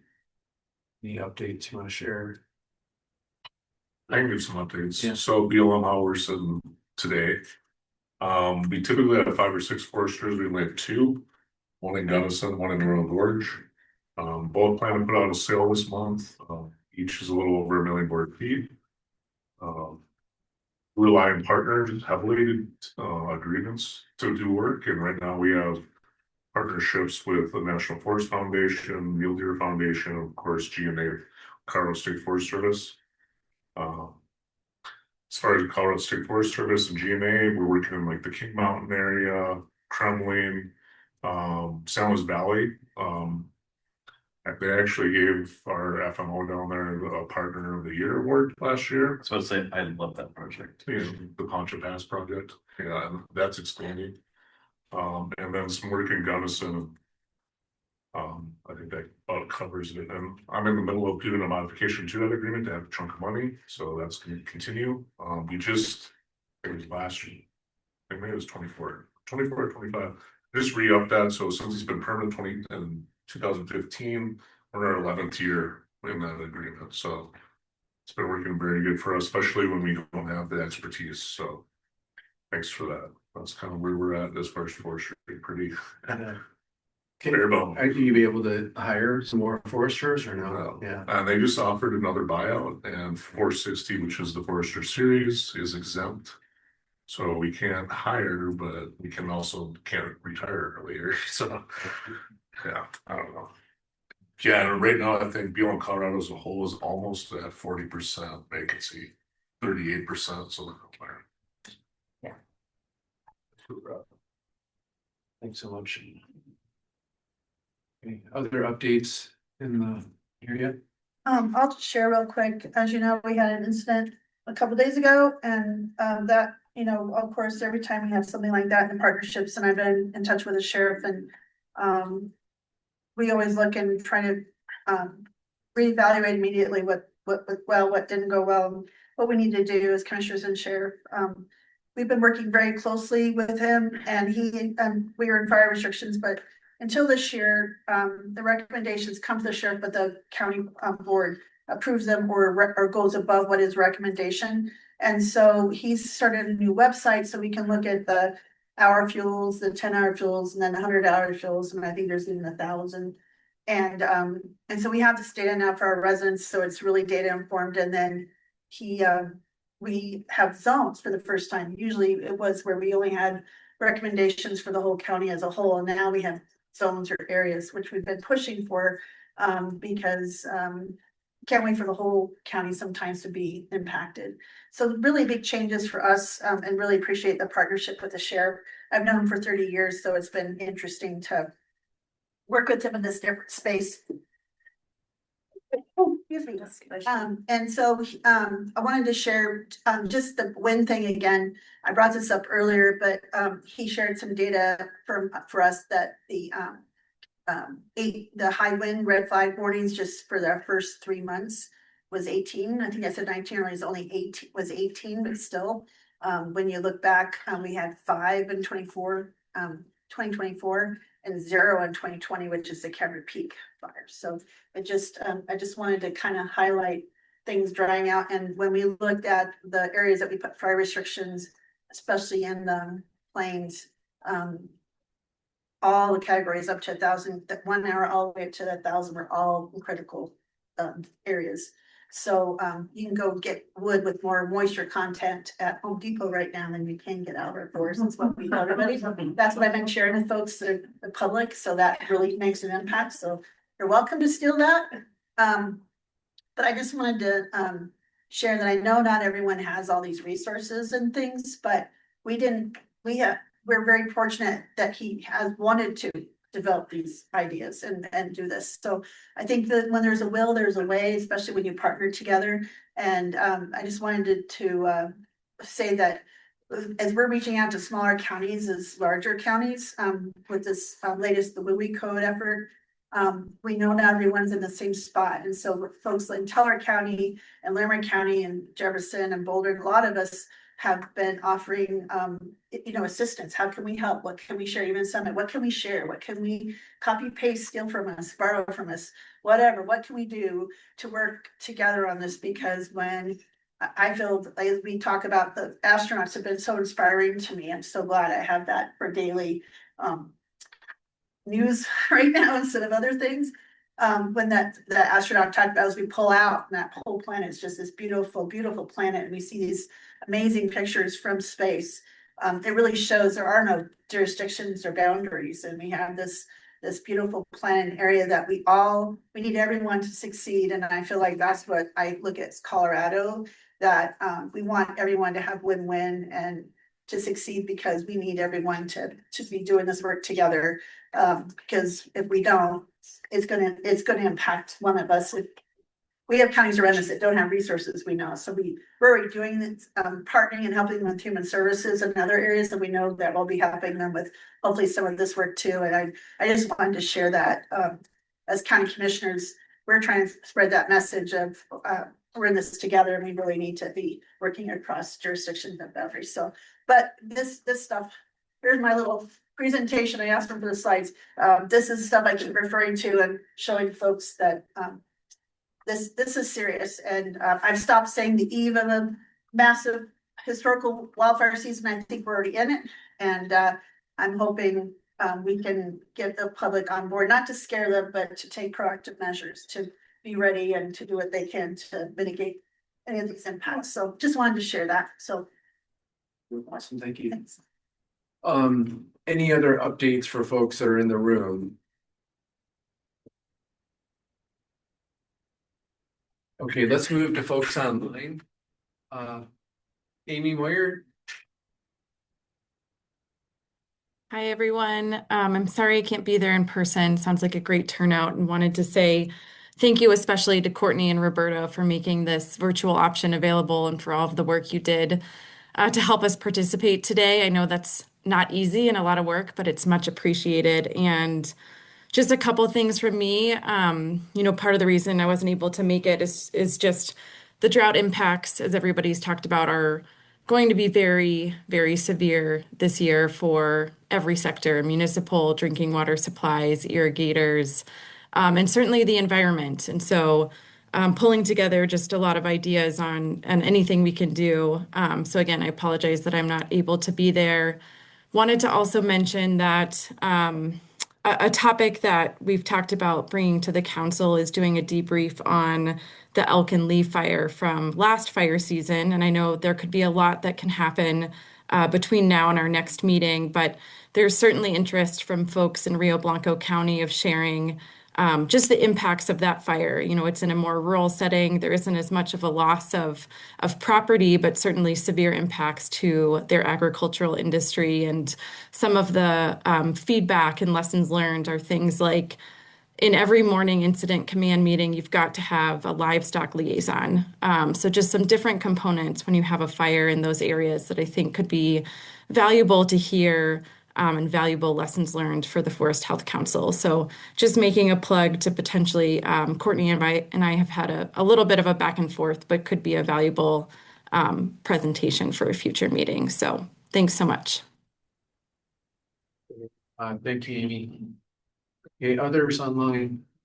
I'm gonna read Pat Dorsey's update. She said the National Wild Turkey Federation has 2 private land foresters working for NRCS, whose positions will end on April 11th. NRCS was unable to modify the agreement, and they will have a funding opportunity coming out later this summer, but we were unable to bridge these positions until the NOFA comes out. Happy to share any positions or opportunities with these foresters. I'm assuming if the council knows of anything. I'll just say it, super sad news. The 2 foresters, Ian Hopkins and Grace Enright. Ian had been with us for I think like 4 years, and Grace a little over 2. Both in Durango office, both excellent foresters. The agreement with NRCS and NWTF ended nationally, so I have no information about what the hangup was. But this was the second phase of what we call, I think, the National Forestry Initiative. That was the name of the agreement. So the agreement had been in place for a number of years, and that was a really strong partnership. There were about 30, I think, NWTF and NRCS foresters across the country, and we had 2 in Colorado, both in Durango. So Ian, I think he's planning on moving to the Front Range. I'm not sure what he's going to do. Grace, I hear she's planning on staying in Durango, and hopefully she's going to become a certified technical service provider. It's so still kind of staying in the NRCS world a little bit. So yeah, my heart breaks a little bit for Ian and Grace this week. They're having a barbecue down in the Durango office on Friday, so tomorrow. So that's a little bit about that. And I don't know about the notice of funding agreements that Pat was mentioning, but just from the NRCS perspective, I'll just share. Super sad to do this and Grace and Ian. So thanks. Yeah, thanks for letting us know. Okay, others online for updates.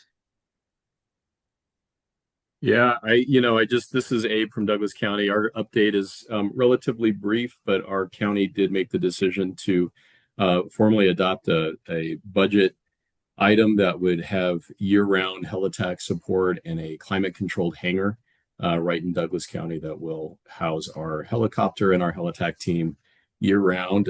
We continue to believe fire season is January 1st through December 31st. Marshall Fire was in December, so we get it. And was just thrilled to hear, the great reports from all of you and the amazing leadership. I think the update from the state on aerial support is wonderful, and we're pleased to continue to, look at ways that we can partner if there needs to be some collaboration on housing some of the state's assets in terms of aerial support. I know we've been approached in the past. We didn't have the climate controlled hangar, but we will this year. We are launching our biochar facility. It is the first in the country to be a county-owned and operated biochar facility, processing all that woody biomass in the WUI. So we're really excited about that. That's part and parcel with our in-kind match that we're doing. We provide 50% in-kind match to any citizen, HOA, or Metro District that wants to process their woody biomass and bring it in. We've had a very popular /mulch site, which now will be converted to or redirected to biochar, which is wonderful. We're going to use that carbon all over, hopefully reduce water consumption by about 37%, which we're really excited about. And starting to see some interagency, intergovernmental partnerships. City of Aurora has decided to partner with us, Aurora Water. So we're looking forward and really opening the doors. We'd love to have more of you out to visit that maybe later this year if the director continues to want to do that. So we can certainly set that up. We did have a prescribed fire since the last time that went off without a hitch. We are treating our forests. Most of our county is in the Pike National Forest, so that's a big continued partnership with the federal government. We did update our emergency alert system. We used to have Code Red. Now we have a system that is functional for all of our citizens to sign up on. And then finally, we're using AI as well for wildfire detection early on, being able to detect smoke and potential wildfire far before it occurs. We did have a really significant catastrophic fire that approached the town of Louviers last year, which is a teeny tiny town in Douglas County, about 250 people. But although the resources, we weren't able to tap those, our aerial team did get up and get that out. So no loss of life, no issues for properties, but continuing to work within our Wildfire Action Collaborative and certainly open to partnering with all of you. I am the chairman of the Metro Area County Commissioners, Denver Metro Area, and so all 7 counties. We are talking about emergency management as a collective. So if there's more that you would ever like us to bring back in that forum, really receptive to that. And again, I want to thank Director Gibbs, the amazing staff, Courtney. I mean, you all do such a good job. The discussion's been really great today. So thank you. Great. Thanks, Commissioner. Appreciate your time today. And anyone else online? I think that's it. So let's next turn it over to Allison on a continued discussion on the Forest Health Council committee structure. Thanks, everyone. We'll keep it brief. Courtney and I are going to tag team this. We just wanted to bring you back to last meeting a bit, where we opened up this conversation about potential change in our committee structure.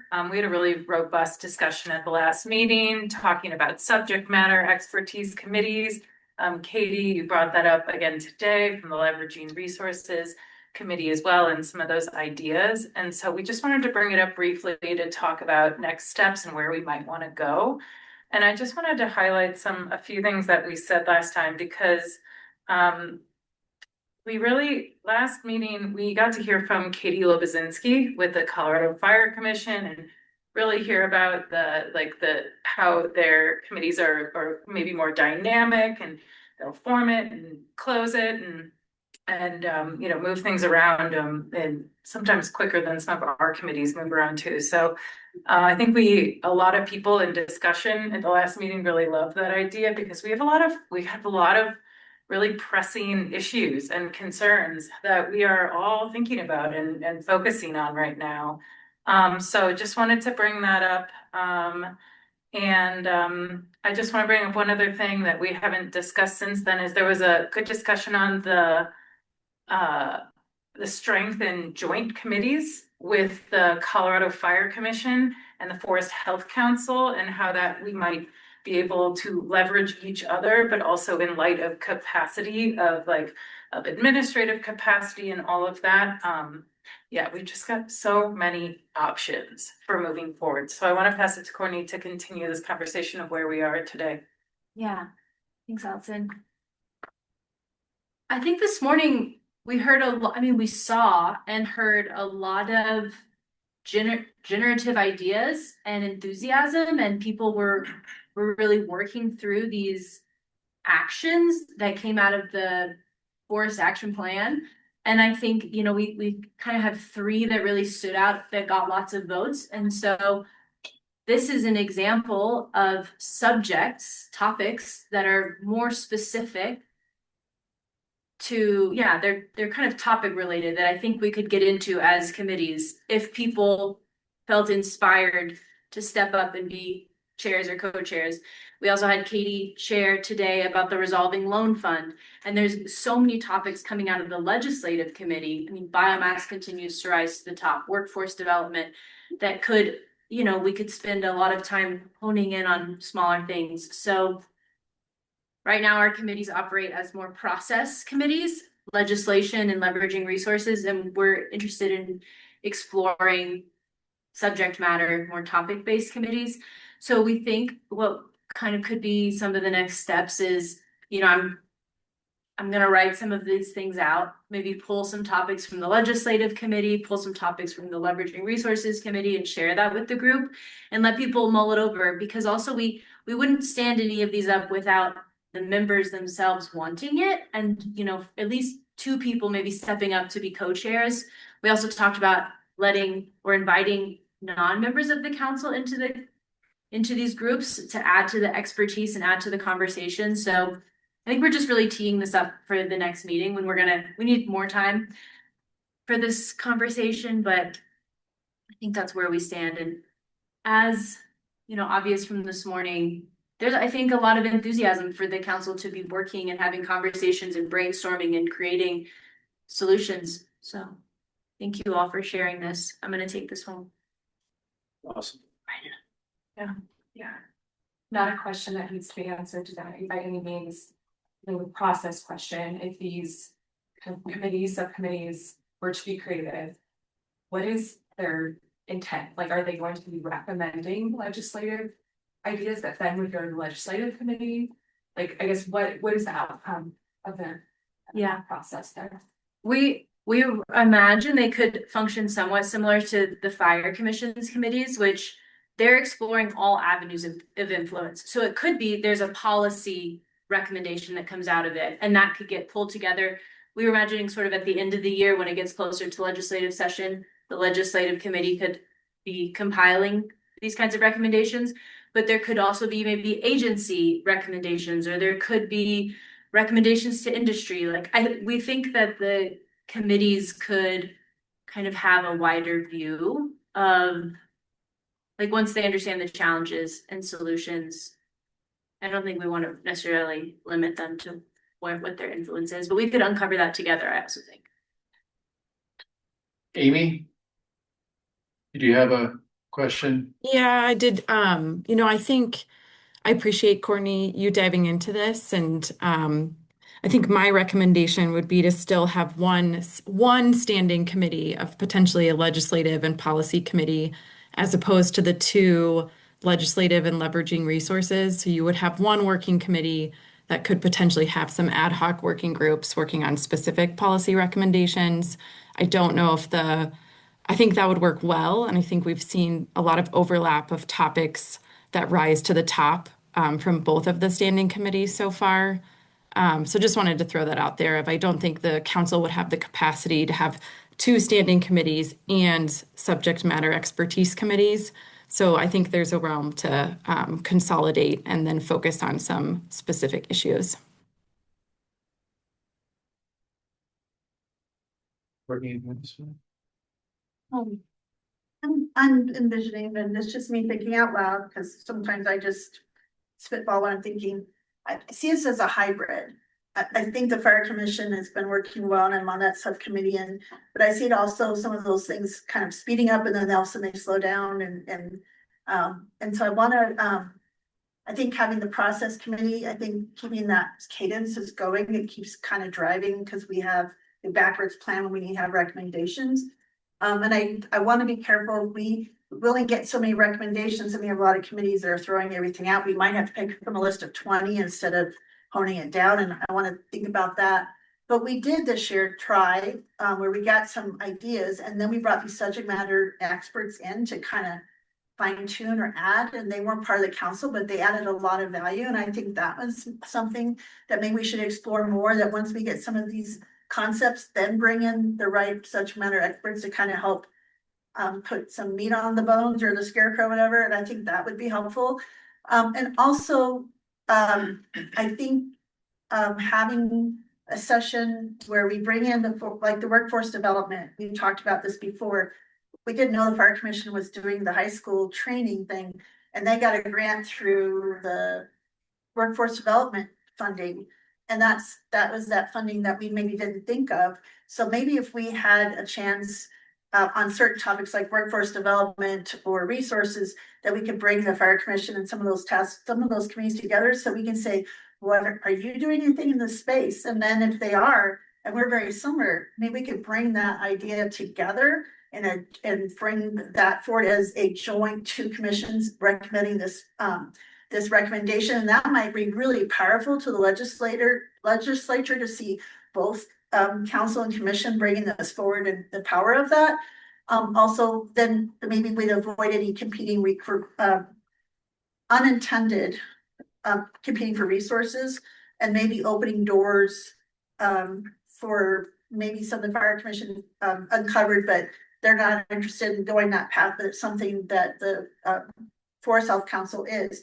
So I think there's some maybe sharing of expertise or learned lessons to do, maybe have, I don't know, maybe a mid-session between the working groups of those two committees, just to share, what are you working on? What are your priorities? And if there is something that is overlapping, it might be prudent to work together, especially going forward, since we know it doesn't look, I don't see any abundance of funding or capacity in the next year. So it might help us to help each other. Thank you. Other thoughts? More to come. Yeah. I have a thought. I was just gonna build off of what Jody, you were saying about kind of a hybrid model, and I'll steal Amy Moyer's words from one of our meetings, but she had kind of described an idea where the current legislative committee is almost like a steering committee. And so like the legislative committee would set the concepts, like how we did this year. And so that way we're not having 20 subcommittees. It's like this steering committee type committee can say, like, here are what we all agree that we want to focus on this year, and then those kind of spider off and then come back together into that committee. So there is still that, like, working backwards, here's our timeline, here's our priorities, but then the task force type subcommittees would come out of that. So that's I don't know, maybe just adding to what you were saying, that's kind of how I envision it. I believe recommendation number 4 with the transportation costs, I think that's going to be an example of one of those committees that might need extra time, bringing in some of the subject matter experts that are not on the council to develop, and not using the legislative committee, though we'd love to hear about it. I know Mr. Morgan would love to chat about weights and trucks, and but maybe it would be a good point for that. But we learned so much from you. But maybe that would be a meeting, an idea of this, to have those ideas fleshed out before bringing forward to the full legislative committee and then onto the council. Just an idea of already one recommendation that might work well with that. Great, well, more to come. So. Yeah, we'll put all this together, and we'll have a presentation and. I just appreciate you all bringing this up, and I kind of want to reiterate support for. I like a hybrid model. I've done a lot, I put a lot of effort into the leveraging resources committee, but I think I was just want to voice that I'm okay changing that. Going back to Chris Swanson's talk this morning in our activity, like we need to adapt. And I like this.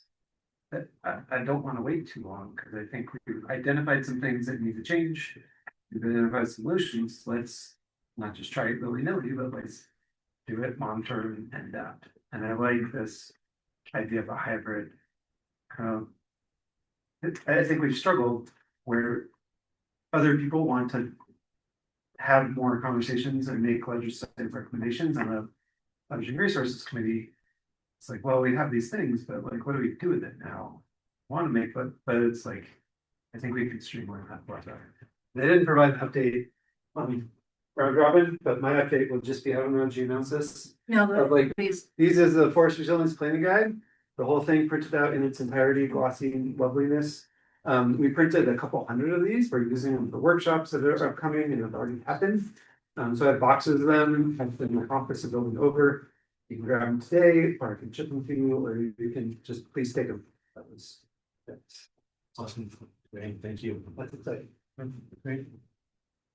Okay, so we'll discuss more of this at the next meeting. And think of the next meeting, we're thinking August 26th or 27th. We will send out like a doodle poll or something like that to gauge everyone's availability for August 26th or 27th. And then we're also planning on having a meeting in November as well. So we'll try to get that information out as quickly as possible, more or less a survey on when you're available to meet. But really appreciate again everyone being here today. I know how busy you all are. Brett, thank you so much for helping to facilitate this space and the tour as well. I know Eric Tolman also played a huge role in it. Great to be here in Fort Collins and CSU, and it was really cool to have Chris Swanton and Courtney Peterson. That was really fun earlier today to hear from them and have a kind of breakout session. So again, really appreciate everyone's involvement. Look forward to seeing you all in August, and safe travels. Hopefully, what's I-25 like right now? Not too bad. Yeah. No one goes on there and then I-25, give us I-25, take it away. Yeah. It's not bad. And the toll is active, by the way, so the express lane is no longer tolls waived, so if you get into it, they'll get you. And there's flock speed cameras on the construction zone that they're giving out hefty tickets on the area from Loveland south through that construction area to Longmont. So it's only 65 and they're active now too. So $85 ticket. Yeah. And my appreciation to my team, Allison, Courtney, and Roberta, thank you so much for all your work putting these together too. I'm on 25 South right now and it's not bad. Okay, there's a motion been made. Do we have a second? Okay, all adjourn. Let's adjourn.